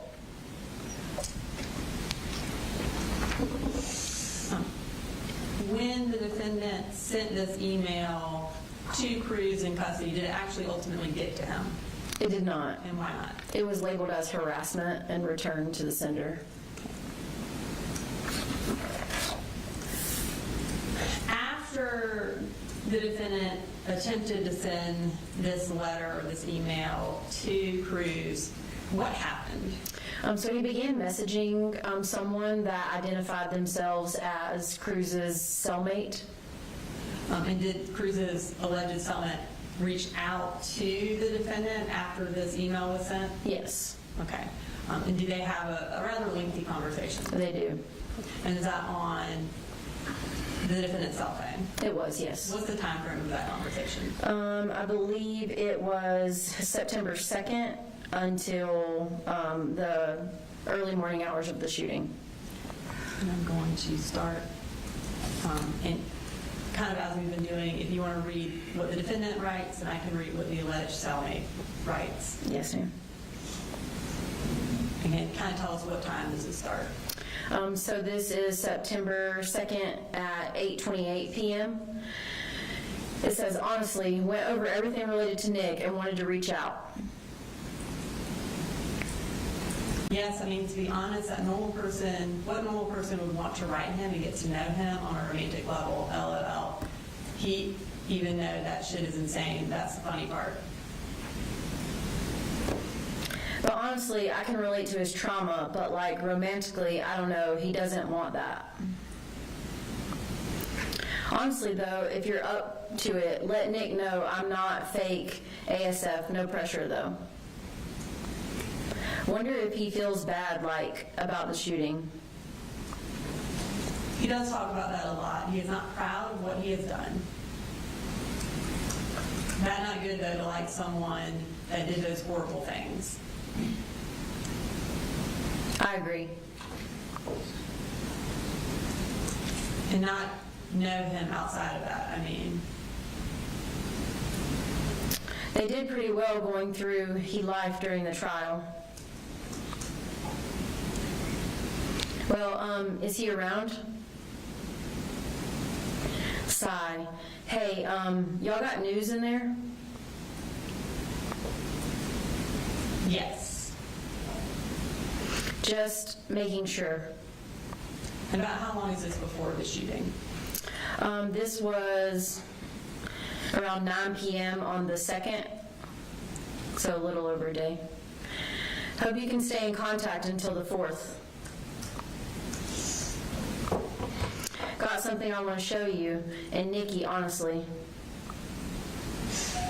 Yeah, gotta prepare for prison myself. Hey, can you and Nick be up around 8 to 9 a.m.?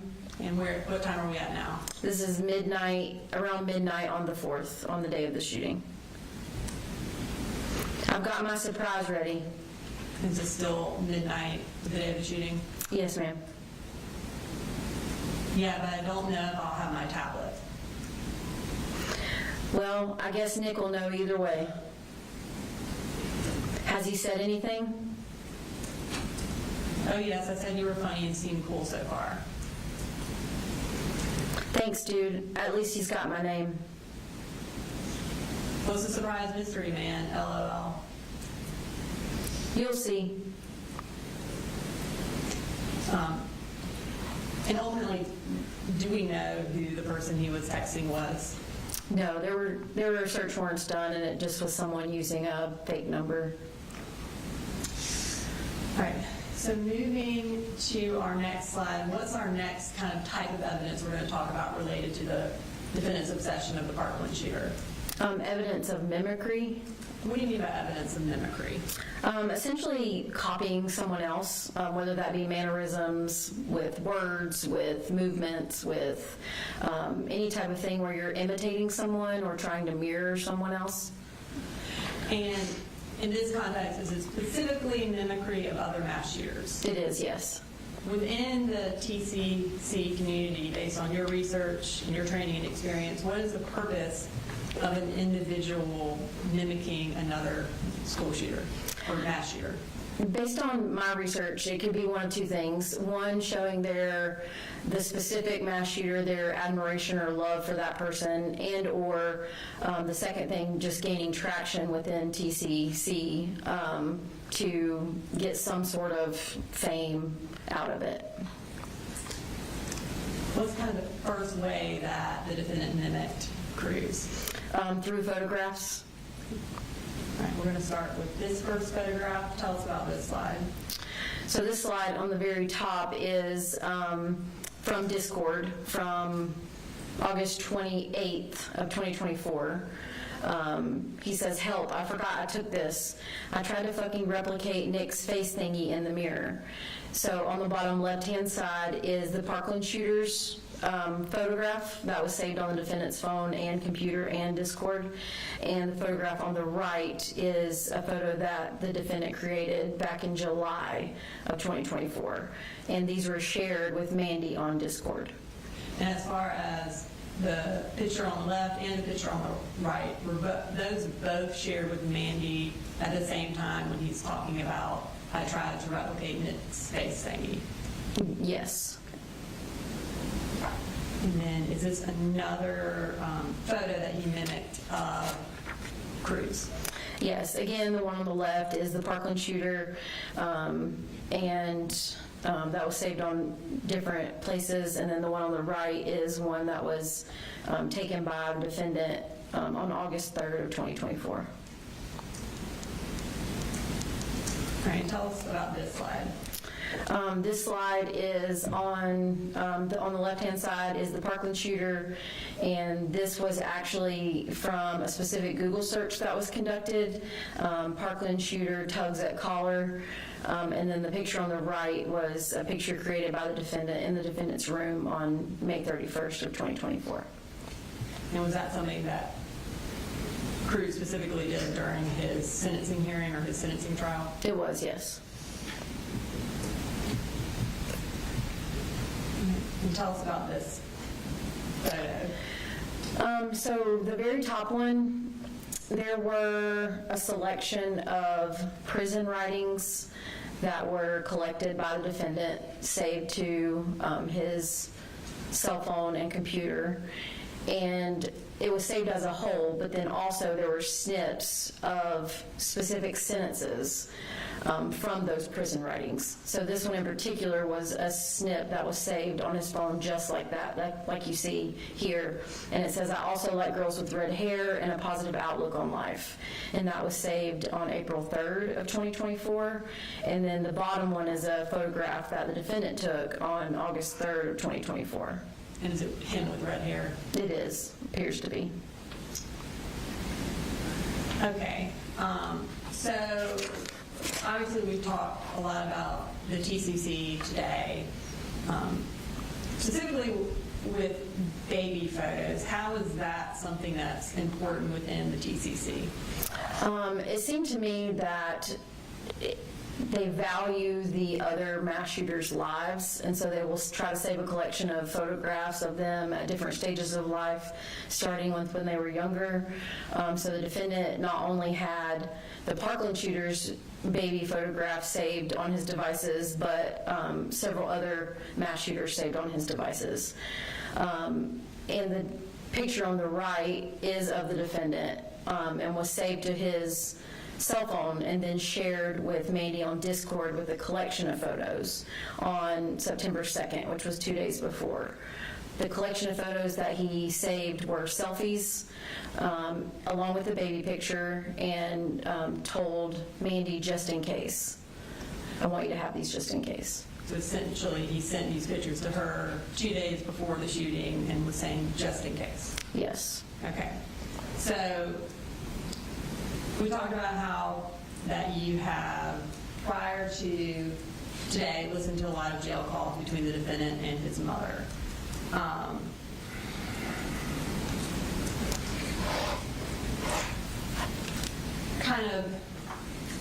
Is Marcy Gray who he talked to most in the months after the shooting? Yes. About how long did they talk? I would say from the shooting up until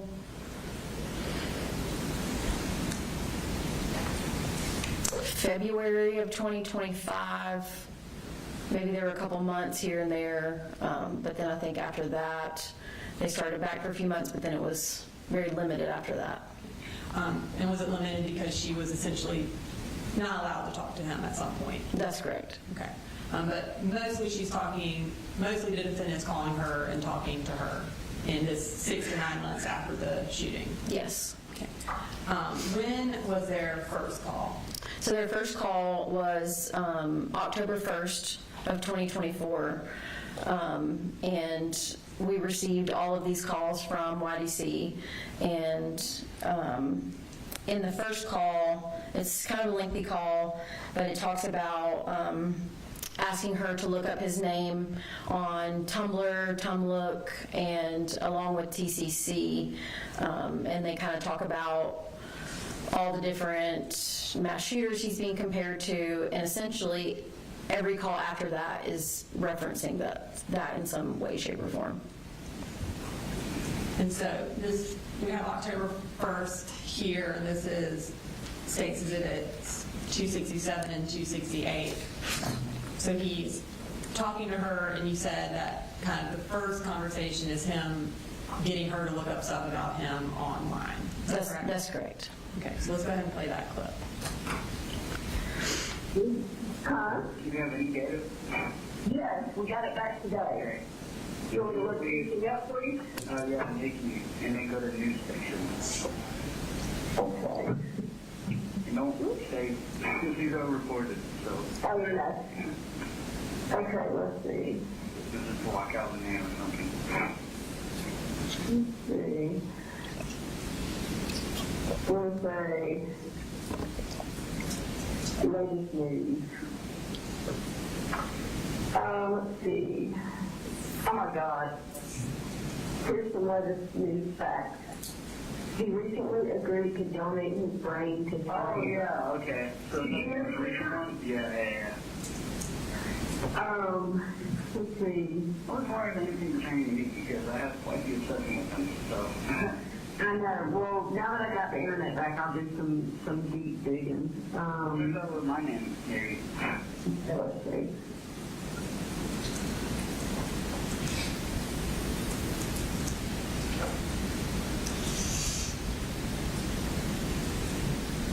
You go to tumblr.com. Yeah, tumlook.com.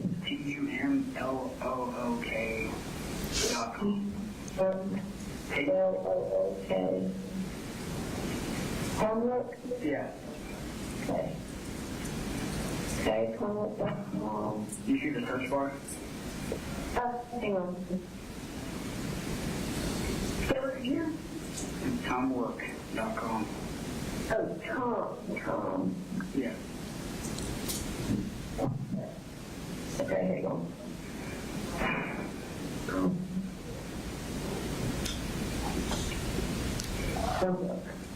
Okay. Search. Okay. My name and then PCC at the end. Your name? Yeah, and then PCC. it's only PCC. Oh, God. PCC? Yeah, TCC. PCC. Yeah. Okay. Let's see. Okay. They all post. Okay, so the blogs at the top say Party F Rocka. Oh my gosh, yeah, read the post. I know her. Sorry. Kip Tinkle with my blood. I know what I'm doing. Like she was saying to some people that blood art is a thing. I don't know. And yeah, there you are. Well, it's the hash here, the hashtag. Okay, here's the next one. Breaking news. Here's the latest on the investigation. And it's got a screenshot out of an article. And then it says, Dad got arrested probably because the gun was his and he was aware of what his son's past actions and comments were. Okay, just keep scrolling. You on the blog, see the post. I am.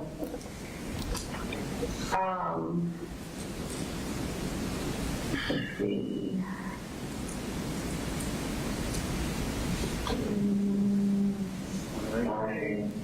Sorry, I'm reading through them. Could you repost the Colt drawing? Oh, they have a Colt drawing. Oh, it's got this drawing is awesome. Fan art. What is it? Is it me? Oh my God, it looks so awesome. I love this community so much.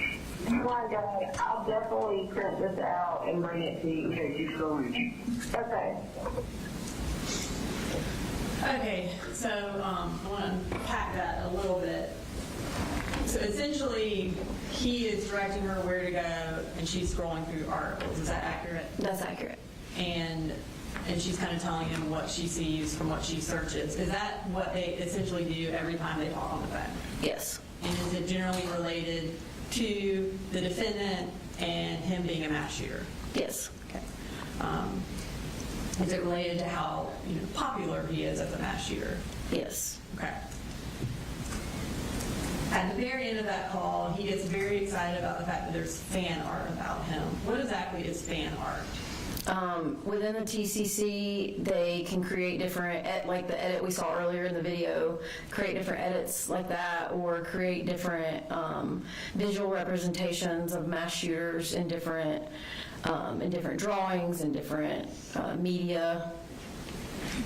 And did he have on his phone fan art of other mass shooters as well? Yes, he did. Okay.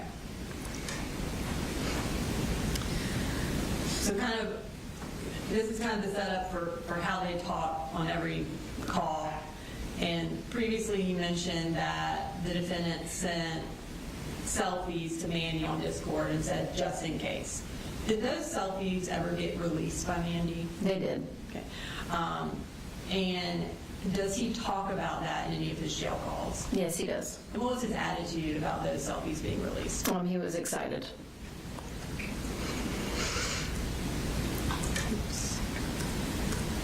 What? some pictures of you? What? These should be pictures of you posted online or something. Oh my God, they tell me. Yes, for a bunch of things. And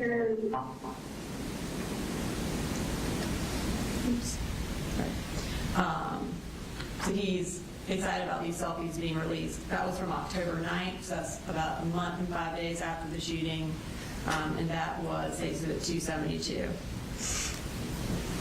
Okay, in addition to this photo mimicry, was there other mimicry that he did related to the cruise? Yes, there were. Okay. And what's our next kind of evidence of mimicry? Journal entries. And are these journal entries the Parkland shooter and then also the defendant's journal entries? Yes, ma'am. Okay. Let's start with our first journal entry.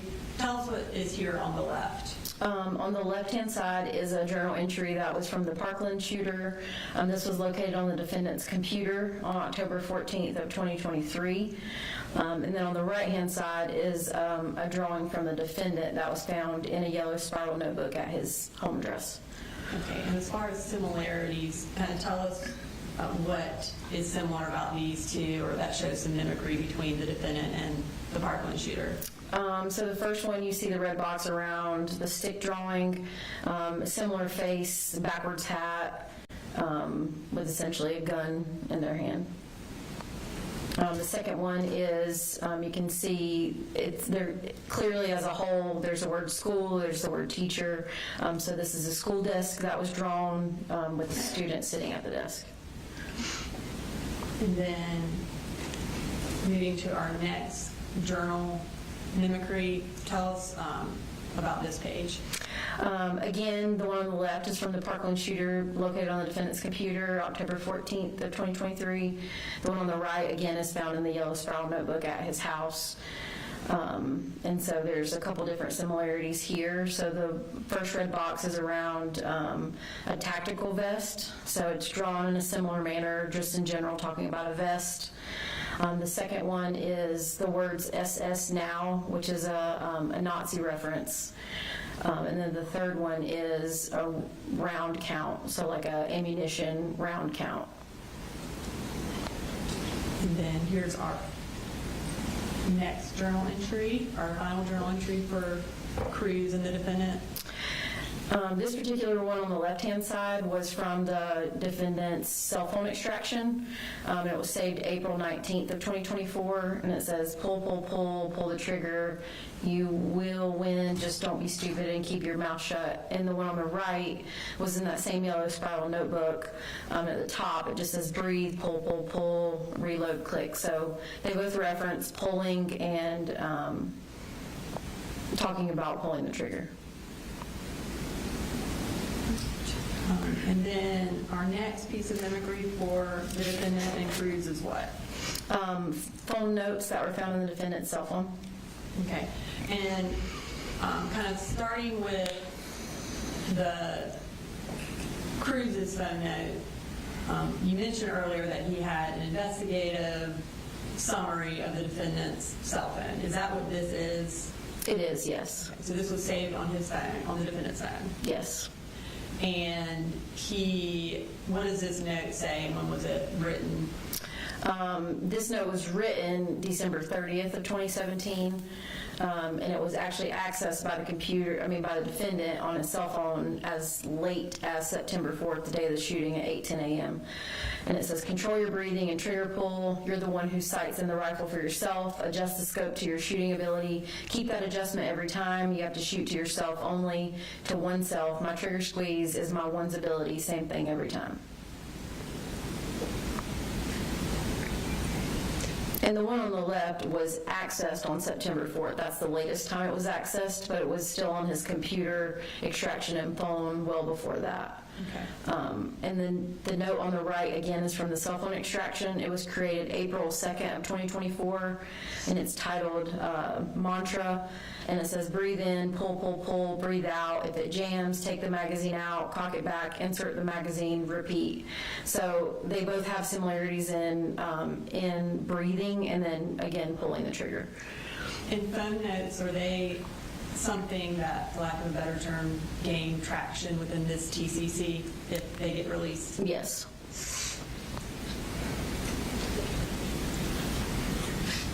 All right, so our next piece of mimicry with the defendant is what? Interviews. And this is an interview that Cruz did along with the defendant's interview? It is, yes. Okay. So did the defendant talk about listening to Cruz's interview? He did on his Discord account. So here we have Mandy, this is from August 29th of 2024. Mandy talks about how she's watched the interrogation 7 times, all 10 hours, and then rewatches it a few more times every year. And what does he say in response to that? He says 7. I'm at like 8.5. I'm like halfway through on my 8th time at the moment. So real. It seems like I always catch something new. And so he had sounds like a working knowledge of that interview. In reviewing the defendant's interview in conjunction with Cruz's interview, were there any similarities between the two? Yes, there were several similarities. Okay, and what's the first one that kind of stands out? So this is kind of put into like a chart view. So on the left-hand side is the Parkland shooter interview, what was said, and on the right is the defendant's interview. And the first kind of category is voices. So on the Parkland shooter said, the voice is in me. And the defendant said, I just hear them sometimes inside. It's mostly kind of like whisper. It's always inside. The second one, the Parkland shooter says, just a voice with no name telling me what to do.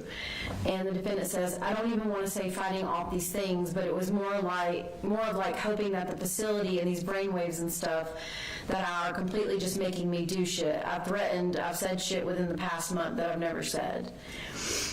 The Parkland shooter discussed the voice telling him to commit the school shooting throughout his interview.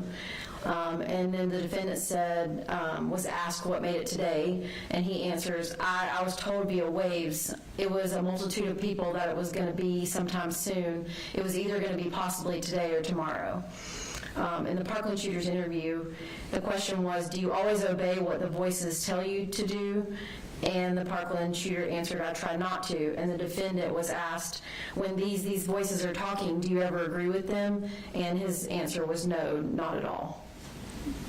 In addition to this kind of very similar discussion of voices, was there another similarity between the two interviews that jumped out? Yes, and this one was titled Disassociation. So the Parkland shooter says it's blank when he asked how he got to the school. And the defendant said, I completely just became decentralized through all of it. I came back and I was on the fucking floor. And the Parkland shooter's interview, he said, I can't remember anything. And then when the defendant was asked, do you remember how many shots you fired? He answers, I can't remember. I'm sorry. Really, really anything. And earlier today, Mr. Smith played some jail calls with the Dr. Richards. Did any of those jail calls show that the defendant was not disassociated? Yes, there was a couple where his mother was reading an article about something that was said about the shooting, and he responds basically saying that's not true. I wasn't banging on the door, different situations like that. And then that's our last piece of evidence in mimicry, and now we're going to move to kind of evidence of planning related to Cruz. Kind of tell us what we're going to talk about here. So we're going to go through the Discord messages again and some jail calls and some phone notes in reference to showing the planning of the shooting. And again, during the defendant's interview, he gives a reason for why he chose September 4th. And that was what? In the interview? Mm-hmm. I don't recall exactly what was said. Related to voices telling him, is that accurate? Yes, yes. And we'll play that clip real quick. Over the past few months that you've been thinking about shooting at the school and killing people,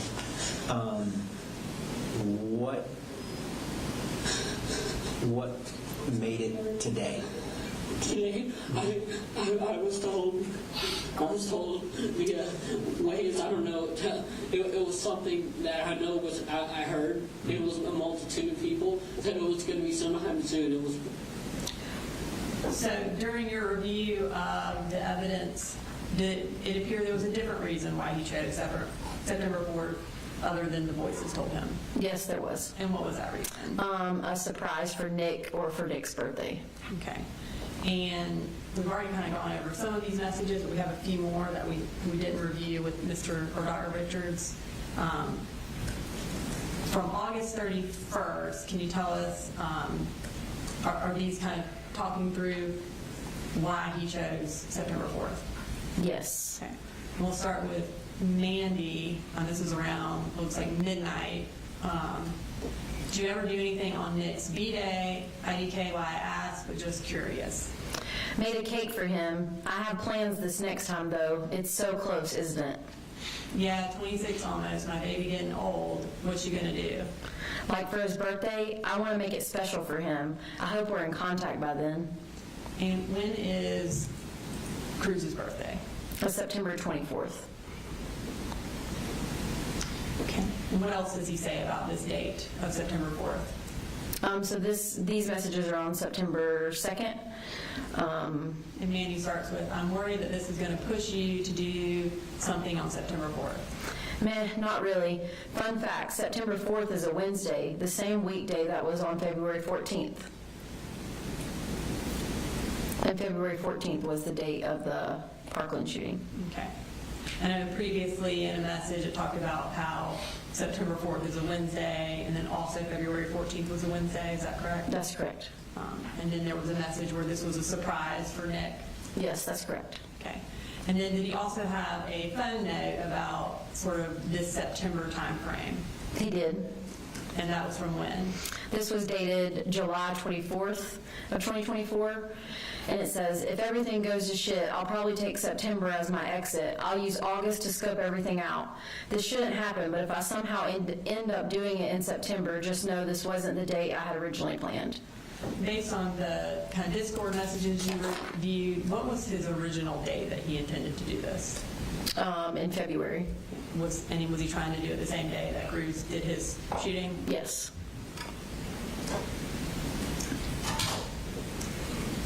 Okay, and so in terms of evidence of planning related to Cruz, kind of tell us about this phone note. This note was titled Prison, and it was July 26th of 2024. It says, God, I hope they move me to the Wakulla facility in Florida whenever I'm 18. Hell, move me there now. And who was at that facility?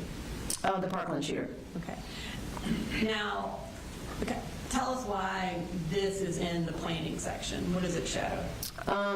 Because this was back in the end of July of 2024, and it's essentially showing that he's going to be going to prison or doing something that's going to cause him to be in prison. Does it also indicate that he was planning on surviving whatever he did? Yes. Okay, and tell us about this.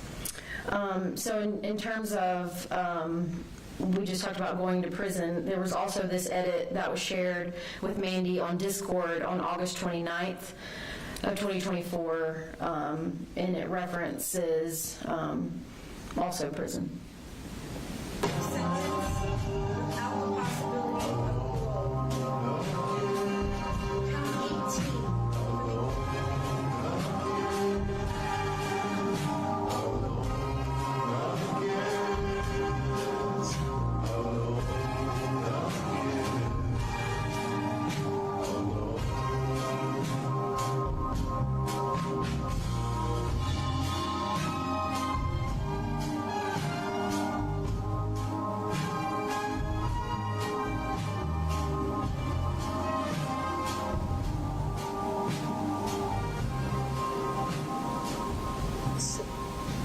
Did the defendant, when he edited that ad, see you sending Nick to that?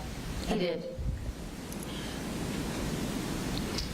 Okay, so that was the end of us talking about his idolization of the Parkland shooter. What's the next shooter that we're going to talk about that he idolized? The Sandy Hook shooter. Okay. And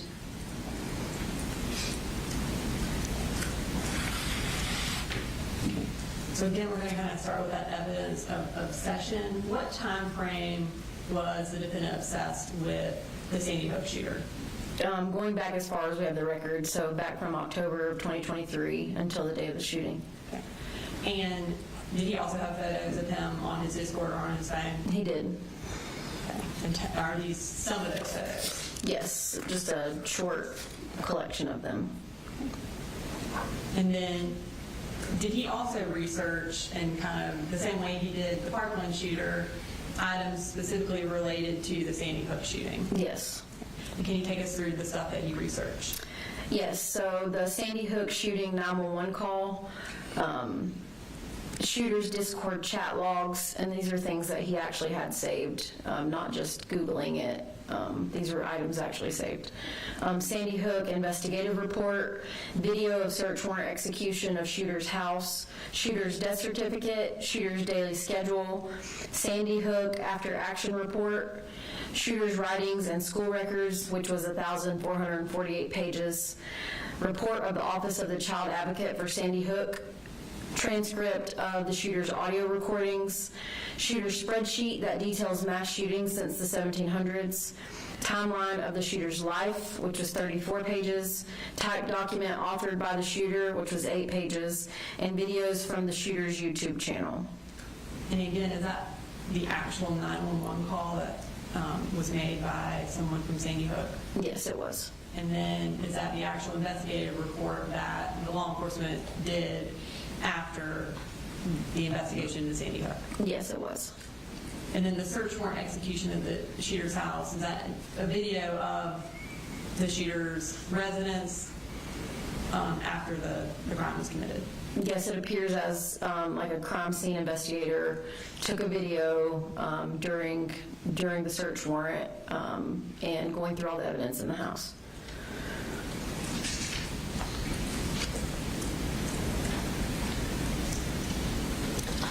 Are there any jail calls where he talks about his obsession with the Sandy Hook shooter with his mother? Yes, this next jail call is from October 13th of 2024. Okay, and this is Exhibit 280, and we're going to go ahead and play that. I tried from 6 hours ago, and it says, anonymous asked if he saw Adam on couch telling Colt to go get him another beer. There's just like a pencil drawing of y'all, and it says, he's saying, go get me another beer, and it looks like you're crying. Say that one, please. They find the Adam obsession, remember? There's not any no comments yet on that one. Do you ever think your son would be like drawn with like a fucking Adam land? No, I've never imagined it in my life. I think I'm training out like all of these pictures because seriously they are extremely cute. Okay, so this is approximately a month and a half after the shooting, and is it accurate that he appears to be excited that he got drawn with Adam Lanza? Yes, he does. Okay. So now we're going to move to evidence of mimicry between the defendant and the Sandy Hook shooter. Okay, so we're going to start with, again, Photographs. Tell us about this one. On the left-hand side, this was a photograph that was shared on Discord by the defendant on May 20th of 2023. And then the one on the right is a photograph that was found on the defendant's phone. I know that was taken prior to July of 2024 because that's when his hair was dyed. In addition to that, was there kind of a specific mimicry that the defendant did related to Lanza that he did not do with the Parkland shooter? Yes, in reference to the crime scene. Okay. And Mr. Smith talked about this a little bit with Dr. Richards, but kind of tell us what exactly he mimicked.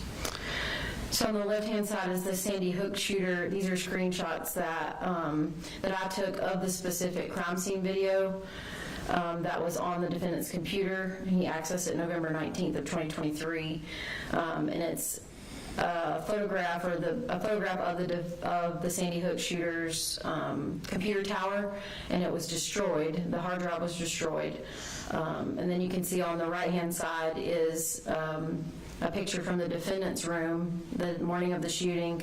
And you can see that the hard drive was taken out and the tower was destroyed. And there's also screwdrivers laying out and tools, just like in the Sandy Hook shooters. Okay. And during his interview, the defendant indicated that he did that because he was paranoid. Is that correct? That's correct. And during jail calls, does there appear to be a different reason why he actually destroyed his computer? Yes. And what was that? To be like Lanza. And this is a jail call from October 12th. It's Exhibit 279 between the defendant and his mother, and we'll play that clip. Next comment, how could anyone look at this kid twice and think that he was just like Lanza? In quotes. I guess people have been saying that. What's in my room that you can't really see the computer on the floor? And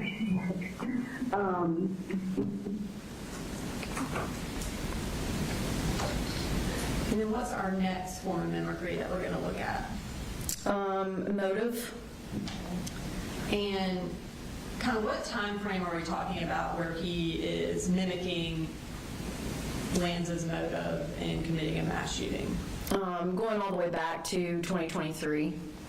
And is that kind of the May 2023 time frame? It is, yes. Where was he in school at that time? He was in Jefferson City Schools. Okay. So we're going to start with some Discord records that show this, and this is from May 19th of 2023. Can you tell us, can you read through these for us? Yeah, so this is his Discord, like you said, from 2023, so there's a different username.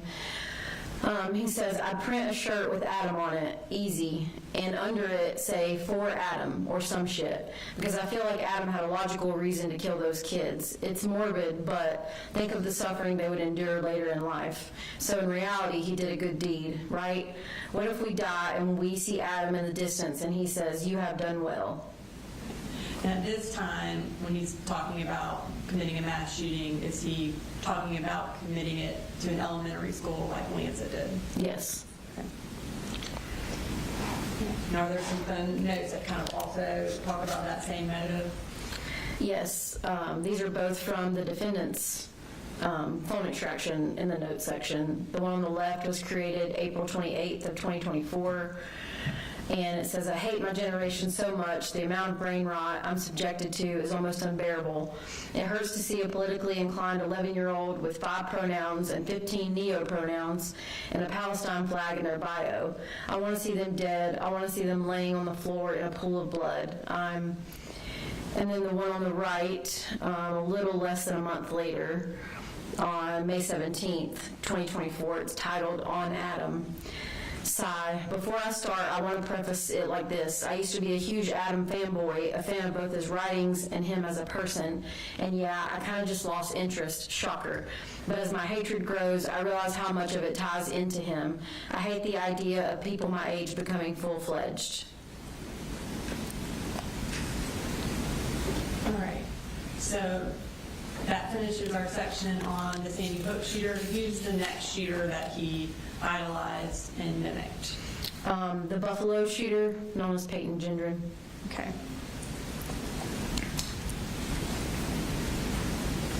And we'll talk briefly about some evidence of his obsession with him. Again, does he have lots of photos of him on his phone? Yes, on his Discord and his phone. Okay. And did he also do a lot of research on him? He did. For the Buffalo shooter, there was a Discord transcript for the shooter, was the shooter's manifesto, pictures, list of writing on the shooter's gun, a shooter criminal complaint, and an earnest manifesto. Okay. And is there evidence of mimicry that's related to the Buffalo shooter? There is, yes. And again, are there some, at least a photo that he mimicked? Yes. Okay, so we'll start with that. Tell us about this slide. So the one on the left is the Buffalo shooter, was saved by the defendant August 18th of 2024. And then the ones on the right are of the defendant, both of them, and they were located on the defendant's cell phone. Okay. What's the next kind of mimicry that the defendant did related to the Buffalo shooter? The writing on the gun. Okay. Tell us about this piece of evidence. This is one of the notes that was saved on the defendant's cell phone. It's titled On Gun. And this was the creation time was May 11th, 2024. And this is a list of essentially things to write on the gun that were also written on the Buffalo shooter's gun, some of them. And what's the type of writing that he has on here? Like, what is kind of the general idea of the words that he's... hate speech, racist propaganda. Okay. And you indicated that the title was On Gun. At this time, did the defendant have the rifle that he used to commit the school shooting on September 4th? Yes, he did. Okay. And specifically, this 1352, was that on the Buffalo shooter's gun? It was, yes. And is that also racist propaganda? It is. Okay.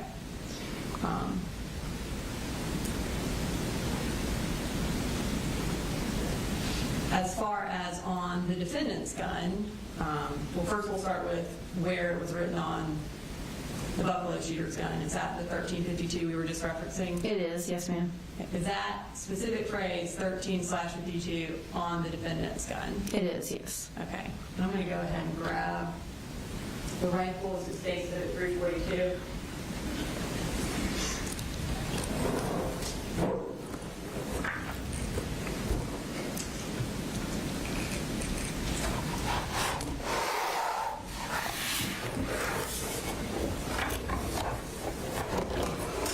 Do you recognize that?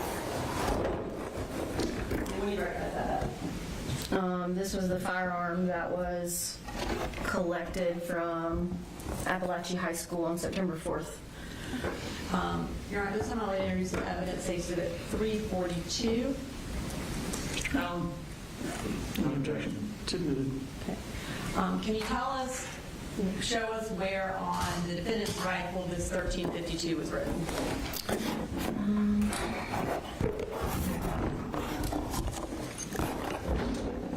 So this is upside down, but it's written right here.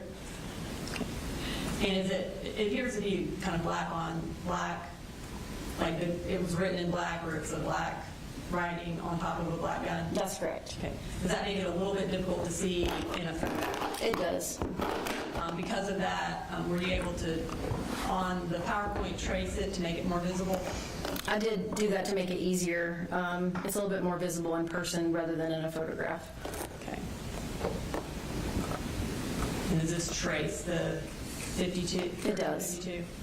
Okay. In addition to having the exact same phrase that Gendron had on his gun, does the defendant have other things written on his gun? He does. Okay. And again, is it kind of black on black, so a little difficult to see? That's correct. The first phrase to the left, again, we'll trace it, but can you tell the court what that says? Yes, it's a /CM / and then there's an emoji that he used a lot in his Discord messages, /R9K /, and this would have been located right here. Okay. And based on your research, training, experience, does this appear to be a reference to something in particular? Yes, so in reference to the CM, cute male / with the emoji, and then / R9K, which was a popular 4chan chat room, similar to like the Discord stuff. And is that like a chat room that the TCC was involved with? Yes, like-minded individuals with violent urges to talk about ordinary people. And then also up here on the top right, what was the writing on that part of the gun? This is just a heart with an exclamation point, and it's right here. And then our final writing on the gun, where is that located? It's in between the 1352 and the heart with the exclamation point, so it's right here on the gun. And it's 38/PM, which is a reference to the Sandy Hook shooter, meaning 38 rounds per minute. Is that approximately how many rounds that it's alleged that he shot? Yes. All right, so now we're moving to the final mass shooter that the defendant idolized, and who is that? Can we put this back over here?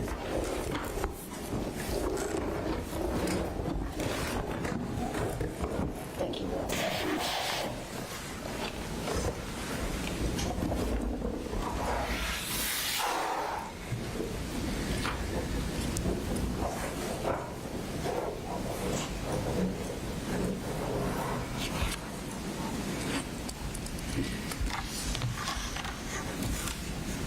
And that was the Aurora Theater shooter. Okay. And that was in Colorado? Yes. Okay. So again, we'll first start with some of his evidence of obsession with this individual. Did he have photos saved on his phone in Discord similar to the other mass shooters that he idolized? Yes, he did. Okay. On that bottom right drawing, is that an example of fan art? Yeah, it can be, yes. Okay. And what does this say reference to? This is another phone note from August 9th of 2024, so a little less than a month before the school shooting. And there wasn't a title, and it says, "Hi, James, sorry, this is almost surreal for me, ha. I debated sending a letter because I kind of figured it'd just be denied, but here we are. So how are you? You okay? I'll try to be as pure, but Allenwood has quite a lot of regulations as far as mail goes, so please." So this appeared to be like a draft of an email he was going to send to Holmes? Yes. And did it appear that he ever actually wrote an email to him? No, he did not, but he did do research as to what facility he was at and saved a screenshot of where to send mail to.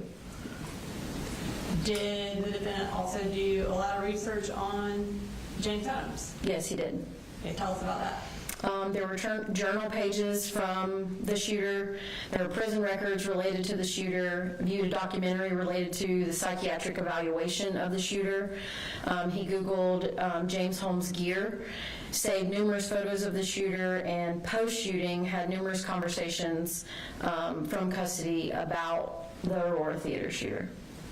So post-September 4th, did his obsession kind of shift from Cruz being his main obsession to Holmes being the main obsession? It appeared that way.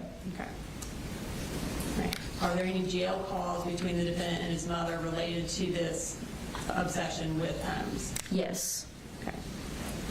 And this is from November 6th of 2024, and it states Exhibit 301. That's right. Oh yeah, also tell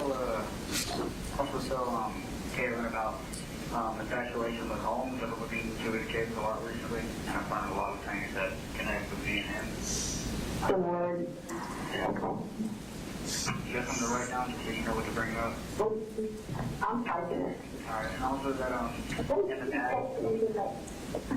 in the back I switched a bunch, but I feel like this one's kind of permanent, like with him. Like I haven't felt this kind of way before. Also, And does he have another call with his mother about Holmes? Yes, this one is from December 3rd of 2024. This is State Civic 318, so we'll go ahead and play that. There's a couple, here's one of him,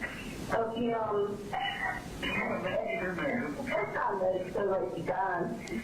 There's like some kind of little, like a computer screen or something, like an old school screen behind it over there. I like that one, yeah, I want that one. Right on. And he's got like black, blocked out eyes. Sometimes he took that one right the night right before he left because I beat it. Okay. But he wearing like some crazy contacts or something. That's why he got it. No. Do you like his red contacts, by the way? I think they look cool. Do you like his contacts, by the way? I think they're yeah, I think they're really cool. Kind of freaky, but they do look cool. Okay. Just looking for any other ones that would not set off any alarm bells. I think those were the main kind of included ones that weren't mainstream. So talking a little bit more about that, the defendant references, I want that one. Is there an indication from these jail calls that the defendant's mother is actually bringing him pictures of homes? Yes, it seems that way. Okay. And she also mentioned setting off alarm bells. Is that something that she's not supposed to do? That's correct. And is it, I guess, are pictures screened at the YDC? Yes. All right. In addition to these phone calls, did the defendant make any edits of homes like he did of Cruz? He did. Okay. And is this one of those edits that he made? It was, and this one was a few days prior to the shooting and was shared with Mandy on Discord.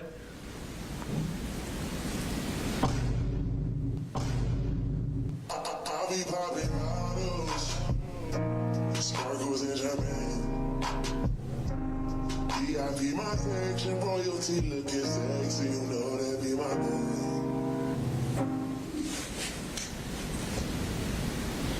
Did the defendant, again, did he mimic homes just like he's done with all these other mass shooters? Yes. Okay. And did he mimic photos? He did. Okay. We'll start with this first one. The photo on the left-hand side is the Aurora Theater shooter, and this photo was shared with Mandy on Discord a couple days prior to the shooting, and the one on the right is of the defendant and was shared with Mandy on Discord on September 2nd of 2024. Okay. And then tell us about this also from September 2nd of 2024. So this is a Discord chat in reference to the photographs, and he says, James Holmes sheets, red silk. And in addition to having these pictures showing the defendant with red sheets and James Holmes with red sheets, do him and his mother also talk about these red sheets on a jail call? They do. Okay. And what's the date of that phone call? A call on December 3rd of 2024. So now we're at 3 months after the shooting, and he is still talking about James Holmes, is that correct? That's correct. Okay, and this is from State Civic 317. Here's one of him with his armchair, and it looks like he's laying in a bed, and he's got earbuds. Yeah, I want that one, yeah, that one. With the tongue sticking out. That image was actually what inspired me to get my red sheet. Really? Yeah. If he had Oh my God. I think it is the apartment crime scene photo, so he still has them too. So that's why. Oh my God.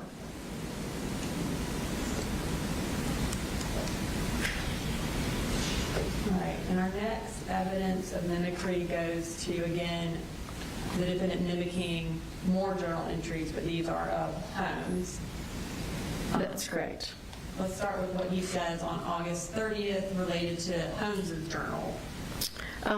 So he says he wrote why 247 times exactly, think, in his journal. Right,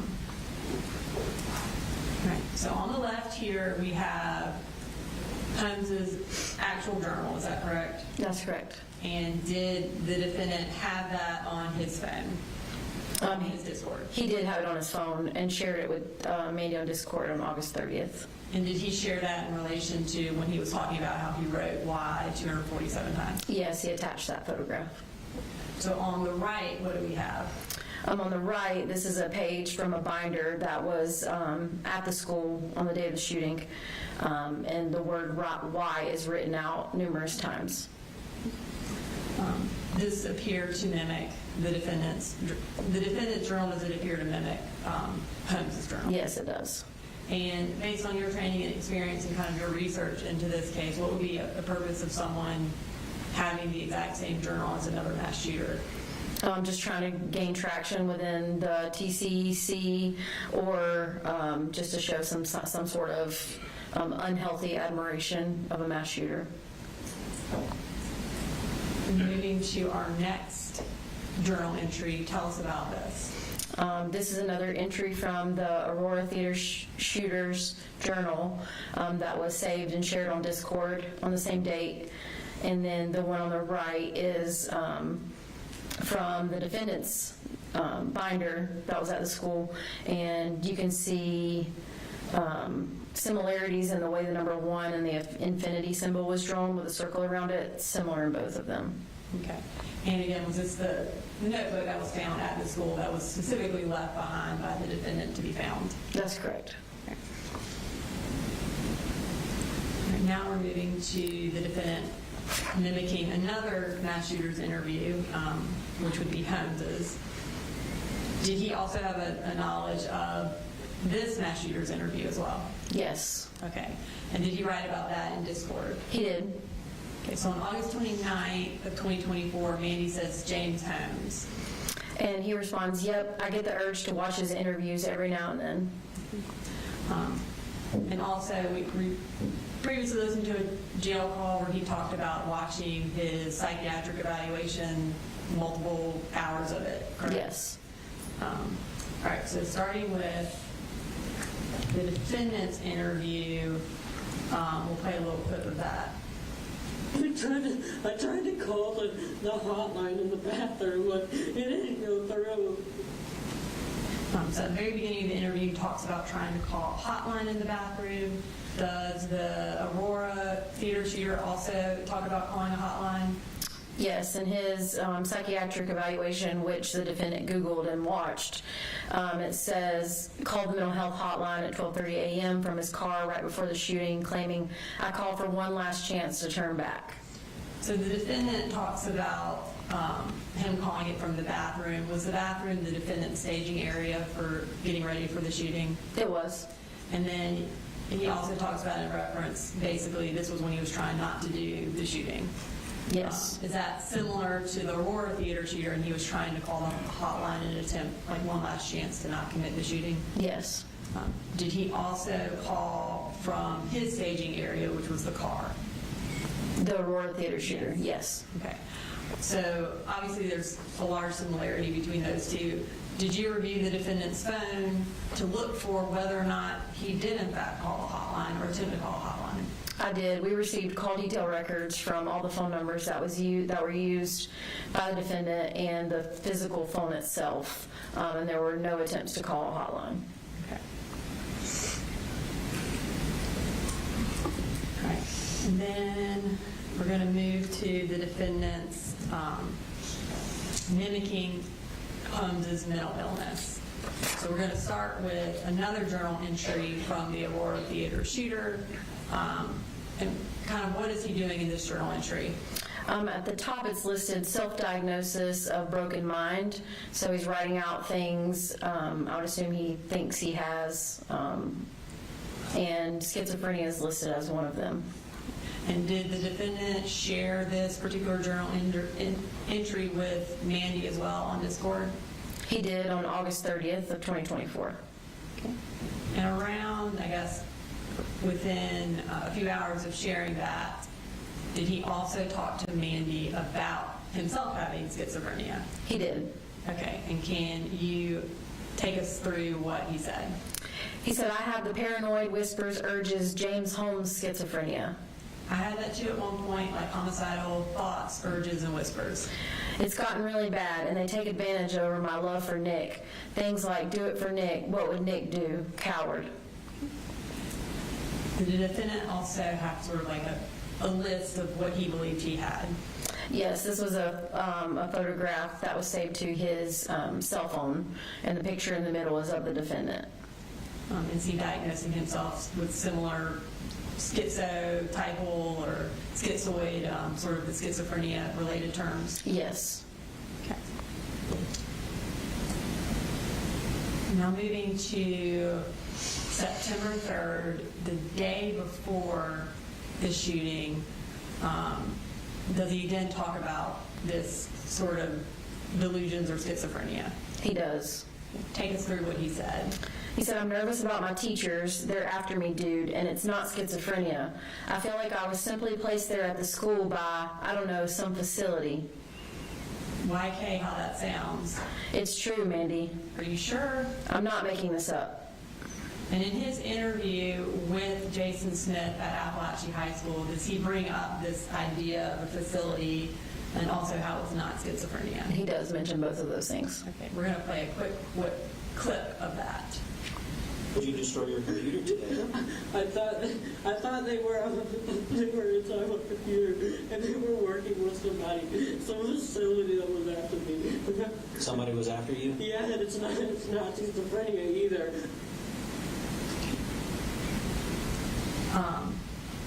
And then him and Mandy talk further about this idea of somebody being after him. Also on September 3rd, she asks, who is the facility, and what does he say? Something I feel like was after James, and now it's after me. And is he referring to James Holmes? He is. And then Mandy says, I don't mean to be that person, and like I do believe in some conspiracies, but there's no organized group after you. I swear, dude, like the FBI drives past me every time I'm out. In Holmes's interview or in his psychiatric evaluations that the defendant watched, did Holmes also talk about the FBI being after him and cars driving by his house? Yes, in the exact same way. Okay.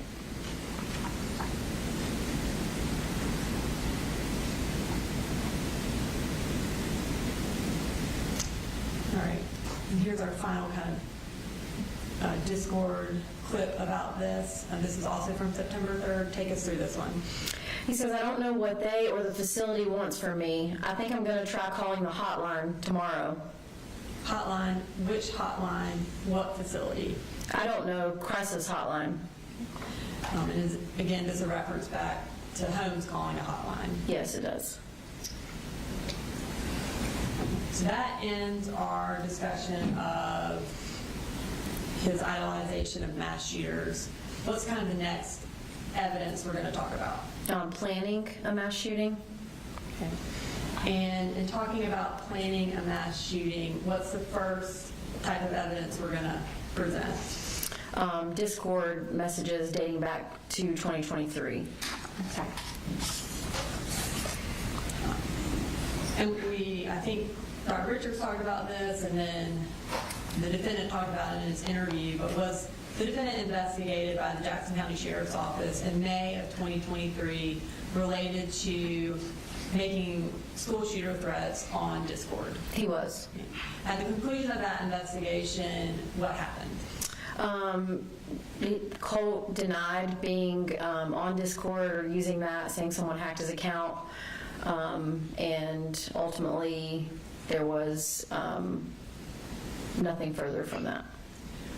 In investigating the Apalachee school shooting, did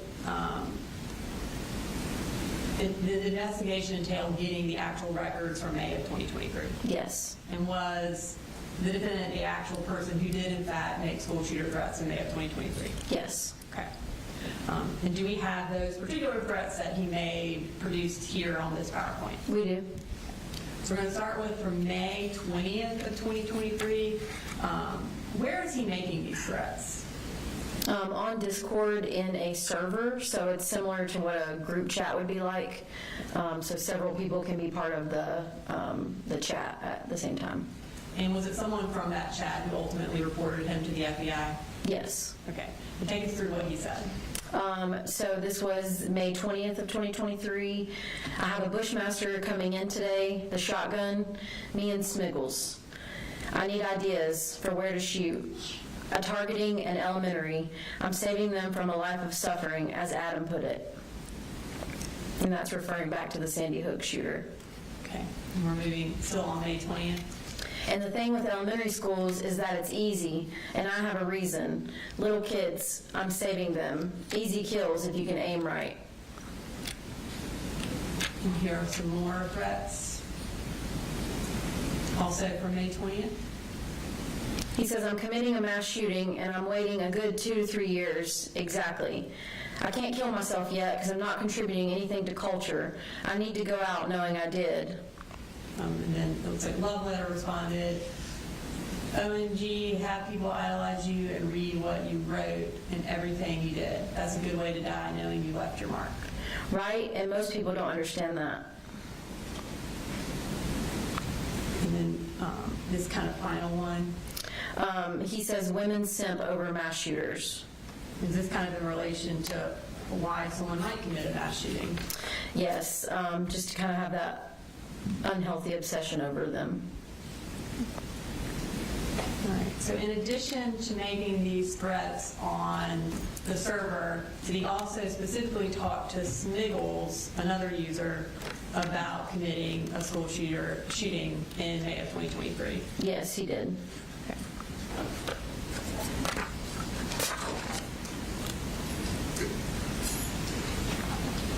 All right, so let's talk through some of those threats that he, or planning that he did with Smiggles. And this is from May 18th of 2023. Yes, so this was 2 days before the server chat room. He says, do you want me to wait on you for the massacre that I planned or nah? Because I'm doing it in like 2 to 3 years, but I can wait. What would our target be though? Yeah, should we go school related or like a mall or some shit, right? And again on the 18th, how should we position ourselves when we kill ourselves? Should we sit together or what? No cringe intended. Fuck, I wish we would have more time. Dylan and Eric were walking around for like an hour. And then Smiggles responds, me too, things were easier back then. How many do you think we can kill? If we are quick, maybe 30 max, sadly with how quick police are. On the 18th, continuing, I think I'm going to go get a VR tomorrow and download some mass shooting maps. And then on the 19th, probably going to go pick up my VR today. And Smiggles says, yep, I sadly do. Practice routes for my little massacre. Smiggles replies, hell yeah. It's kind of scary how unaware people are when people like us lurk in front of you every day. And then now we're moving to August and September of 2024 when he's using his occasional burner Discord account and talking to Mandy. Is there other evidence of him planning a mass shooting when talking to her? Yes. Okay.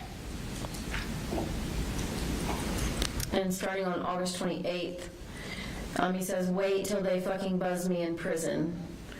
And then on the 31st of August, because if I'm in prison, I'm writing back to every single one of them. And then on September 1st, even if you even care, Mandy, you have to write me if I ever get sent to prison. And she says, why would you go to prison, buddy? So again, is this in the planning section because he is planning on going to prison and planning on surviving whatever he does? Yes, that's correct. And here is another discussion with Mandy about September 4th. Yeah, so these were on September 1st, so 3 days before the shooting. Mandy, I can't wait. 3 days, Nick is going to be in love with us. WIM. Surprise. Oh, I'm dumb, September 4th. What are you going to do? Nothing. Tell me. I'll text you at 9. In addition to having these Discord records where he's talking about planning a school shooting, does he also talk about it on his phone just in a notes section? Yes, he does. So starting with these two notes, kind of what are these in reference to? These are both in reference to ammunition. So on the left-hand side, this was titled Math from April 2nd of 2024.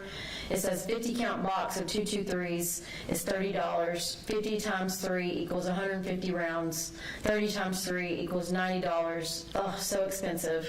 So 3 50 round boxes is $90. And on the right-hand side, the creation date was August 3rd of 2024, titled Ugh.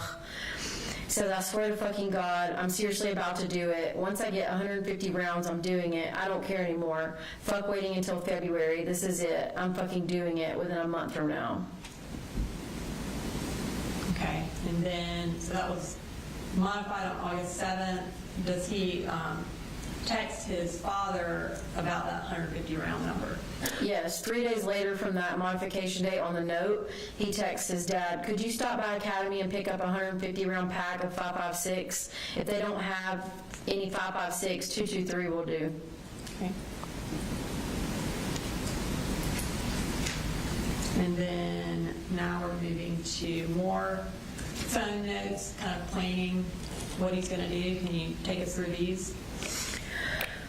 The one on the left is April 27th of 2024, and it says, I hate my generation. I fucking hate it. I really do. Please kill me. I hate everyone and everything. I can't function knowing these people exist. Why is no one dead? Dear God, why is no one dead? Until that day in that classroom, everyone's dead. And this is approximately 4 months before he actually commits the shooting. Yes, and that one was titled Poem. On the right-hand side, this one's titled Anger 1.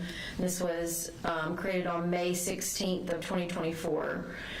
It says, why am I choosing to do it now? Because it's my only chance to strike on a generation I oh so dearly hate the most. I fucking hate it. Why wasn't I born in the early 1900s? I spend hours on Fallout fantasizing about being in that era, that generation. Everyone was so formal compared to. And we've got some more phone notes from May 17th and May 18th.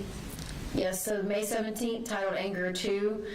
God, I hate it. I fucking hate it. Why are people my age so fucking different? Like, I genuinely wonder why I'm choosing to do it so early, and that's just it. Why let them grow into society only to make it worse?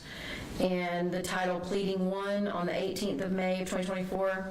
Everything is crashing. What it is, I don't know. Why was I what? I can't stop it. There's no stopping it. It's pointless. I should just kill myself and let it end there. But no, I'm being pushed into this. Why?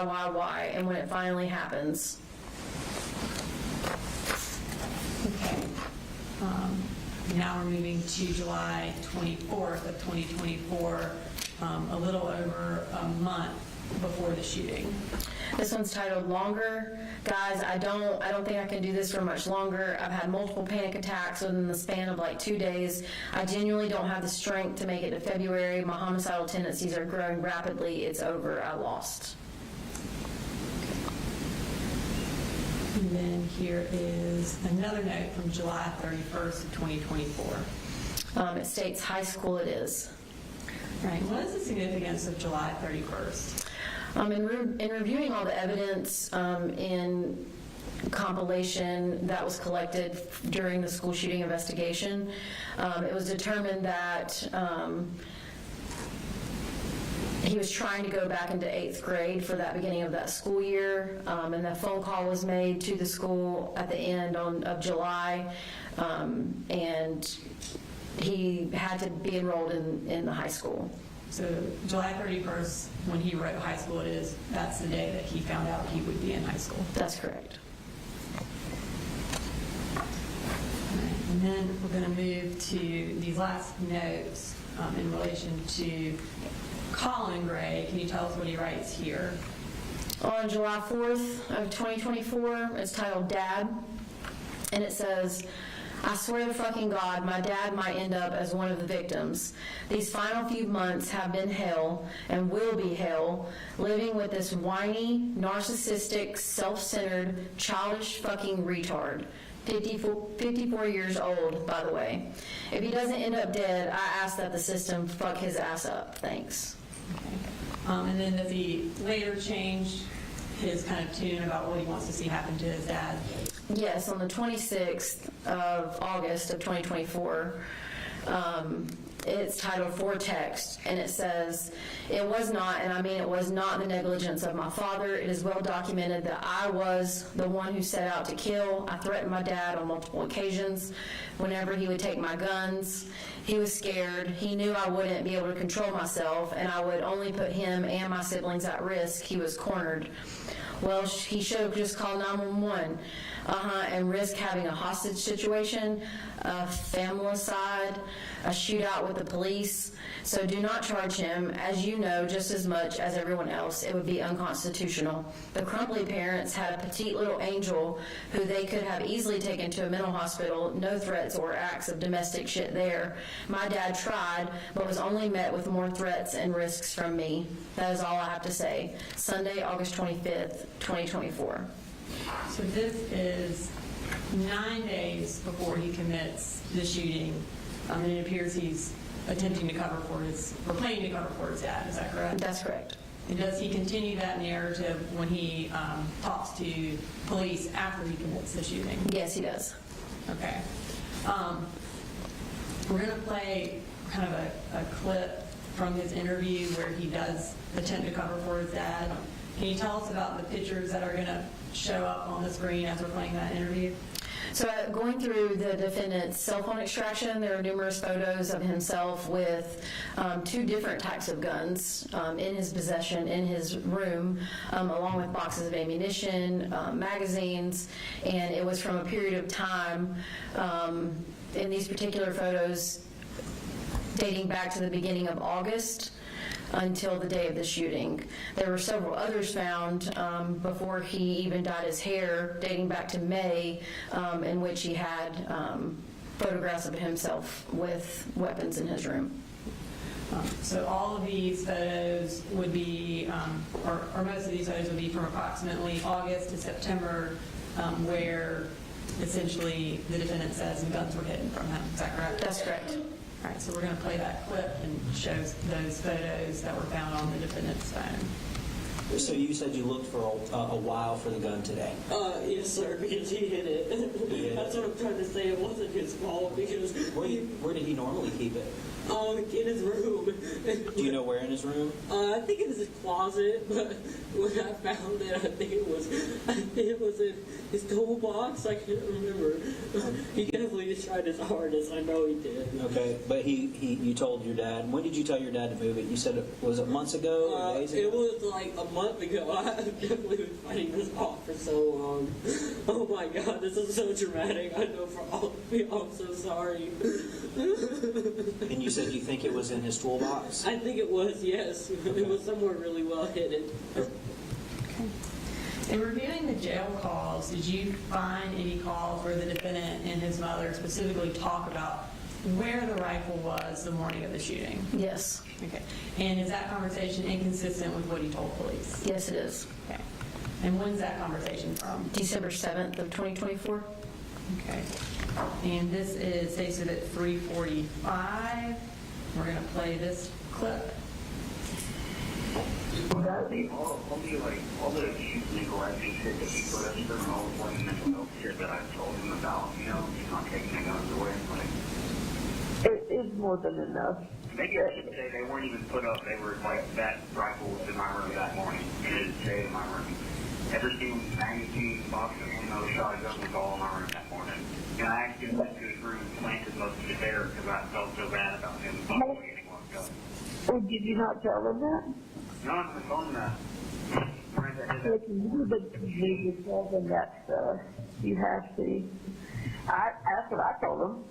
I told them that it was your dad didn't put anything away. And the reason I told him that is because it pissed me off, because I had been telling him he needed to put all that shit in his truck for weeks. But anyway, we can't change it now, but. Okay. So now, still in the line of talking about the defendant planning this mass shooting, in the actual execution of his shooting, did he imitate previous mass shooters? Yes, he did. Okay. Ms. Brooks, is there a chance we can start here tomorrow, or? We can. Yeah, we probably have about 30 more minutes. This is probably a good stopping point. All right, well, let's break for the day. 9 o'clock tomorrow work? All right, 9 o'clock.